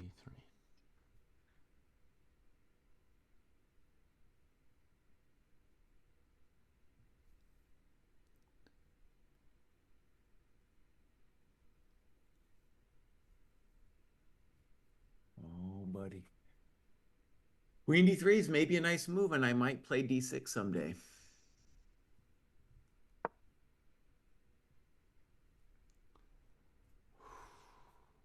I'm still wondering about my C5 move. That might have been his big chance.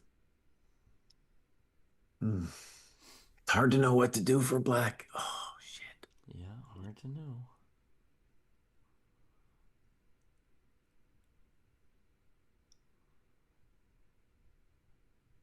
Oh, it's messy. I don't see a way to crank up the pressure to the next level here. Well, I mean, we're playing rook E8. You might just think, at least think about E2, you know? Mm-hmm. On E2. Right. Yeah, let's look at E2. E2. Bishop D2. Or bishop E1. There's a lot of things that are happening, Well, actually, bishop right? E1, we play rook E3. A rook E3, rook B8. Welcome to the dojo. Oh my god. Uh-oh. That's not as good as we hoped This it could would turn be. around for Mr. Dubov, dude. This could turn around. Because he didn't play my C5 move.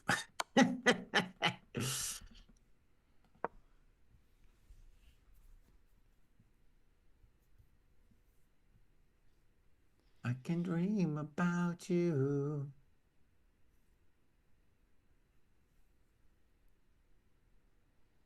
Oh, my C5 move was not it, by the way. What? Same problem that you had was the back rank mate. There's no tricks because there's always rook B8 in those positions. Okay. Okay. Daniil gets down to a minute as well.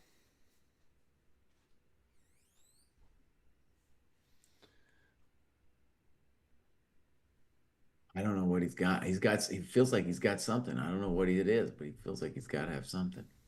It is funny, Kuribo, because you'd think like the back rank would be the one thing so linear and so frequently seen that at some point you just couldn't miss it ever again. But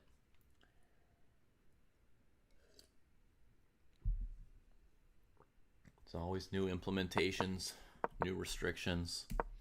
Queen F5 played. Huge. I don't like that move.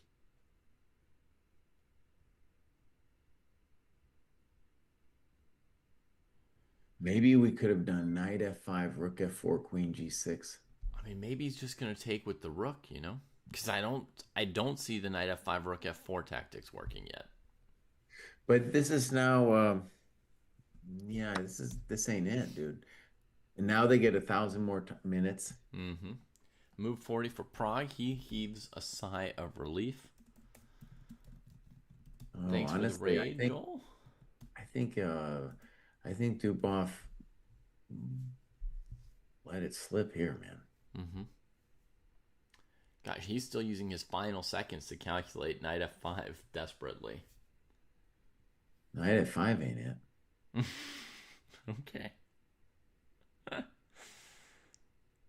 So after rook F5, let's say rook B2, isn't white the one who's better?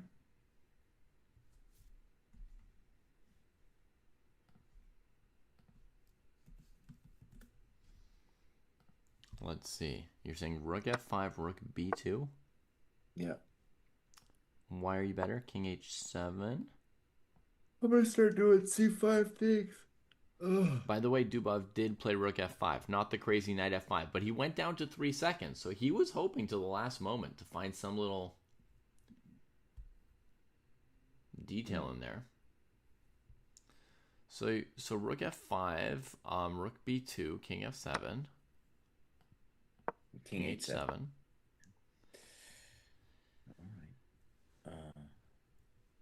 Now either after that, either bishop E1 or C5. Mm-hmm. Bishop E1. And I might not take. I'm just sitting there. Sure.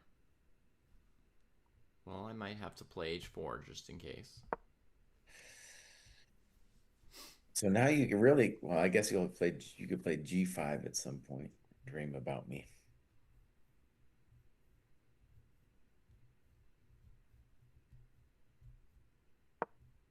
All right, bishop G3.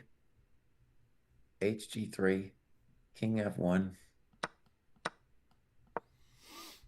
White's fine.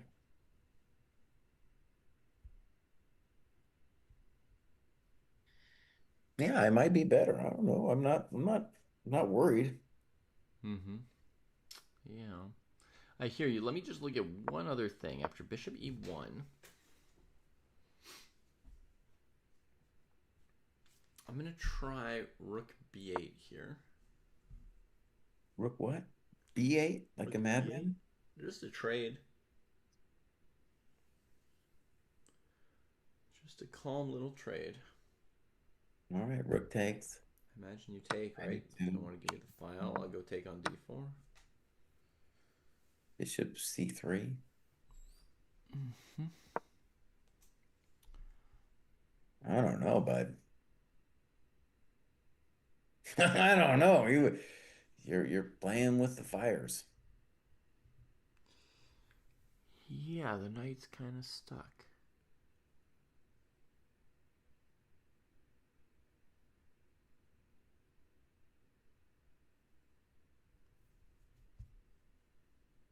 Oh, okay. Knight Amazing. c2. What's the hope? I guess to play knight a3 at some point and take on c4. King E2 was coming. Oh, then you have rook G5 maybe. Okay. Mm-hmm. So I'll play simpler. Rook C8. Okay. That's nice. That's very nice for you.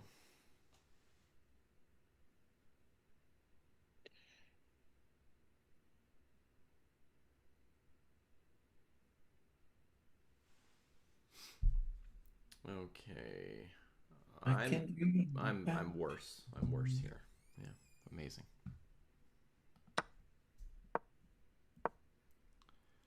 Okay. So that's time control.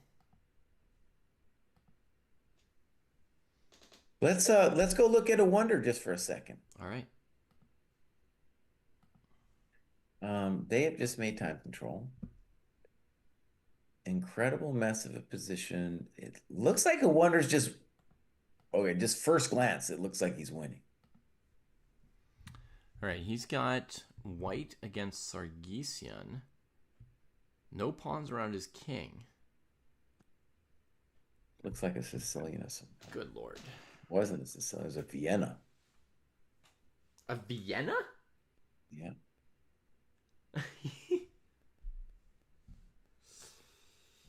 Wonders experimented with a lot of, interesting sidelines against E5. He's gone deep with some interesting ideas. This position looks pretty fun to play around move 14. Yeah. Although he didn't find it fun. He spent 21 minutes on knight g3, a typical blitz move in 1 second.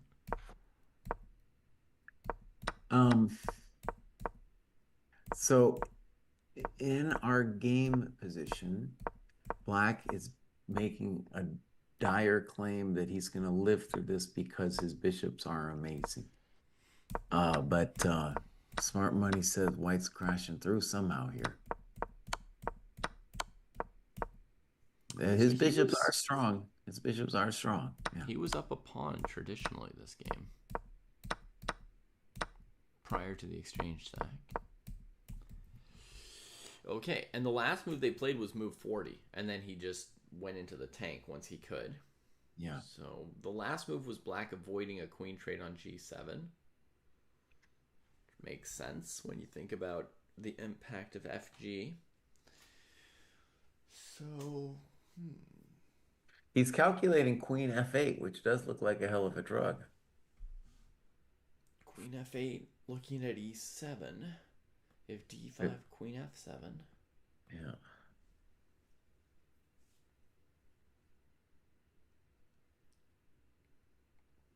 It would be very hard for me to stop my hand from playing queen f8. The weird thing is, like, even if you get to e7, it's not, well, it looks pretty tasty if you get to e7. But it's not totally clear how it breaks Black's defenses, right? Well, you gotta watch your butt because like if I go queen e7, king c8, then rook h1 looks like a hell of a thing. Queen e7, king to c6, and then what's a hell of a thing? Well, I'm just saying if you go to c8, rook h1 is a hell of a thing. If you go to Okay. c6, which I guess you have to do, Uh-huh. I can still think about rook h1, rook h7, and I really want to break the f7 square. Mm-hmm. No, I mean, I understand. I was looking at rook f1 here as well. Hmm. I think one of the things that black could do next is play queen d5 check. Just make sure you've got a square. Hmm. Yeah, I think, but that's a good variation because that shows probably at least what black's hopes are, right? That the king is going to flee to like b5 or a6 or something, and that he can hold. That's the critical thing that's so hard to believe that he can hold the blockade on the f7 square. Yeah. And we can talk to that square with a rook or maybe eventually a knight. Mm-hmm. So that's what he's calculating. I think it's, yeah, he's going to find something. That's my take. He's going to find something here. How about rook d2? Simple chess. Yeah. Nothing wrong with rook d2. Yeah, or rook d1. I don't know. Maybe rook d1 threatens rook e5. That could be a simple pimple.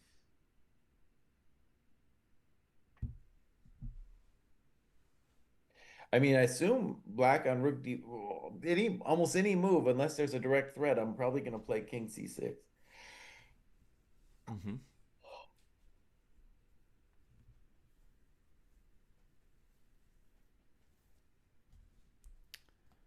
Yeah, that makes sense. Maybe run the king to a6, coordinate the pieces a little bit better. The position looks messy to me. I can't tell that a wonder's winning. I can't tell, actually. His king is just totally open.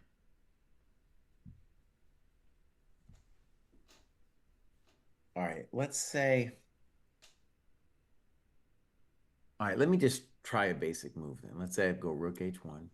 Rook h1 on the first move. Yeah. Okay, queen d5. Knight e4.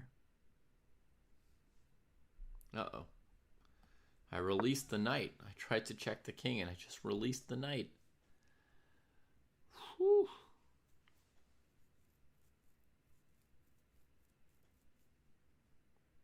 Okay, let me think twice about my check now. Rook h1. Sweet Blues reporting that Levon also played the Vienna. That's Well, maybe they've been working together. I wonder. quite a confluence. When you're playing in the same tournament like this, you sort of want your own second, I think. But One thing, actually, if you remember, the game that made me think about a Wonder's experimentations with E4 was he had that bizarre sideline against Levon in a mm-hmm. U.S. championship. It was like Yeah, where a Wonder qualified, and you were like, ah, does a Wonder belong in that field? There was yeah, that moment just a couple of years ago. We're like, really? A Wonder's going to compete at that level, yeah, right? And then he beats Levon in that game. yeah, And that tournament, that U.S. Championship, I think was the one where like, oh shit, he's for real. Maybe he was the one who he found out then too. He didn't know. He right, didn't know if he was for real. That tournament let him right. know that he was for real. And then he played the symmetrical variation of the Petrov against Fabi and drew Yeah, with yeah, knight yeah. e5, knight e4, queen e2, queen e7. You know, the Hmm. trap for beginners. I was like, Yeah, wow. so he loves experimenting with that kind of stuff, and yeah, here he got a nice position against this dude. Now it's got to be said, where he's dealing with an Armenian, and they love to sacrifice the exchange. They don't care. Yeah, But Rook H1 looks like, I mean, that's the thing. There's a lot of tempting moves for white. Rook H1, very simple ideas like I'm going to crack your E6, your F7 square, son. yeah. We got a suggestion from Patrick that in the queen d5, knight e4 line, we sack the second exchange with rook b2. Because We that, have a re we have a result with Dubov too. oh my god. I just see him talking in the vid stream. I don't know what happened here. Rook b2 was played. I don't have Somebody anything offered, beyond that. I'm assuming somebody offered a draw. Okay. Yeah, this would be very early for either player to resign here or around here. Yeah, they're putting the kings in the drawn momentito. Oh, I got an itch. I Okay. got an itch. Scratch it. Scratch it. No, I don't want to scratch the itch, No? dude. Okay, never mind. Hold back. Hold back. Uh, so that's the kind of draw for that Mr. Proust generally has a big problem with, Well, who because knows? basically Prague was like, and I know exactly the way it goes down psychologically. Like you have survived, and maybe you should be thinking about playing for the win at that point, but you're just so relieved that you say, all right, I know he's not happy with himself, so let's just you use this as a momentito to offer the draw in a position where obviously there's all kinds of play left. Hmm. So that's the way it happens. But I'm gonna guess, Mr. Bruce, you hate it, despise it. Yeah. Yeah. No, the itch is on my arm. It's a real itch. Oof. Good luck, Jesse. Good luck. All right, so that game's done. Liang, we've got this rook b2 move. Let's hope that can distract you. So, queen d5 check, knight e4, rook b2. Rook takes b2. Queen takes e4 check. Oh my gosh. And the queen seems to give a perpetual mostly. I'm a GM today. He just played Rook H1 after 7 minutes. Wow, he did. All right, I have to go put something on my arm and get a drink, buddy. 7 minutes seems wrong. I mean, he must have made time control with 30 minutes, and that's his first move.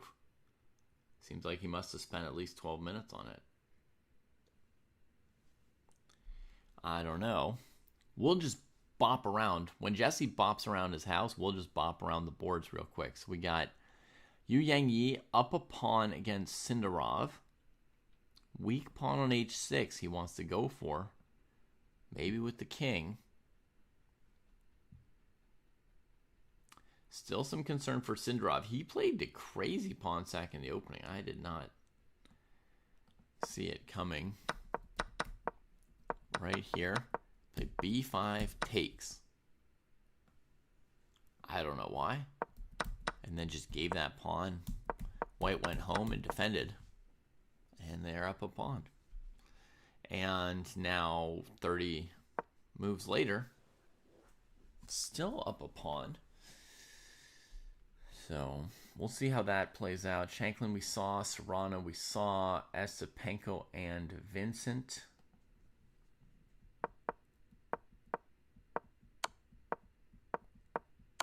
Long double king pawn. No, not that long. They agreed to draw relatively quickly. Vincent takes the white pieces into the second game tomorrow. Pranav and Yakubayev in the Nightorf. I need to see some of these moves. D5, hello.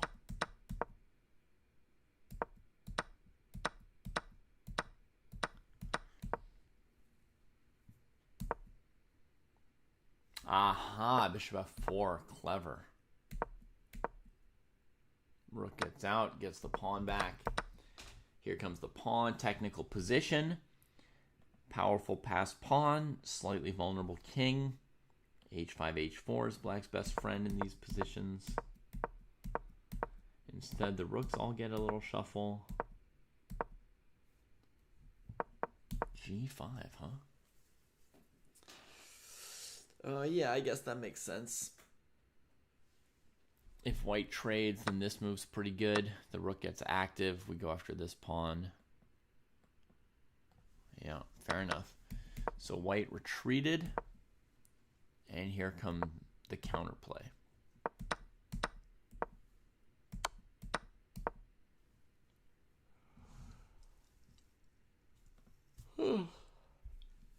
Pawn doesn't necessarily look strong in the endgame, but the bishop is cutting the king off, so it's not a simple matter of just wrapping it up with white's king. Rook b6, going after the a pawn. King goes here, and f4. Rook h1, rook h7.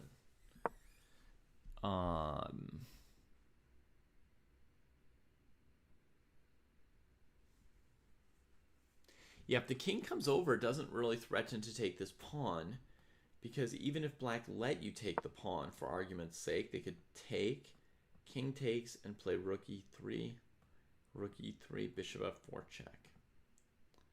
So white just took the bishop off the e file, and that's the live position. So white's thinking maybe this.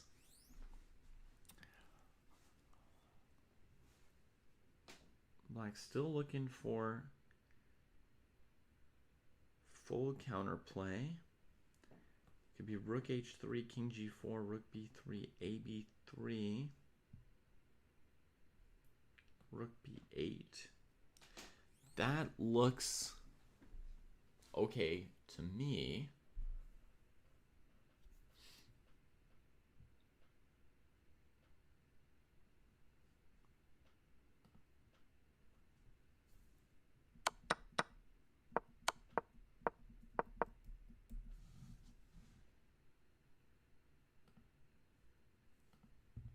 Yeah, this looks equalizing. If the king goes to g2, this pawn hangs. So I think you'd have to go here. Takes here, here, here, here.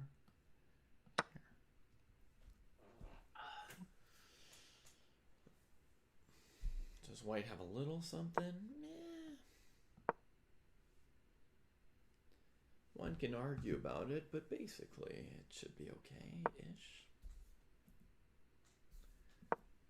So that's bishop f2.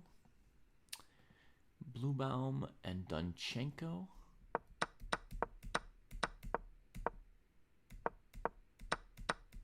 So, boss, on rook h1, queen d5, he played king h2.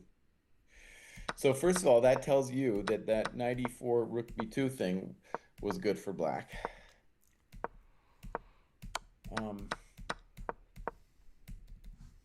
King h2 doesn't feel great because I just played rook h1 to play rook h7, and now. Yeah. However, with the queen on d5, and that does release my knight for like a knight f5 kind of thing. Yeah. He could also play knight e4 next move, because now it's not all checked for black, right? So you can go knight e4, rook b2, queen e4, queen f7. Exactamundo.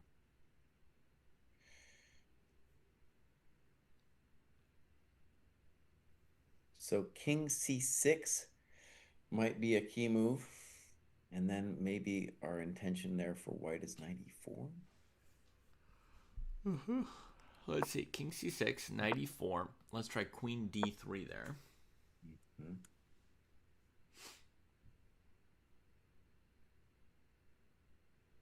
It's definitely annoying. But wait a second. Okay, then I play rook he1. And my claim is all just like, you can't leave your wingman on f7. Yeah. Yeah, I was going to bring him to d5, but you've pre-defended the knight, so you'll probably just play f7 there and not care at all. I might care with bishop. Oh, no, I don't care. In the game, black simply played queen back to c4. So that's restraining knight e4 for the moment. So rook he1 makes some sense. Yeah, rook he1, rook h d1, king c6 doesn't do so much, huh? Rook he1, just freeing the knight.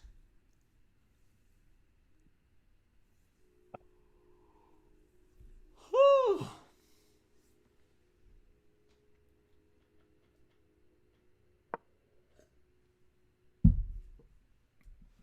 We got to move somewhere. I heard it click, but it was not on this board. Pranav and Noterbeck, perhaps. Rook d8 played. Just some room for that rook to get in somewhere a little further away from the king. Are there any other games still going? Let's see. Just check. Quick picture of the results here. Leko Aragaisi drew. Solana and Sargsian drew. Draw. Not a lot of games here, Jesse. I want to say something here. So one thing that's interesting to me is I got a wonder wrong. So what I mean by that is like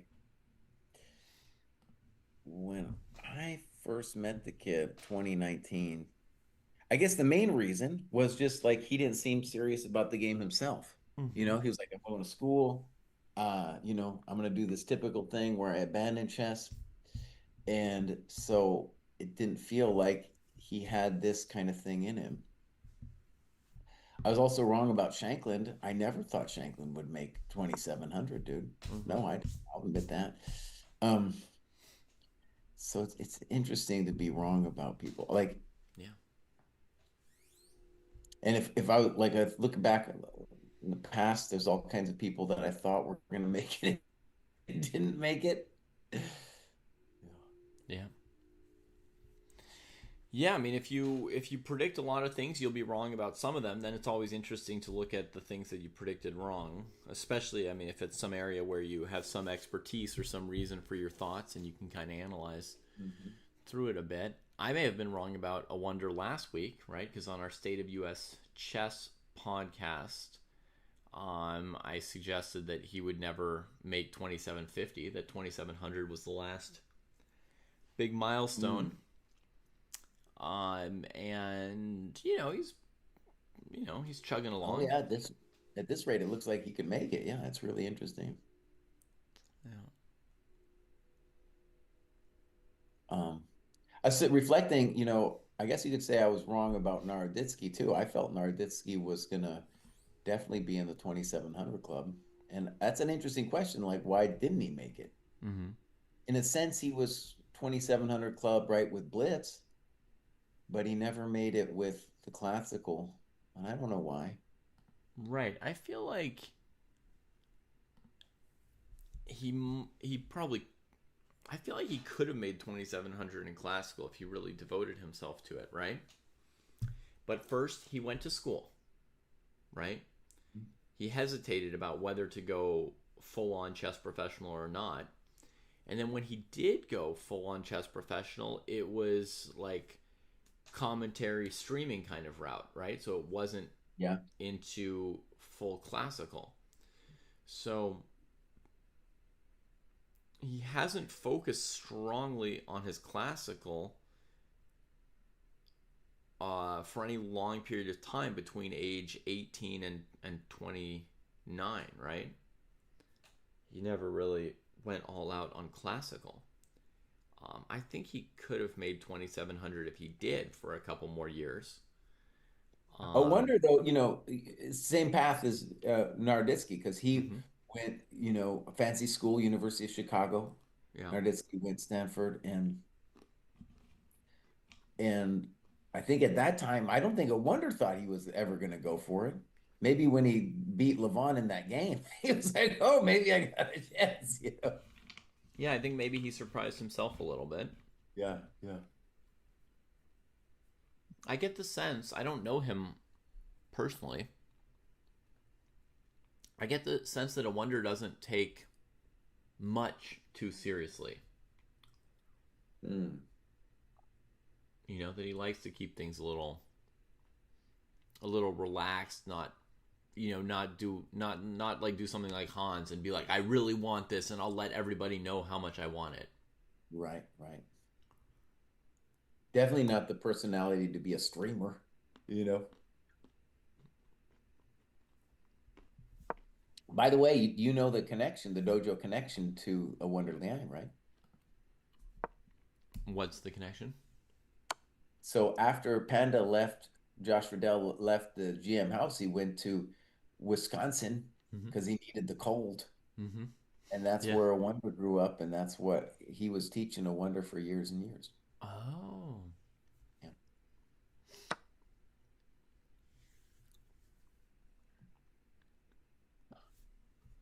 All right, we got Rook D1 on the board.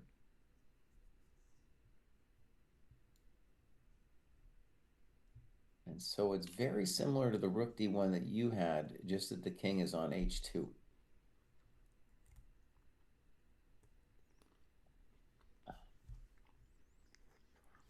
Right. And So it's not, maybe the intention actually is a very simple rook d1 to d2. That's a nice and simple plan, I think.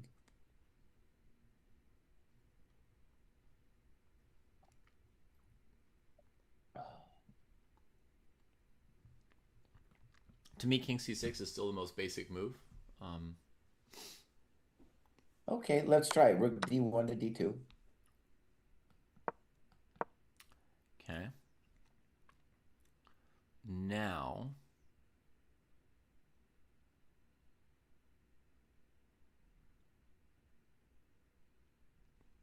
my rook still needs work. Whew, it needs work. Yeah, that's our basic claim. If your rook were active, we'd probably just be lost. Yeah, imagine that rook on G8 or something. Whew. Mm.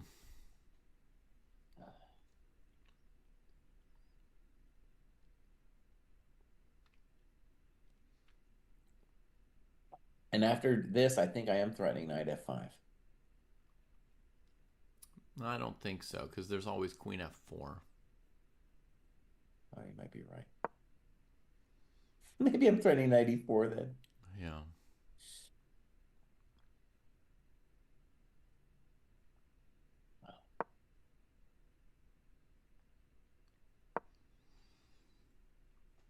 Hmm.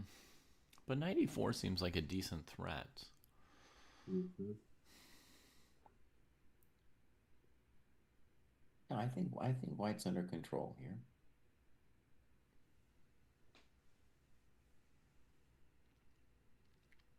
Weird that I can't find anything to do for black. Well, it's because your rook's all jammed up. Yeah, I'm weirdly down a rook. And not the one I sacked.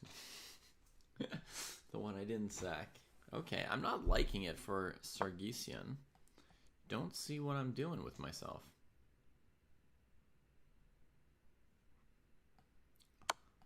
He's Patrick, you're probably saying looking, bishop e6. he might be looking at, and one bummer actually is if you play rook c6 now, trying to go rook c8, then I can take on e5.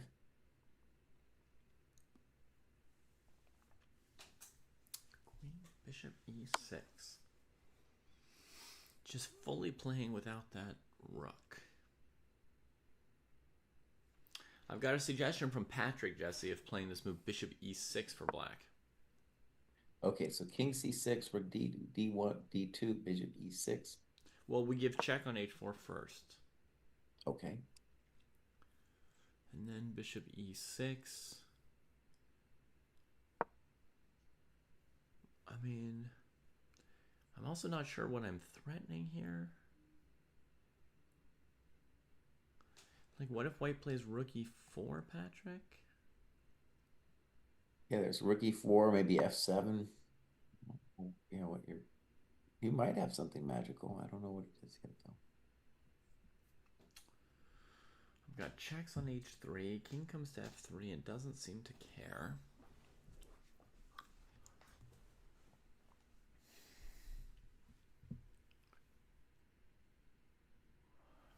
And also, let me just say something a little more basic for chat. Um, in this position, after queen c4, rook d1, king He said c6, queen rook f4 d2. is mate, and I'm like, what are you talking about?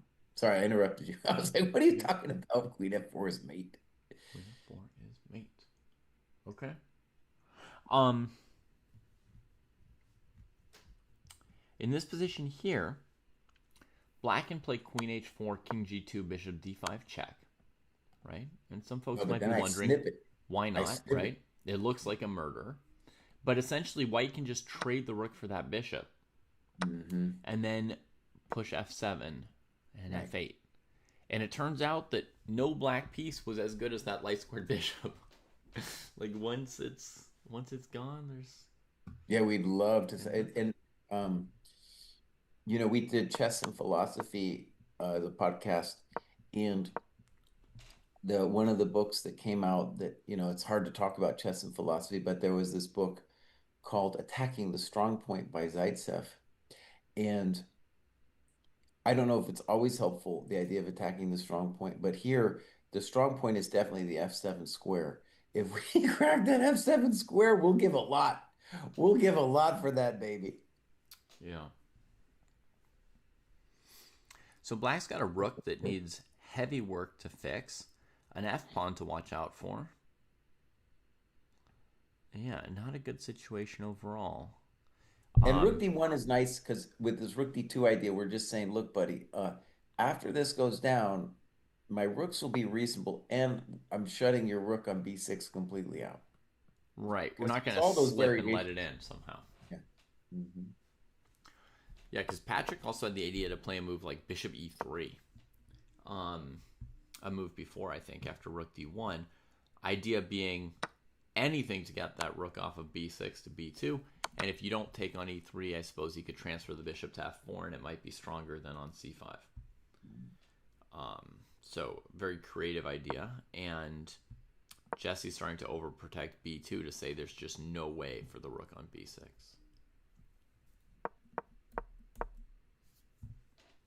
So that's the live position. And there's only 3 games still going, Jesse. Total 3 games. Let me catch up on Yakubayev and Pranav. Who did I Oh, predict to win now that matchup? there's a thing called FIDE Live, FIDE Chess Live. And so I am was finally able to find some streams, and I'm watching a wonder here. Mm-hmm. And thank you, FIDE Chess, for not putting the eval up on the board. Oh, yeah.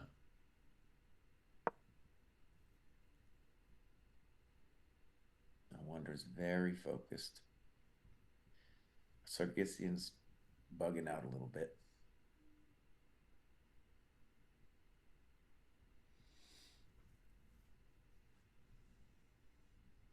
So, right, he needs an idea against Rook D2. I predicted an upset in this match for Pranav against Yakubayev.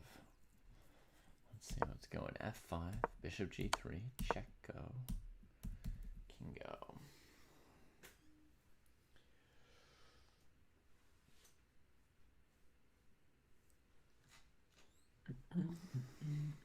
So it's looking to me like maybe Rook H3. Then White wants to do what?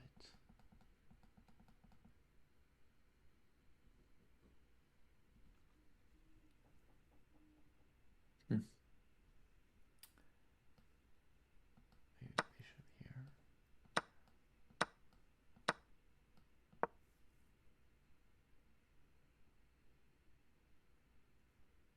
Wow, that could be deep, that idea.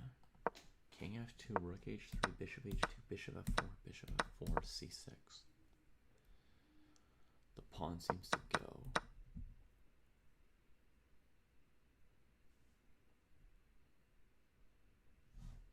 Maybe safer for black. Nope. Rook C3.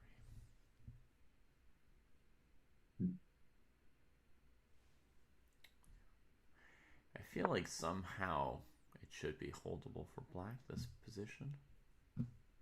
Oh, I don't know, man. I mean, maybe it is, but Black needs an amazing idea right now. Okay.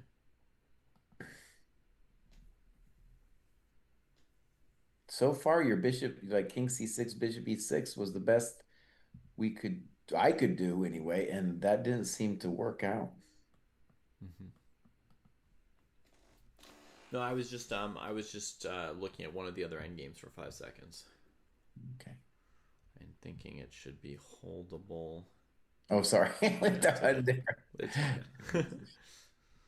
It's fine. Over here, I've got no current idea for the rook on b6, and the rest of the crew that's probably complaining about him. Yeah.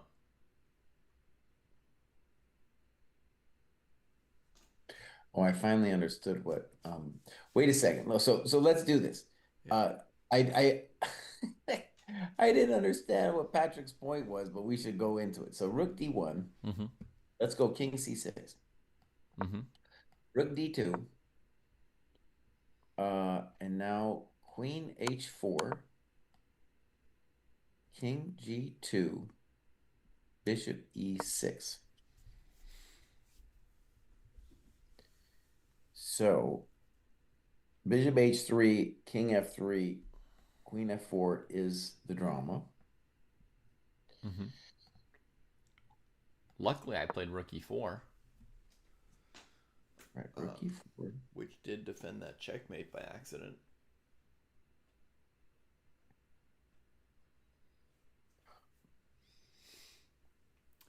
All Right now, right, so Patrick, it's hard to see exactly where and when black plays d5 because the queen's defending the bishop through that c4 to f7 diagonal, right? I think he might mean after rook e4, maybe queen h3, king f3, and now d5. But I think I can take on e5. Oh, I can take on e5. Okay, so not that. So yeah, your move, rookie's 46, rook e4 looks like the critical thing. And we do have a move on the board. King c6, so you're a GM today. Well, I don't know what we get for that. Hey, I'll tell you what you get. You get me saying you're a GM today, bud. Okay. Just take the win. All right. All right. We'll All score right, one so more point there. we're anticipating rook d2. I don't Yeah. know if you play rook d1. I don't know what else your idea is. Right.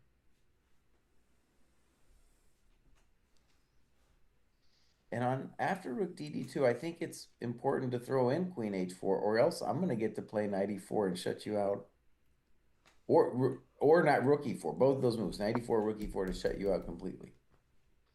He's done something else, Jesse. He's played a very fancy looking move, queen h7. Ooh, I have a feeling black didn't see that coming. So he's saying maybe we'll just go queen e4.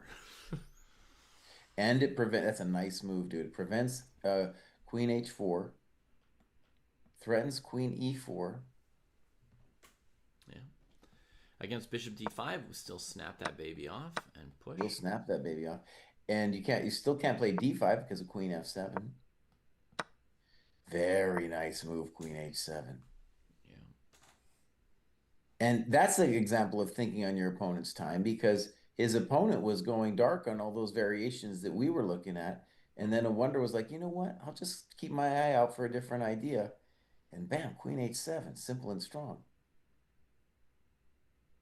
Oh, that's a bummer for black, dude. That is a bummer. Yeah. Quite a fine move, stretching black's defenses. Has a wonder even played a tiebreak yet this tournament, Jesse? He beat Warmerdarm 2-0, and he beat Svana 1.5, 1.5. And he had a bye in the first round. So he's kind of chugging along. Like he's scored 3.5 out of 4 in classical so far. If he wins this game, Oh yeah, dude. He's quite totally a streak. And yet he's only getting like 10 FIDE rating points for it. How is it so hard? Well, you know, he's doing great, man. Yeah. Um, We have a suggestion of queen e6 now from Patrick to avoid the queen trade. Presumably knight e4 would be a candidate move for white there, Patrick.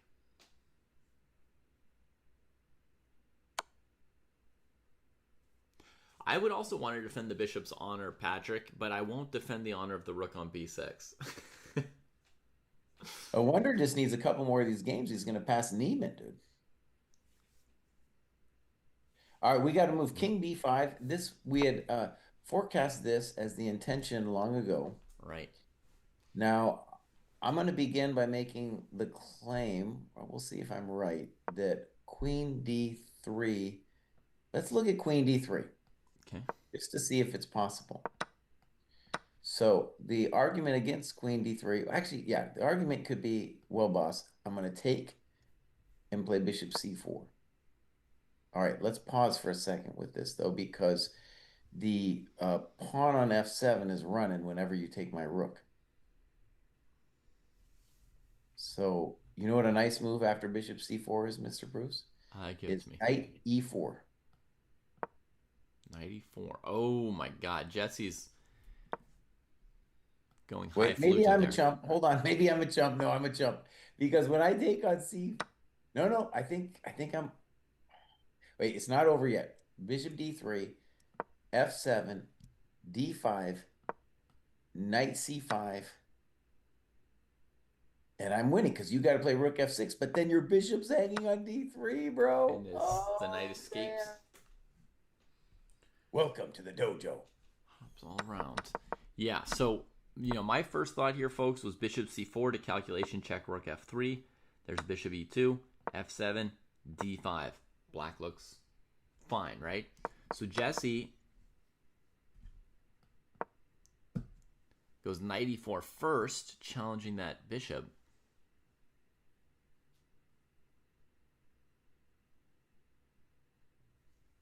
How about d5 in response, Jesse? Good After question. knight e4.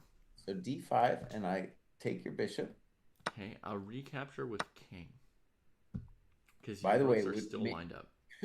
maybe you're going to do something bizarre like, well, recapture with king isn't going to do it because rook f2. Mm-hmm. I take on f6. Oh, you take on f6 like a real champion. Yeah. I planned this like 17 seconds ago, too.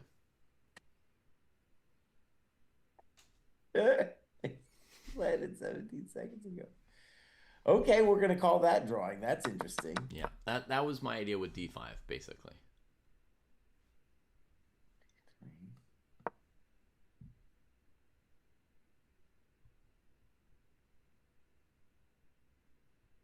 Honestly, I didn't see any way you could beat d5. Okay, and I want to say the next obvious thing is if I play queen e4 instead of queen d3, black could play queen e6 and claim he's okay.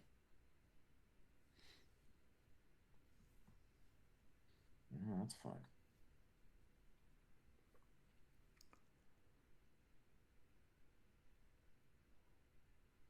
There's a lot of sauce happening here for black. Also, rook e4 is a candidate move in the game position.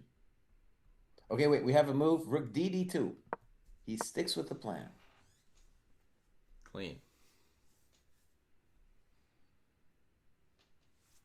Very nice.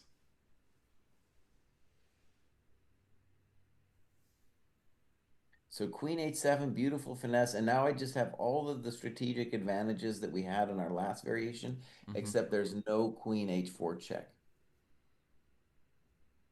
Such simple and nice play. If something like king a5, which I don't know what else you want to do, I can play knight e4.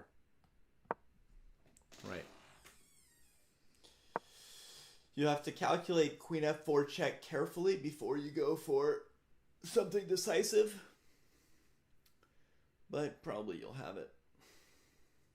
This f7 pawn is a murderous animal. Just an animal. Oh, I really like rook dd2. It's just like, what? What do you want? Yeah, it's beautiful. Lots of rooks Some here. GM probably would have gotten carried away with that knight e4 idea. Yeah. Yeah, he's being disciplined with his clock too. 10 minutes each. Yu Yangyi and Javokir Sindarov in the rook and pawn ending. 2-on-1. White preparing to chase that black king away. It used to be in front of the advancing pawns. Dramatic choice black made. Staying near the pawn versus backing up like this. Black stays near the pawn. And now white can check the king away with rook f7.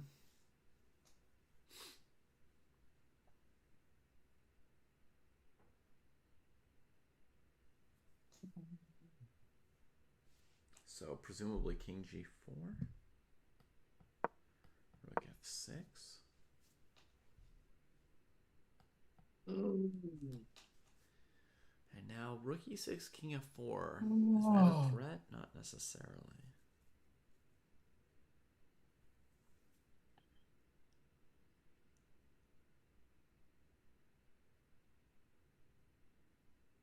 Rook C6 played in a wonders game. All right. The rook that could. Rook that could. It's trying to chug its way in or out. All right, a wonder you did that. Rook C6, it's at least a challenge for us. Um, Rook E4 looks hard to meet, but we still have to calculate. I guess Queen E6 is coming. And the bummer about Rook E4 is that it gets in the way of us doing bringing the queen back. Mm-hmm. Yeah, we've got three pieces that could go to E4 here. Rook E4, Knight E4, Queen E4.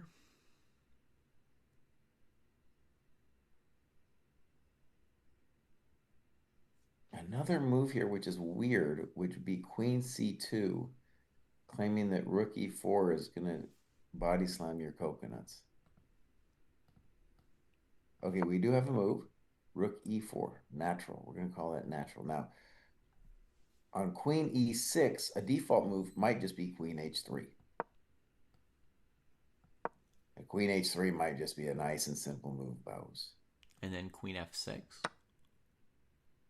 Oh, cry. What are you doing? Sorry.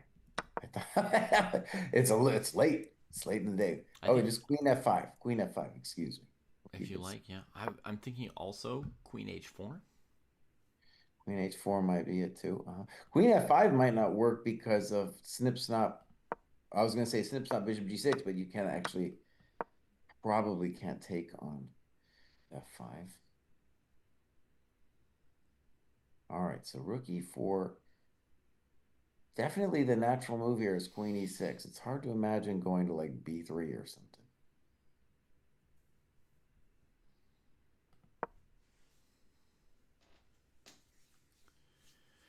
Other thing we might do someday, Mr. Proust, after Rook E4s, someday we might play C4.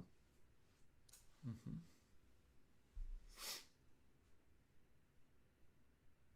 If black plays Queen E6, Queen H4, let's just look at that for one momentito, because, I mean, white's just trying to play rook takes A4. Yeah. You could also imagine the move rook B4 check, hurting at some point, but rook A4 would be very simple, right? Just You're a GM today, Mr. Proust. Queen H4. what did this all? Yeah, it happened. Queen E6, Queen H4. Okay, so what does black do? Rook back to A6? I mean, inquiring minds want to know.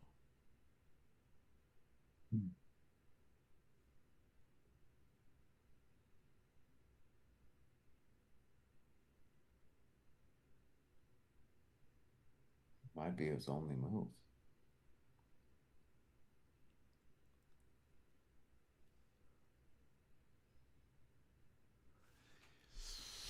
Yeah, and then rook A6, rook B4 check is the next question, right? Yeah, and I couldn't figure that out. Like bishop takes, queen takes, king C6.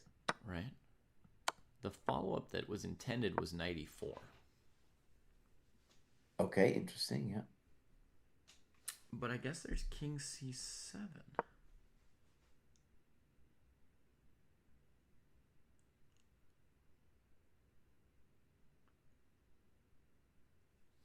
And white has not yet proved their point. Okay. Phew, man. He's thinking big on it. King B6 was played. That's an Armenian style move. He's like, you know what? You can have my A pawn, buddy. I get this bad feeling when I move my king around in circles all game in the middle game. Okay, but let's honor his intentions. He's saying rook A4, probably rook C8, and he wants to say he's out of there. Mm-hmm. It looks bad. There's no doubt it looks bad for black. And then where's he going from there? I don't know, buddy. Okay. Also, rook A4, maybe bishop E3? Intending bishop F4? I don't know. Mm-hmm. He's just trying to rustle up some tricks here. Right.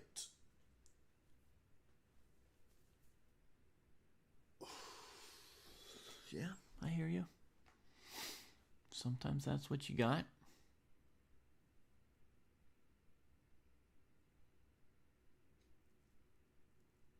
I can dream about you.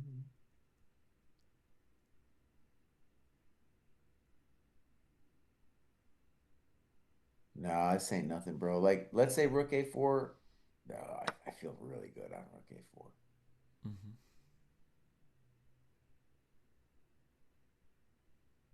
Maybe Black could try Rook A4 D5. Saying, I want to win your coconut. I want to play E4 myself.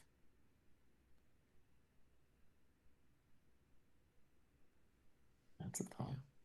Yeah, that's a brave move. In a lot of ways, he's been dreaming about D5 forever, and it's just been the communication with F7 that stopped him. Mm-hmm. Looks like we have a move, Rook DE2, preventing D5. Jeez, Louise. I gotta say, I wonder's play in these sort of broken positions. You know what I mean? Like when it's no longer the structure and now it's sort of the fight. Uh-huh. This play is really good. Like it's, yeah. Well, one of the famous stories that I helped me it hit me like a thunderbolt was when we were talking. I was interviewing him in 2019, and like the seniors were playing alongside the juniors, and there was some senior game I asked him about. I've told this story a bunch, but it hits me also with this Rook D2 move. Is he said it looks like a game from the 1990s. I was like, what? What do you mean, buddy? A game from the 1990s. And he's like, yeah, they're playing with big plans Yeah. instead of playing move by move. Yeah. And so, right, like White doesn't like I would be obsessed with the plan, and he's like, well, I'm gonna stop D5. Yeah. Now I gotta say, I don't know. Like Rook C8 would be my question as Black here. Mm-hmm. And if Rook A4, he can still play D5. Yeah, but now the F pawn's not hanging, right? Hmm, fair, okay. And the other thing is, I think the Rook someday might play Rook G4, G7 then too. Like maybe, yeah. So if Rook A4, D5, maybe then like a Rook G4 or something Mm-hmm. before he can play E4 on us. Yeah.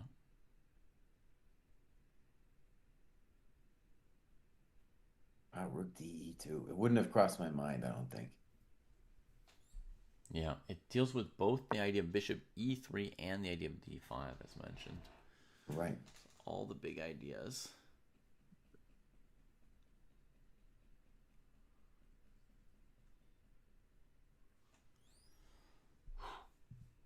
Yeah.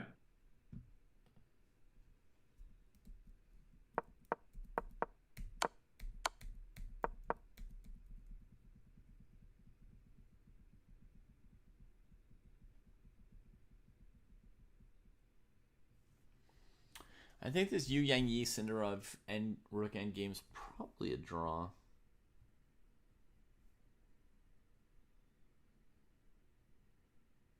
Sindarov is, excuse me, Sargsyan is like just hovering his hand over the board for an extended period of time.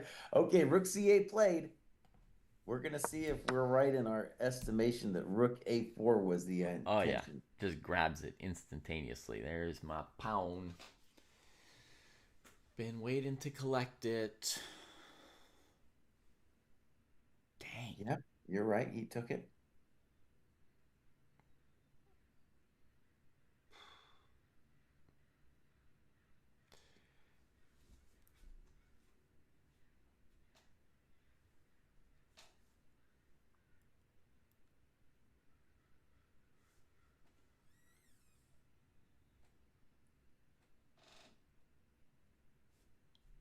Okay. So, dude needs an idea after the famous rook a4. It's unclear what he's going to do. I Yeah. mean, I guess some kind of natural looking thing with rook g8, g6, maybe. Rook g8 at least stops the other rook from coming back to g4. Hmm. That looks like a solid move. However, is your bishop gone after b4? Oh, right, because we didn't yet play d5 for the other retreat route. Now, there b4. might be some weird thing though, like b4, bishop g1, and maybe you can wrestle up some. Well, yeah, maybe you can wrestle up something there. King g1? Yeah, I don't know. Some kind of weird queen move into our position. Like our rook on a4 is then frightened for his life. Mm-hmm. But if you're black, would we get another idea besides rook g8? Um, B4, the other thing about B4 that's so cool is maybe he envisioned this too. He's like, okay, if I play rook DE2 and then later take the pawn on A4, then I have a legitimate threat because there's no bishop E3, like you mentioned, yeah. right? That rook d2 was incredible. Wow. And so the other move here would be d5 to give escapes to the bishop. Okay, fair. Yeah. And then that would look like what? Like d5, rook g4, Hmm. e4.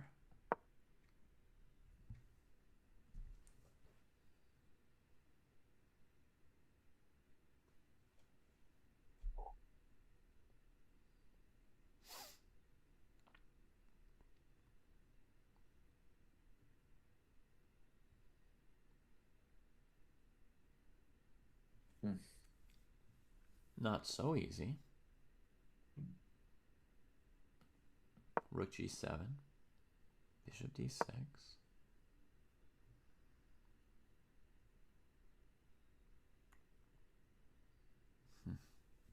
That looks very strong for white. Oh, he's really tanking.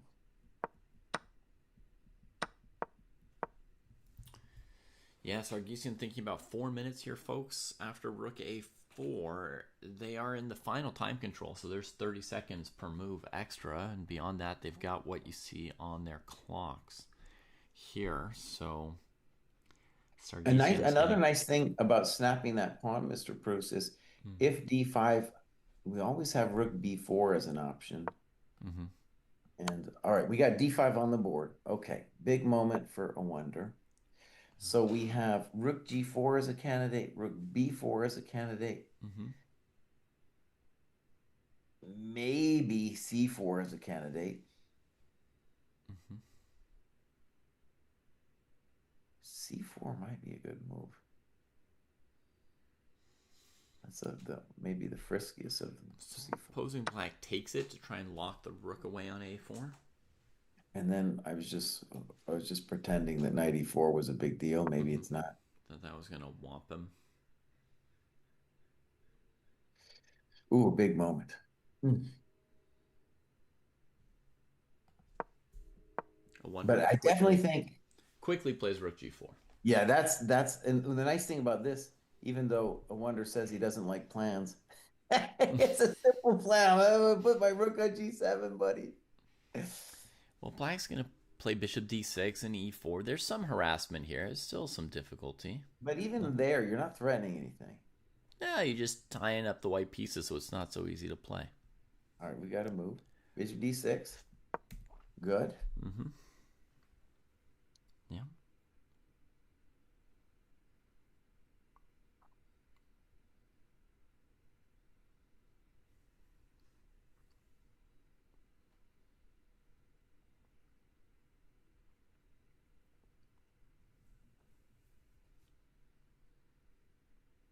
Hmm.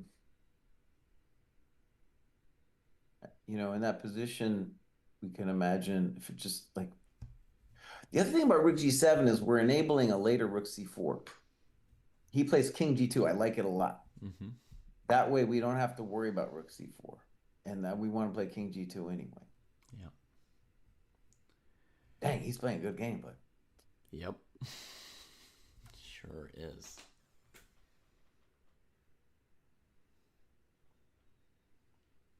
And I'll just note for anybody watching, Sarkeesian's providing like a pretty good resistance where, a lot of people could fall into something here.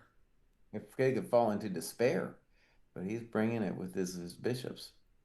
Yeah, but I mean, we could mess this up as white against him. Oh yeah. Like, there's all kinds of tricky stuff. He's keeping the tension. He's not trading any pieces. That king's always open.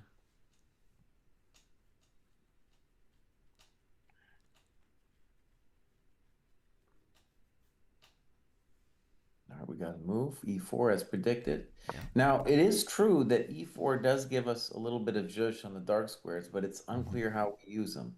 Right. Yeah, I mean, it could be something like queen g5, knight f5.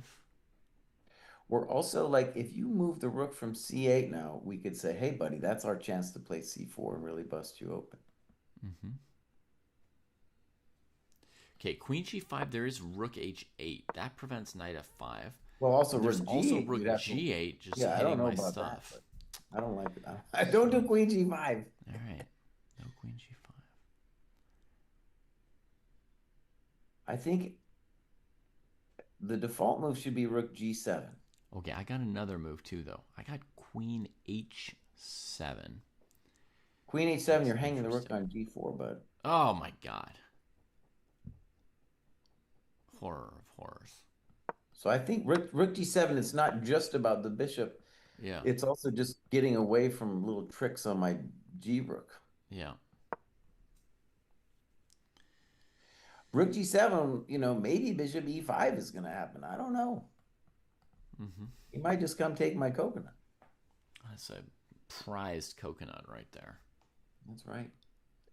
It's a prize coconut. Yeah, rook g7, bishop e5 is really annoying. Bishop f2 then? Sorry, rook f2 then? Yeah, totally thought. You have to deal with e3 thoughts. Yeah. Rook f1. Yeah, maybe.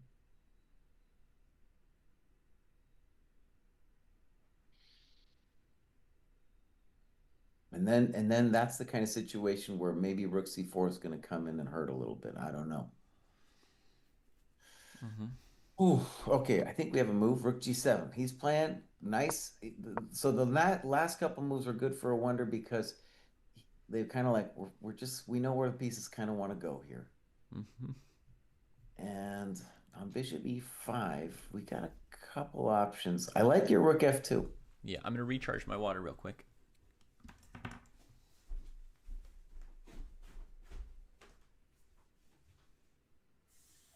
You say recharge his water?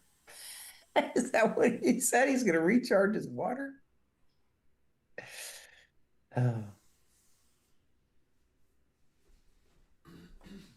Okay, my friends, this is looking good. I think bishop Woo! e5 is the main contender.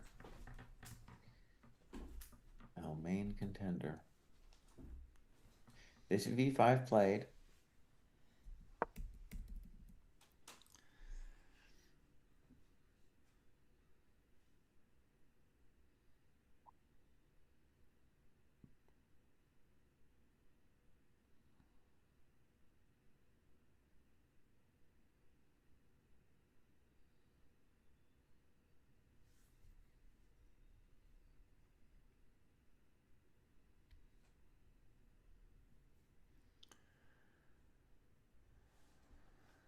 Hmm. Hmm.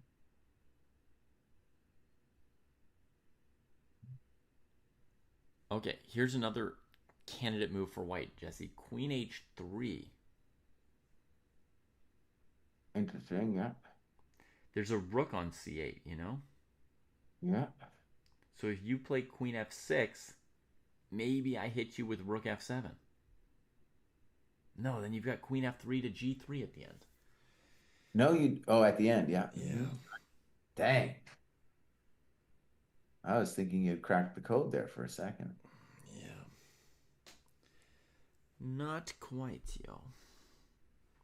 Otherwise, Queen H3 was golden, right? Yeah. No moves for black. Line the Oof. bishops up.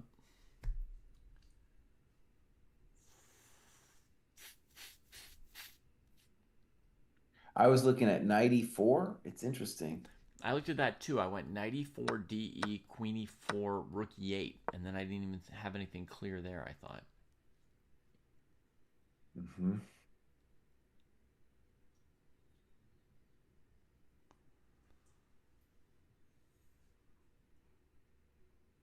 Well, maybe I do. Maybe I have. I got a basic question, Mr. Bruce. What's wrong with queen h7? Okay, queen h7. That's a straight up and up move. So, just trying to come through. Maybe just rook f8. Just say what? Rook f8, say what? Say what you will. Well, also, Mr. Bruce, we didn't find an answer to your rook f2 here, did we? No, I mean, we put e3, rook f1 on the board, and then, It's frightening because of rook c4 stuff, but yeah. it is the principal thing to do. He's played queen h7. Queen h7. So I'm not going to say I'm a GM today because I wasn't sold on that move. Yeah, you hadn't figured out the next move after rook f8 yet. Rook c7 might be similar. Mm-hmm.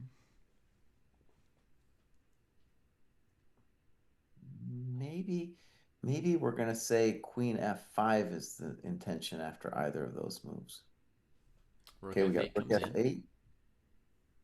Now we got to say about queen f5 is the queens might simply come off. Mm-hmm. He takes on f6 and You get your work cut out for you. I got my work cut out for me. Yeah. I don't see another move right now besides queen f5 though. If he just takes on f6 without any something something, I don't know what we got.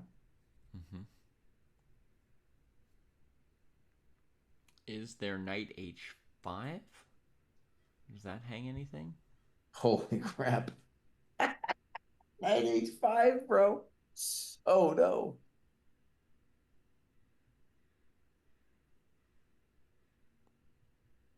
I keep Knight h5 expecting it to be hanging queen g4 or something, but feels real loose, knight h5, because you're not threatening anything. You're just holding onto your coconut. just clutching my coconut desperately.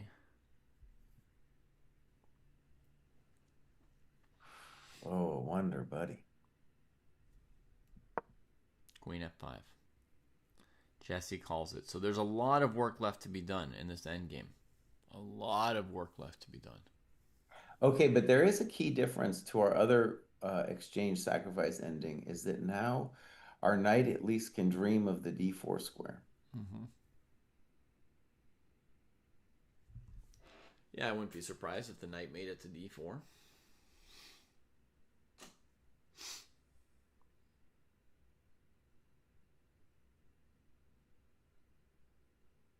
Now, an ambitious move for black would be to say, I don't want a queen trade. I'll play queen d6.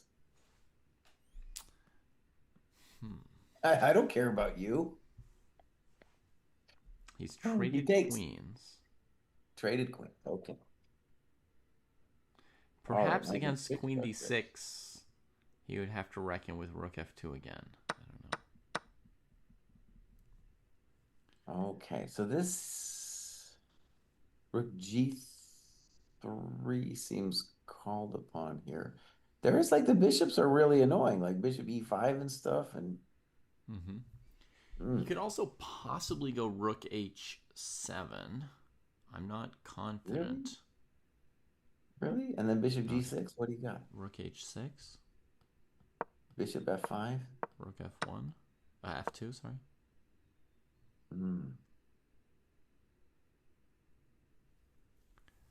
Maybe. That would be a hell of a thing. And rook h7 might be an excellent. Because rook g3, man, I feel like going towards h6 or h7 is kind of Well, good. I'm worried on rook g3 that bishop e5. I don't know how I'm getting out. of your pesky little businesses. Well, rook h3 then, right? Bishop e6. Rook h6. Oh, you still doing it to me, huh? Okay. But yeah, it might make most sense to head straight to h6 right here.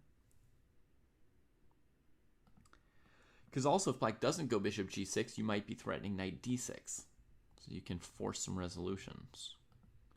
I wonder now running out of time as well. Down to 2 minutes. I don't know if anybody cares, but Yu Yang Yi and Sindarov draw. Huge matchup there. Yeah. All right. Tomorrow Sindarov will take the white pieces with one escape under his belt. Pranav and Yakubayev still going.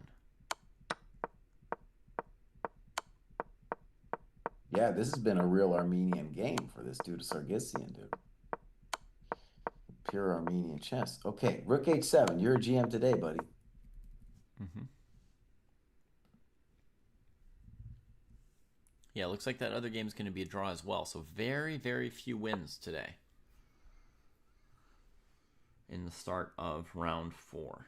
Very tight games. Okay, Mr. Bruce, let me just ask some dumb questions. So rook g8 check, then you can play knight g3, actually. Why would I want to play knight g3? Well, I had worries about rook g8, let's say king f1, bishop g6. Uh-huh. If rook h6, have bishop g5. Okay. But the good news, well, actually, wait, yeah. The good news is rook g8, I have knight g3. And I am holding my coconuts together. It's not really good news to me. I wanted better.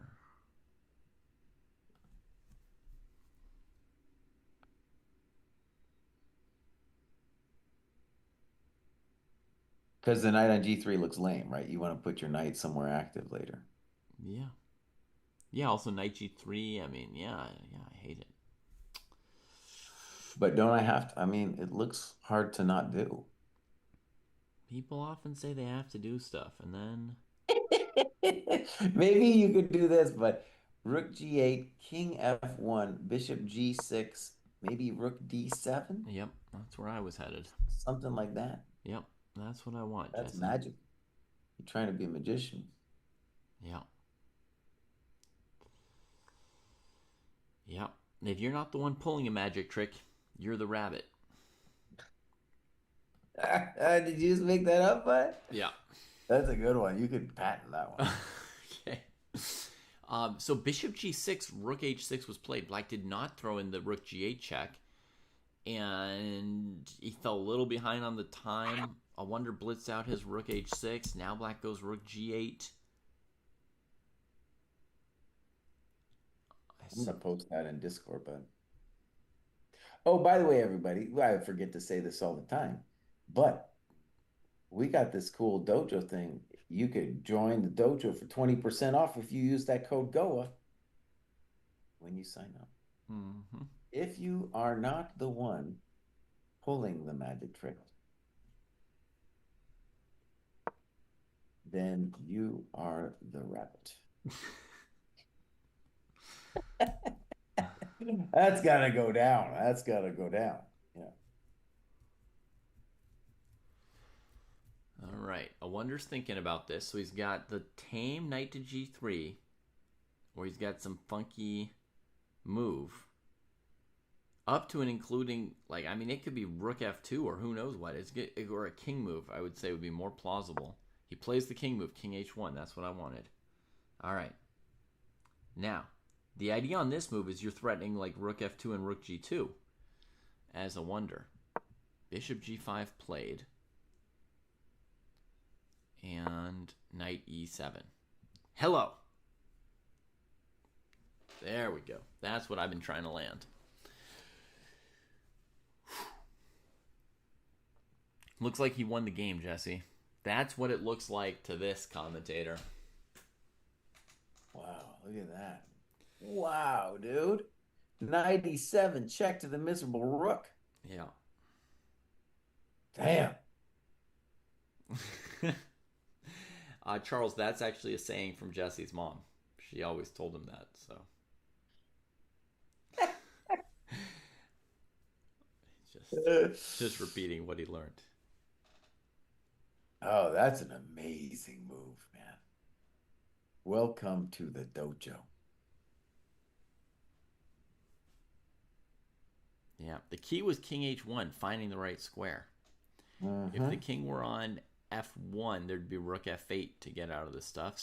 Ditto F2 or Ibid. And All right, bishop h6 played. I'm assuming knight g8, then and I think that's it, buddy. it's a safe call. Here on Bishop G5, Rook G2 looks like the end.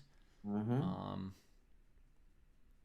so the bishop will go somewhere else. The knight will come out through E7. Oh, he played bishop h5. Maybe a nice move. Maybe a nice move. Bishop h5. It's not over yet. Not over yet, my pet. So the idea is to come to F3 with Yeah. effect. Now the question is how impressive it is, though. Like rook h2, bishop f3, king g1, and yeah, you got some cool looking bishops, but I don't think you got into the juice. Mm-hmm. Yeah. Maybe there you could play rook h2, king or bishop f3, king g1, bishop g5. But even there, we continue our dirty tricks with like knight f6.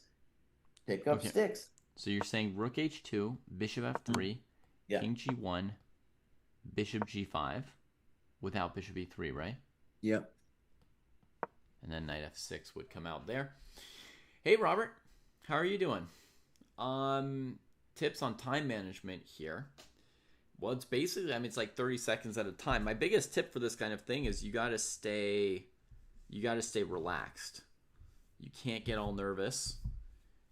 My mind used to go blank in these situations. You can actually calculate a few things in 30 seconds as long as you don't go blank minded. So, you're gonna often be spending 30 seconds on each move. You're not often gonna get to think for 3 minutes and then play a few quick moves. It's pretty, you're gonna have to spend a lot of this phase playing off of the 30 seconds. Mm-hmm. So I just practice it a lot, just playing end games at 2 minutes plus 30 seconds, random end game position, spar it, play it back and forth a bit, and just be very comfortable with the 30 seconds. I didn't This learn might not anything be magical from doing it. I just personally got used to it. this might not be so easy for white, dude. Maybe black has okay, what did he do? He played bishop f4. Yeah. So Dude, he's this still got dreams of like queening his e pawn and all kinds of stuff here. yeah, this is the two bishops, hell of a drug, dude. Yeah. Oh, and on rook h4, then he plays bishop g5. Yeah. Oh, damn, this guy's nails, dude. Nails. Maybe, maybe rook h3. Mm-hmm. Rook h3 is a real solid move, slowing that e3 idea. You can also go Rook H7 was another move that came to my mind here. Mm-hmm. Oh, that's what he played. I don't know why. It was just on my mind.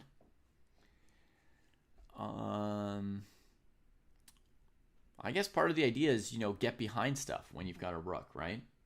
Like Yeah. you could be good on E7. You could go to B7 or C7 at some point to harass this black king. If it advances towards your pawns, you could go Knight E7, Knight C8, and kind of harass that situation from there.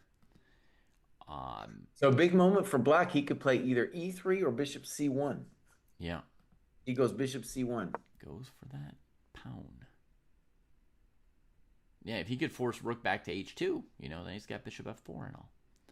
But white, I mean, if white moves the knight, doesn't black have to tribute to knight d5? Black has to play e3 there, probably, if he goes knight e7 or f6. Mm. That looks right to me, yeah. He hasn't picked yet. One answer could be knight f6, e3, knight d7 to e5. Mm-hmm. The knight tries to get some stuff done. King's got limited squares because it doesn't want to walk into a knight e5 check kind of situation, right? If the king goes to a6, white might even switch it up and go knight c5. And if the king goes to b5, then bishop b2 is kind of out for the moment, right? And you come back knight e5. Knight f6 played, e3 played. Yeah, so straight up e3. I like knight d7. Yeah.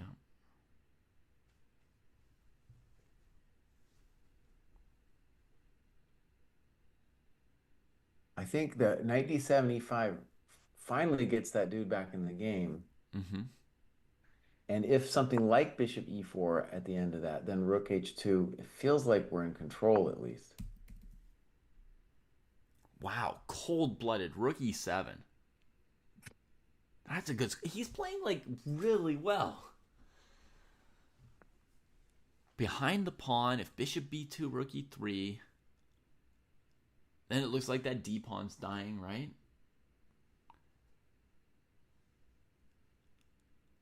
Wow, man, rook e7. He plays a lot of moves that are kind of based on, just restraint or whatever instead of direct threats, right? He's sort of preventing the opponent's moves.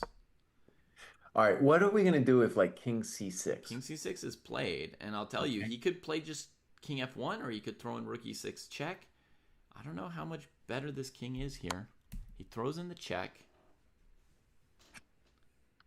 Because the knight's covering the king, the rook's... Are those like the rook's wings or his ears? What is it? You're covering the rook's ears. That's right, buddy. Is the ears? Yeah. So if king c5, we have knight d7. That's cool. Yeah. With a familiar knight d7, e5 thing. Yeah. And king c7. Maybe your king f1 move there. King c7 played. Yeah. He can also play like a4 right here. It's a very fine move. a4 would be a nice move. I like that, buddy. I like a4 a lot. Oh, yeah, a4. We also have to watch out for bishop d1. So our overall goal is to kind of get the king over there. Maybe it'll just. But no, bishop d1. I have knight d5 to e3. I think. Yeah, I'm just saying we have to watch out if the plan is to play a4, b3. Like the pawns will never be fully safe from black's bishops, right? At some point, our pieces need to get over. Mainly the knight and the king. The rook's already having his nice influence. Mm-hmm. I like a4 a lot, especially because king f1 feels unnecessary. He's not playing. If e2, I can always play king f2. I also have an idea, king h2 to g3. Oh my god. I know it goes the wrong way. It goes against everything you've been taught. No, but I mean the bishop. Well, okay, I get it. You're trying to be fancy. I'm not trying to be fancy. I'm, dealing with the situation at hand. I know you're a fancy man.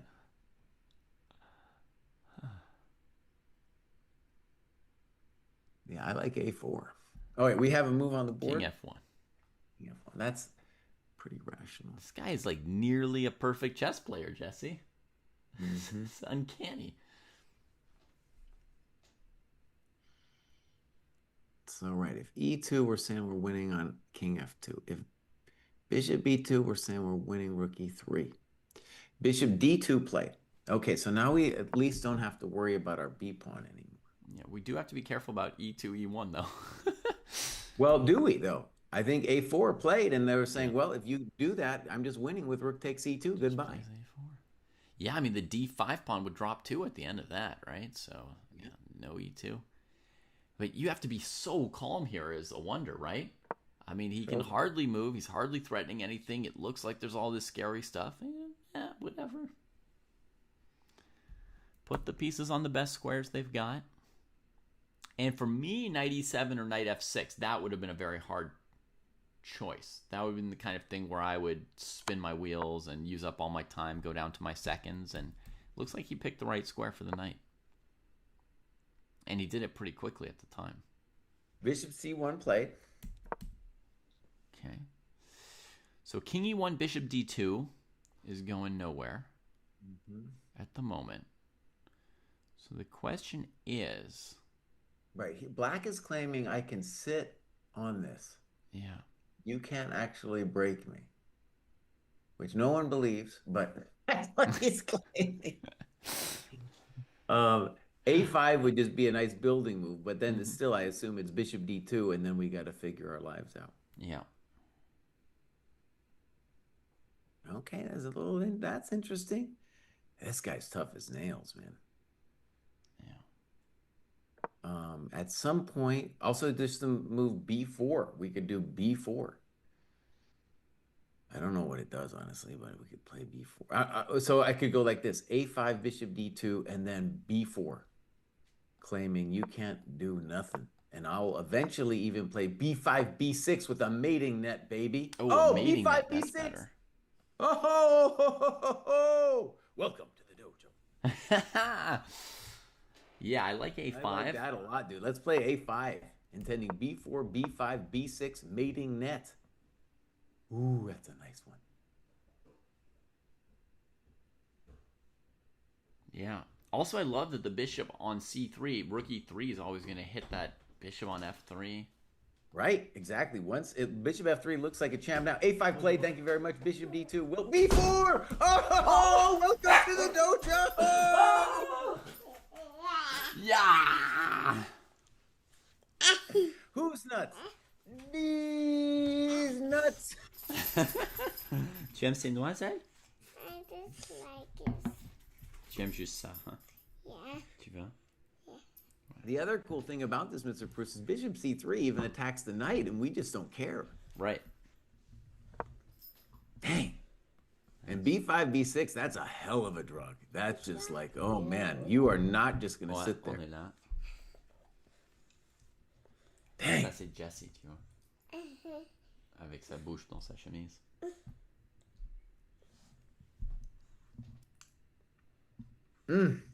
Delicious. Est-ce que c'est délicieux?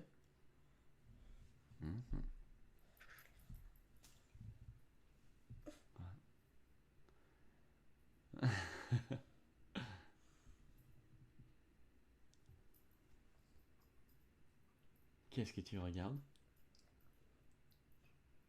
Look, Ici? that's you. Ça, c'est moi, là? Yeah.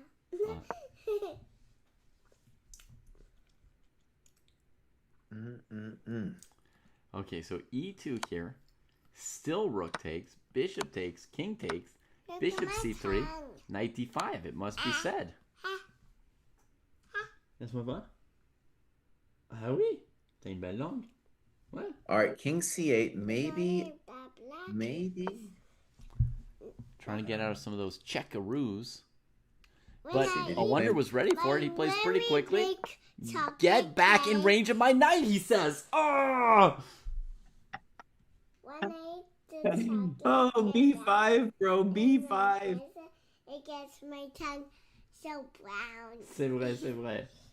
Did you know, Jesse, if you eat enough chocolate cake, your tongue gets really brown? Oh, yeah. Oh, yeah. Oh, yeah.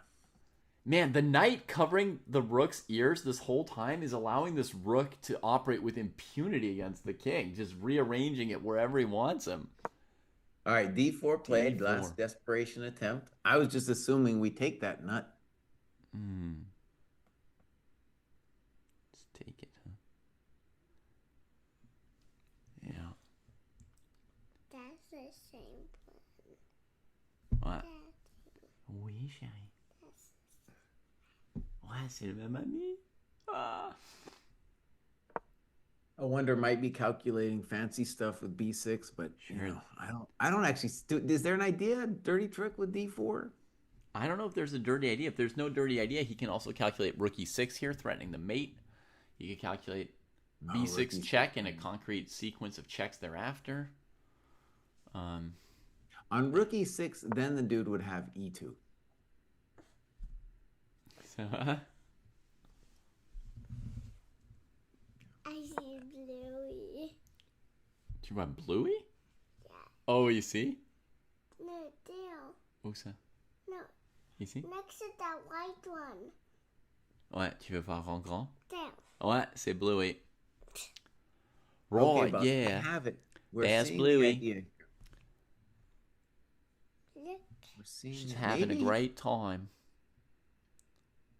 Bingo. Bingo too, yeah. Also, Oh, they disappeared. Where'd they go? I don't know. there. Oh, you found them. Bravo. Hey, this guy's nails, Bruce. This guy's nails, man. That's a dad. Oui, c'est leur pauvre papa. Okay, we gotta move. CD4. Yeah, oh, we got loads of moves, E2. but I think Takeovich. so. Default for Wow. a wonder would just be King D3, C4, and the question is it? Are you done eating I that? don't know. My intuition is this is winning, Ouais. but this guy is so Oh. tough, dude. Somebody Yeah. ate that one. Yeah, this guy is hanging in there. I mean, it's just a pawn. Huh? I see Bluey. Ouais, elle est encore là. I see Nancy. Bingo. Ah, Ah! Dad. Got another move. Bishop E1.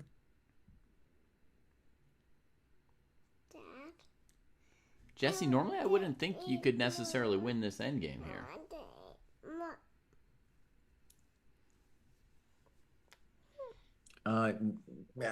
Whew, it's a good question. Tu veux une autre? Mais on doit travailler ici, hein.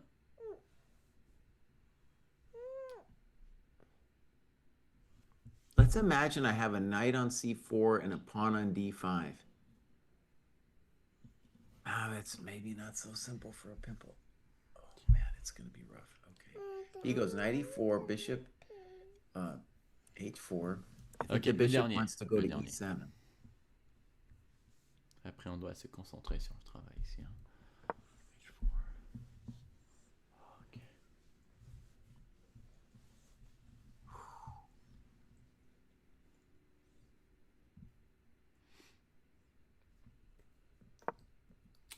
No school today in your part of the world? Oh, yum. Is this black?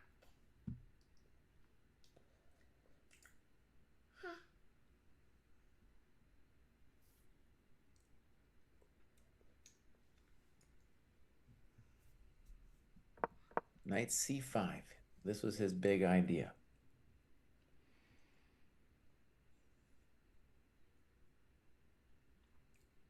All right, Mr. Bruce, what is the plan with this knight C5 move? I don't even know. No idea.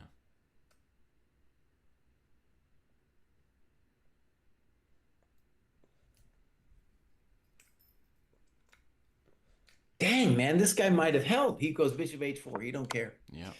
Why is going? Now it's gone. Maybe an idea of like if king b6, knight f4, knight d5. Not sure how bad the black king would be on a5. Him go away from us. Could also go king d6 whenever the knight comes to d5. Like we're taking like Mm-hmm. put it like this. I can't see him now. Oh oui, il est revenu. Il est revenu. I don't see how to win this at all, Jesse. All that excitement.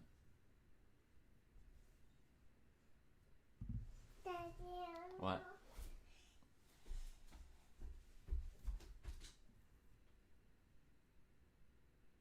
Well, first of all, he's going to go around and around. And then black has to do 50 moves every time I move the pawn. In my bed today. Tu veux que j'ouvre ici?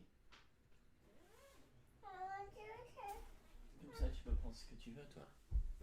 Just wanna go in my bed. Cockadoodle? Yeah. Ok. I need to put Allez. it downstairs. Ok, un peu plus tard, ok? En ce moment, je fais une émission. I want to hold it. Ah, ok, je vais le tenir pour toi. Sorry, Jesse, I had to step away a few seconds there. That's all right. Yeah, I wouldn't have any plan really for white here. Daddy, What? try to close it. Tu veux que je le ferme maintenant? Ok. It's funny, Bruce, if you had just shown me this position and asked me what the eval is, I would be like, maybe it's probably a draw, but then Yeah. I'm influenced by the previous moves where Wonder had played so strongly. I'm like, that he deserves to win. I'm good at coming out like that. Ah oui? Tu peux sortir toute seule, c'est ça? Hey. Whoa. Oh, yeah! Oh, bravo! Then I need to put me back in. Je pense que si tu utilises ce coin, tu pourrais rentrer. Même chose que tu as fait pour sortir.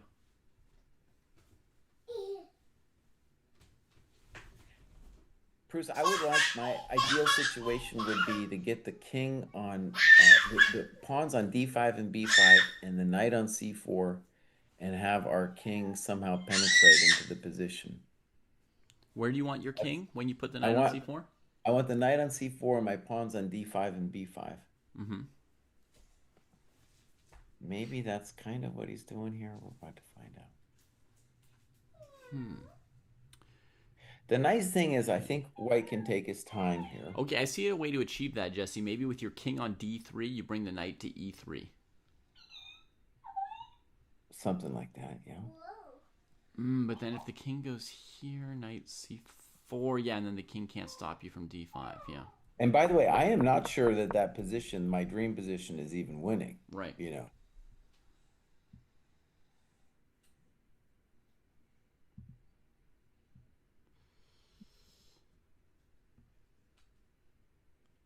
Yeah, NBA, technically this is not actually a chicken, but she named this guy Cockadoodle, not Cocorico. It's just the guy's name.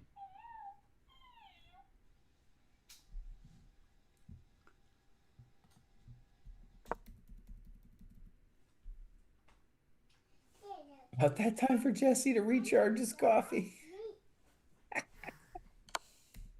Yep. All right, bishop e3. Black's hard as nails. Knight check. I'm trying to go in it. Ah oui, tu essayes? I'm trying to go. Woohoo! Yeah. Bravo! Lay down on this side because Oui. I can't do it like C'est assez fort pour te tenir là. this. Ouais, Because that I can't do it. ouais. Huh? Papa. Put on the down, down, down. Ouais. You gotta touch it again. C'est la même de hier. Yeah. Encore une fois, je l'ai pas mangé. Yeah. C'était juste là en cas de besoin. I want to hold it. She only wants to hold the chocolate, that's all. Dad, She wants more than that, buddy. I know. She's claiming she only wants to hold it. Merci. So so at least for black, it maybe everything's drawing, but black doesn't know that. And so he has really, I guess, king c7, king e6, even king d7 are all the problems of choice here. Yeah. I was wondering if it matters for the white king to get forward, right? Or in fact, the king could even go to c5, maybe. Well, I do get to put my king on c5 if I want right Happens. now.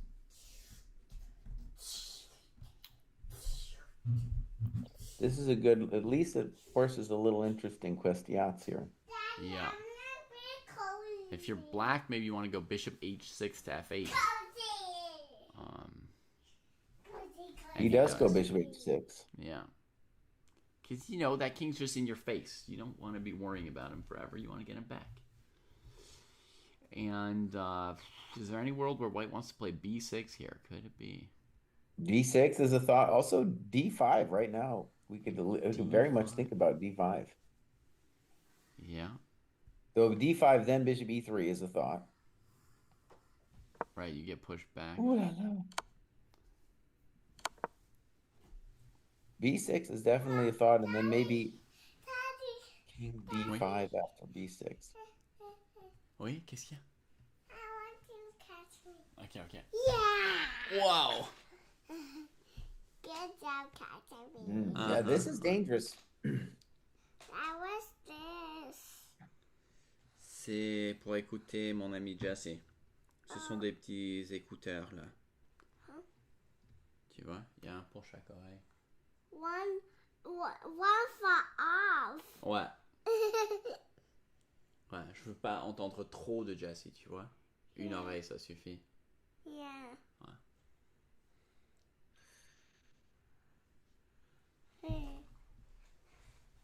All right, Mr. Cruz, I'm thinking B6 is a real hell of a drug, dude.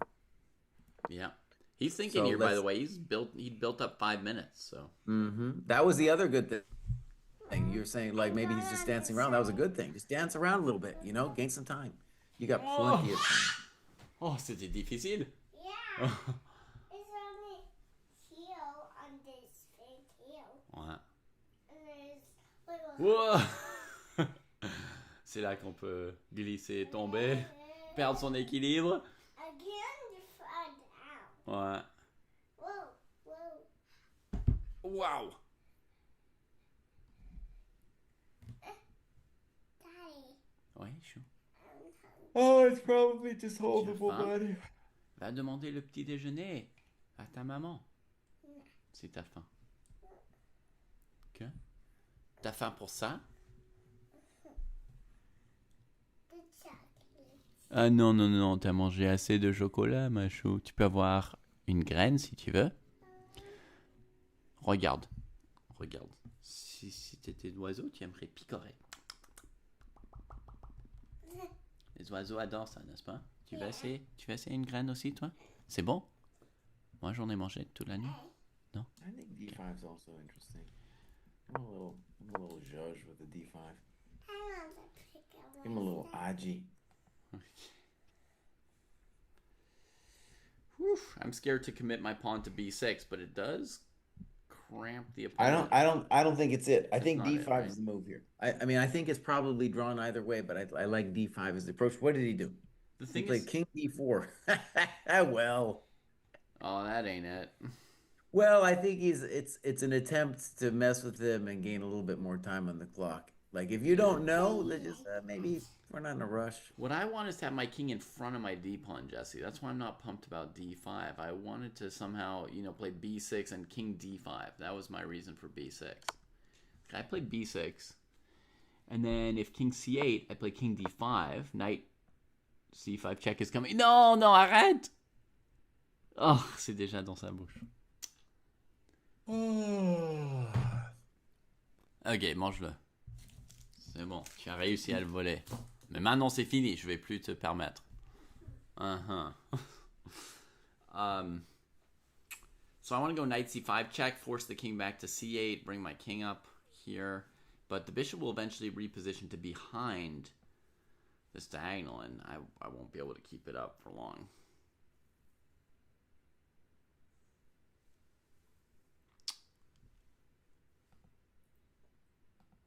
Okay, we got king b4. We're kind of looking at a draw here, basically, but with Sargsyan maybe still under some time pressure.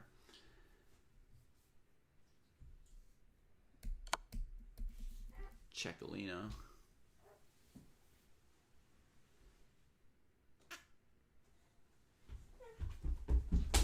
Whoa! Rapide. Comme une éclair. I'm gonna open the door cause Tu peux le laisser ouvert si tu veux, oui. yeah, for Papa to come out. Si elle veut te suivre.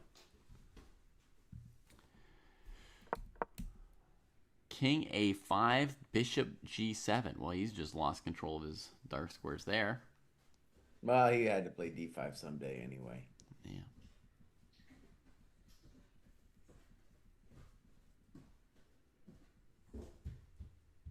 All right. So a little bit of a letdown. A little bit of a letdown. Played amazingly. Was very close to the win. Sargsyan hung in there. Whew. That's encouraging for him.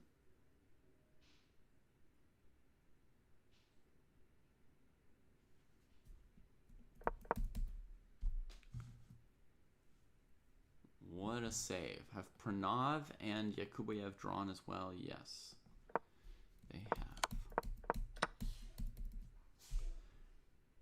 Traded that pound and agreed to a draw. So there are going to be only 2 wins this entire round, Jesse? Is that right? Aronian and Yospum? Jose Martinez?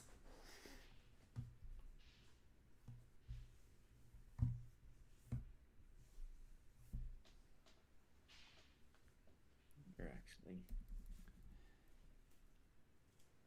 I suppose he doesn't have to move the pawn. He could play a move like this. Because knight e6. Or this not good looking move.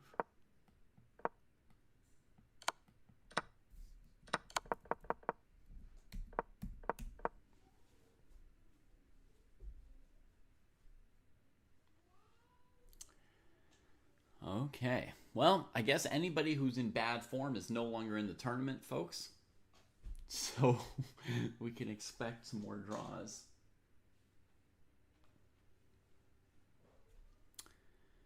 Also, I think everybody under 2,600 has been weeded out.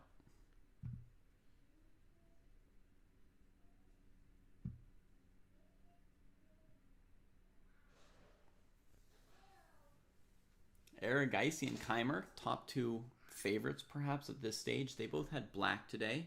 They'll have white tomorrow in the second game of their mini matches.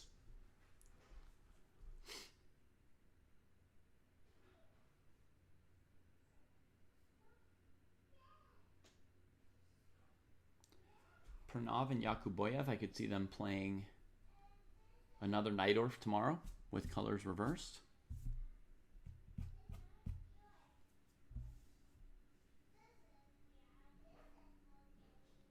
Lodici, good call, Nicholas. Lodici is under 2,600. There is an under 2,600 left. Let me see if there's anybody else.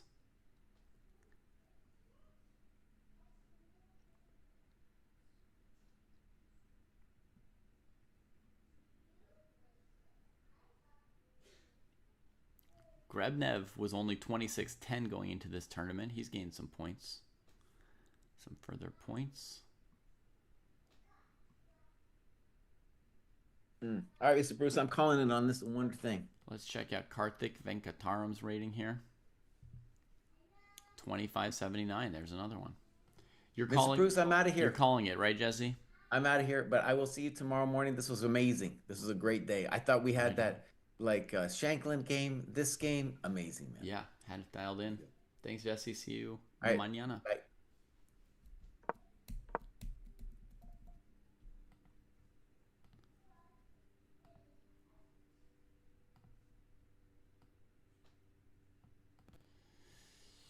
All right, so we're just dwelling on the last couple moves here. But nothing really doing at this point. The Black King safe back here. White can't maneuver around him. Can't get at the underbelly of this pawn. Can't get the king to the e-file to queen this thing home. So this one is pretty much done. There's no chances left that I see. Sargsyan's clock up to 2 minutes instead of just a couple seconds. So he's looking more comfortable.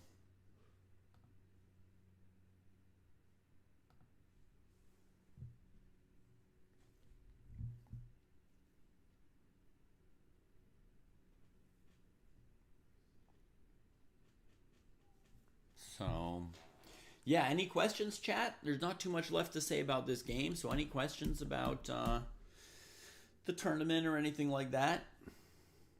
As we sit around for a few more moves on a wonder.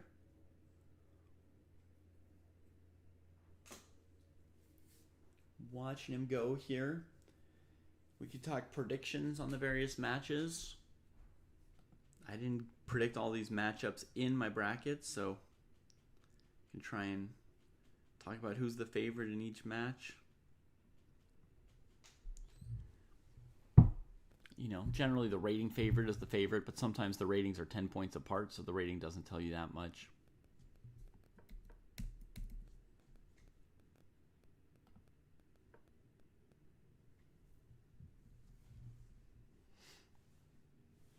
Out of the bracket left,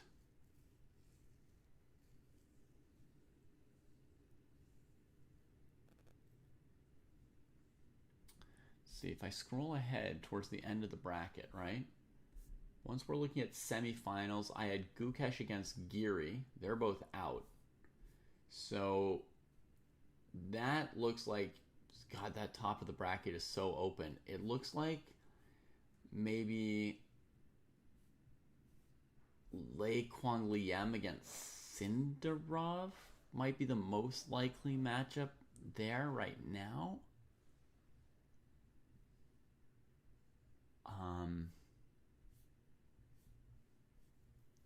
Sindarov drew with black today, so he's doing okay in his current matchup.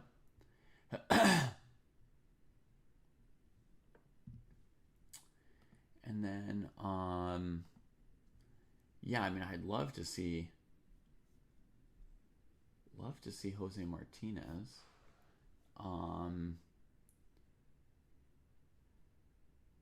Where is he in this bracket? Because I didn't properly pick him.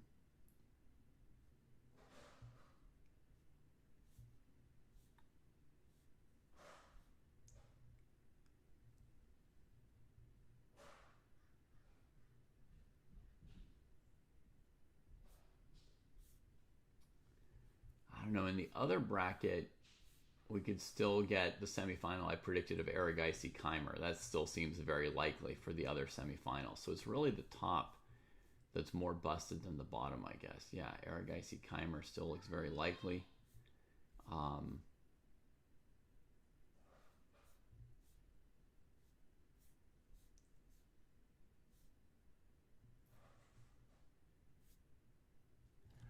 Okay, let me try and figure out where he is. So he's playing against Serrana, and he already won the first game. With black, he's got the best start to round 4.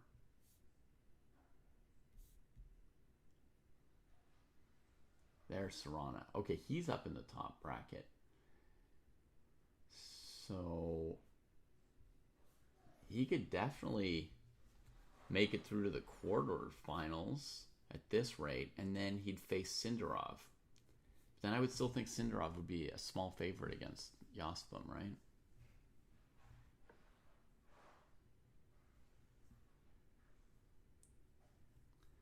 Jaspom is playing really good so far, yeah. Why Steinke? You're wondering what's new since the candidates with the dojo. I mean, you mean like in the training program, or just in terms of, you know, the streaming and the YouTube? A lot of it's pretty similar stuff, you know.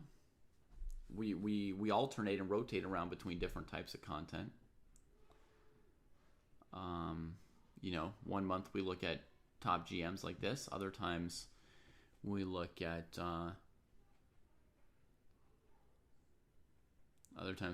you know, more amateur tournaments, live commentary on dojo tournaments and so forth, reviewing people's games. Jaspom's chances are not bad. I would say Sindarov's a small favorite, but Jaspom to get to the semifinals at this point, he'd be one of 8 players. He's probably a heavy favorite to beat Serrana. Then he's one of 4 players. And he's probably got worse chances than Sindarov and slightly better chances than others. So, you know, probably his odds of getting to the semifinals are probably close to 25% right now, AMC. That's pretty darn solid. That's significant. Yeah. Updates to the training program and the community. I don't know exactly when it happened, but the two Dojo Discord servers were merged into one. I'm not an expert on Discord, so I don't know what that means. Oh, I mean, I know what that means. I don't know how significant that is. 100 moves played now. Crossed in this thing here. Training program, we made some little quality of life updates here and there. As we do each year. How long ago was the candidates? I mean, the candidates was 2024 April.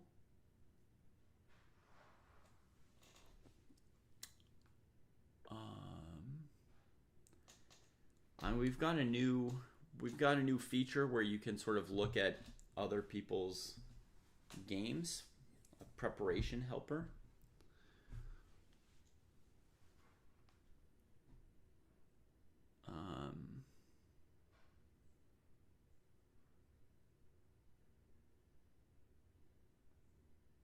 I guess we're trying out something new in January, so that's not out yet, but there's a big thing we're going to try out in January. Jesse's already started piloting it a little bit, but he's been doing these little groups of like 4 or 5 people where they review games and the player's strengths and weaknesses, like 1 player per week for a few weeks in a group, and then they start a new group. We're going to be releasing something in January where we sort of open that up to anybody in the dojo. Hopefully we don't know if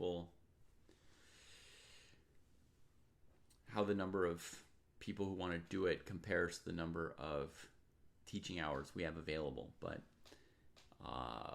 we're going to do that and add some little classes specific to openings or end games or middle games and so forth. And they'll be in sort of 4-ish week chunks.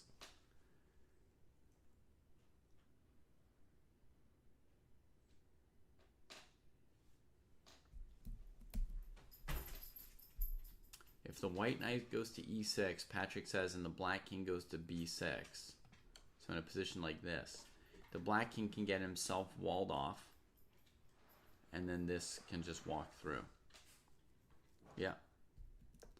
That is possible and fairly terrible. So in general, the king should stay in front of this pawn as much as possible. Only step over here when the knight's attacking the pawn.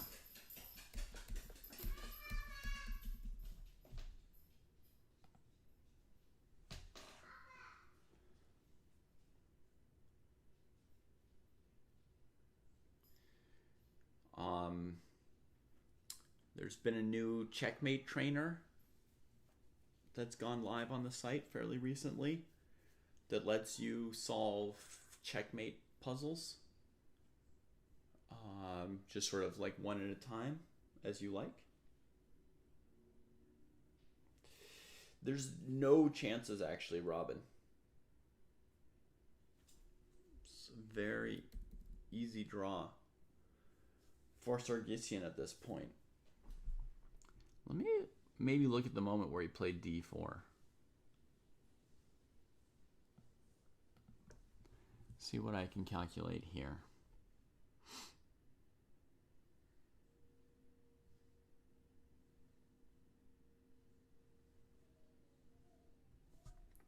Let's say white played rook e6. What was black going to do?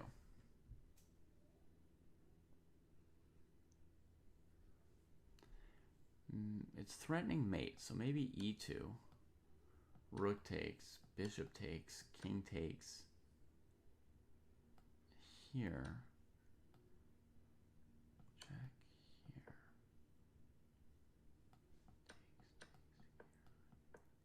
That's a draw.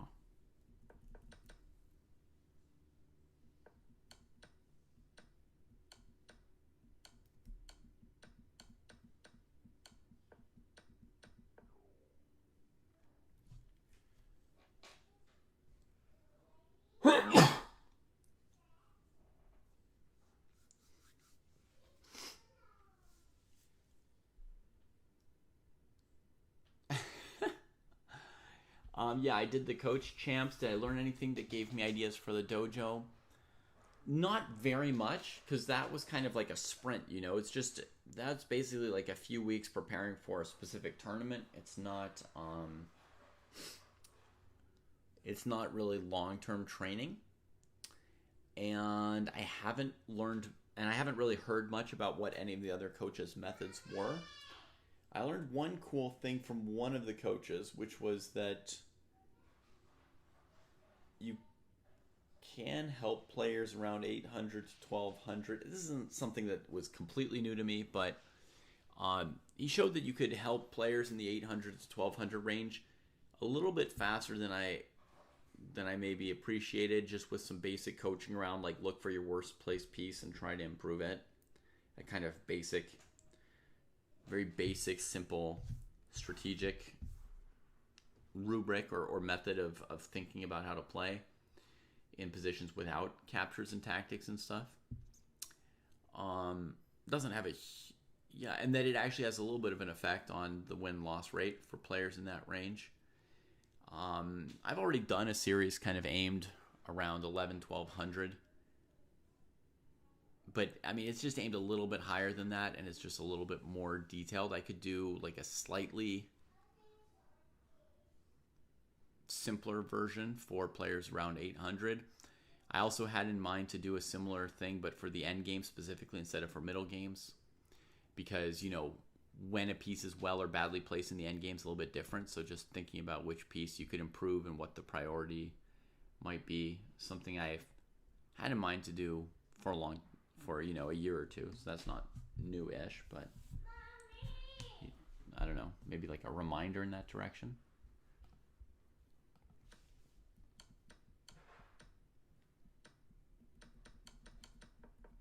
So the moment this pawn moves, does this. Check. So here, why the check? Because the opponent's ready to play e2, bishop takes, rook takes, king takes, bishop c3. And there's no check. So you check him back there, and then go for something. But as soon as you do, black plays this.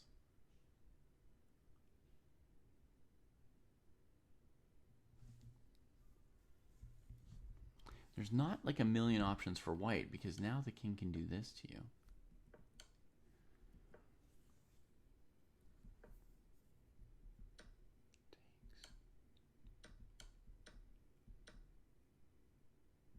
Yeah, I don't see any refutation to d4. It looks solid. Let me computer check it. At the end here, d4. Yeah, exclam, draw. Was white any better here? At first the computer thinks b5 is slightly better, but then it accepts that d4 is drawing. Wow. Just great defense. Great defense.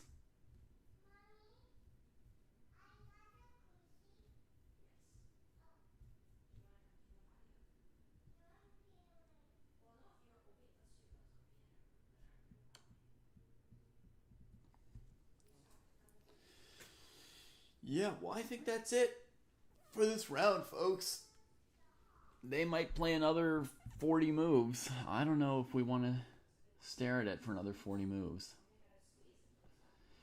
In general, Michael Wang, the king can't go to c5 because black's bishop can control that square. But yeah, okay, they've agreed to the draw finally. Nothing was coming. I'm wondering if there's a move on move 61, rook f2 instead of rook h2. But then check here. And then if your king goes to g1, there's bishop e3. And if your king goes here, there's bishop g5, kind of trapping the knight for now. I don't think there was anything that was gonna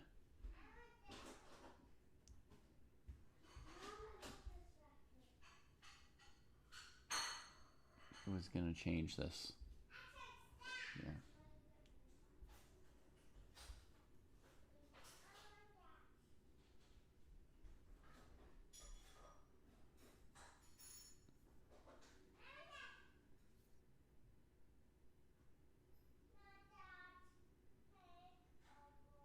And you think b6, b7 is a fortress even with a knight on the board for white?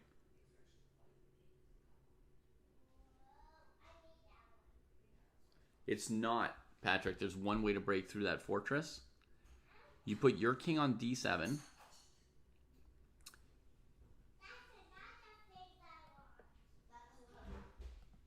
You put your king on d7, pawn on b6. Their king's here. Knight e5, and when they play king a8, you play knight c6. Zugzwanging their king on a8. Pawn takes, king c7, they push b7, b8. So, yeah, so that's not a fortress. But it was almost a fortress. I don't know that there's other ways to win it. You can't win it the normal way, as far as I can see, by just straight up attacking the b7 pawn. But that shows you how different endgames are than middle games, right? We win it 0% by attacking the pawn on b7. Just by setting up a weird Zugzwang.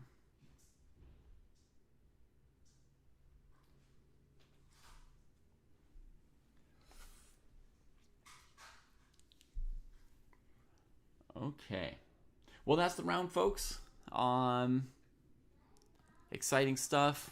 To resume, Aronian and Jospin, Jose Martinez Alcantara, are the only two winners in the first game of round 4. We'll see if they can hold on to win their matches tomorrow, and we'll see, who else can break through in Classical. But it looks like we'll probably have, a fair number of tie breaks on our hands in 2 days. Was rook f3, ef3?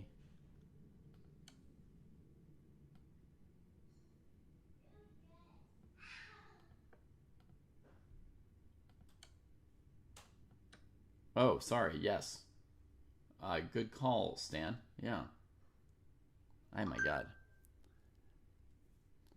I had my mind on other things already. Okay, so rook f2 here. This piece is attacked. If bishop g5, knight f6 maybe, rook f5 maybe, rook f8 maybe. Let's try this first because it would be amazing. King's going to run towards our pawns. Our knight's in a bad way. That feels like a draw.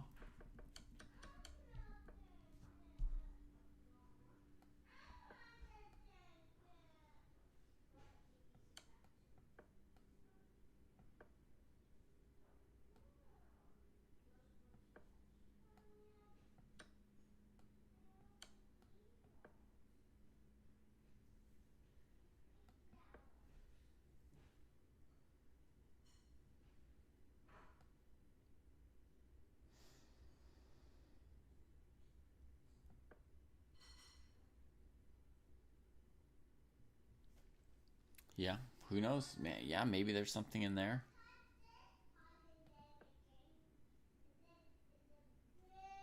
I don't know. All right, everybody.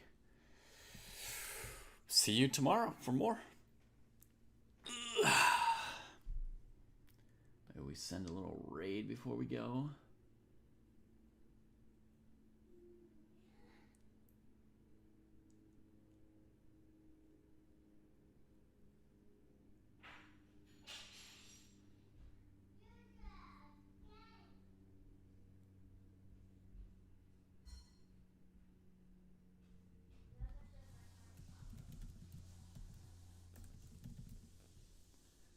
That's right.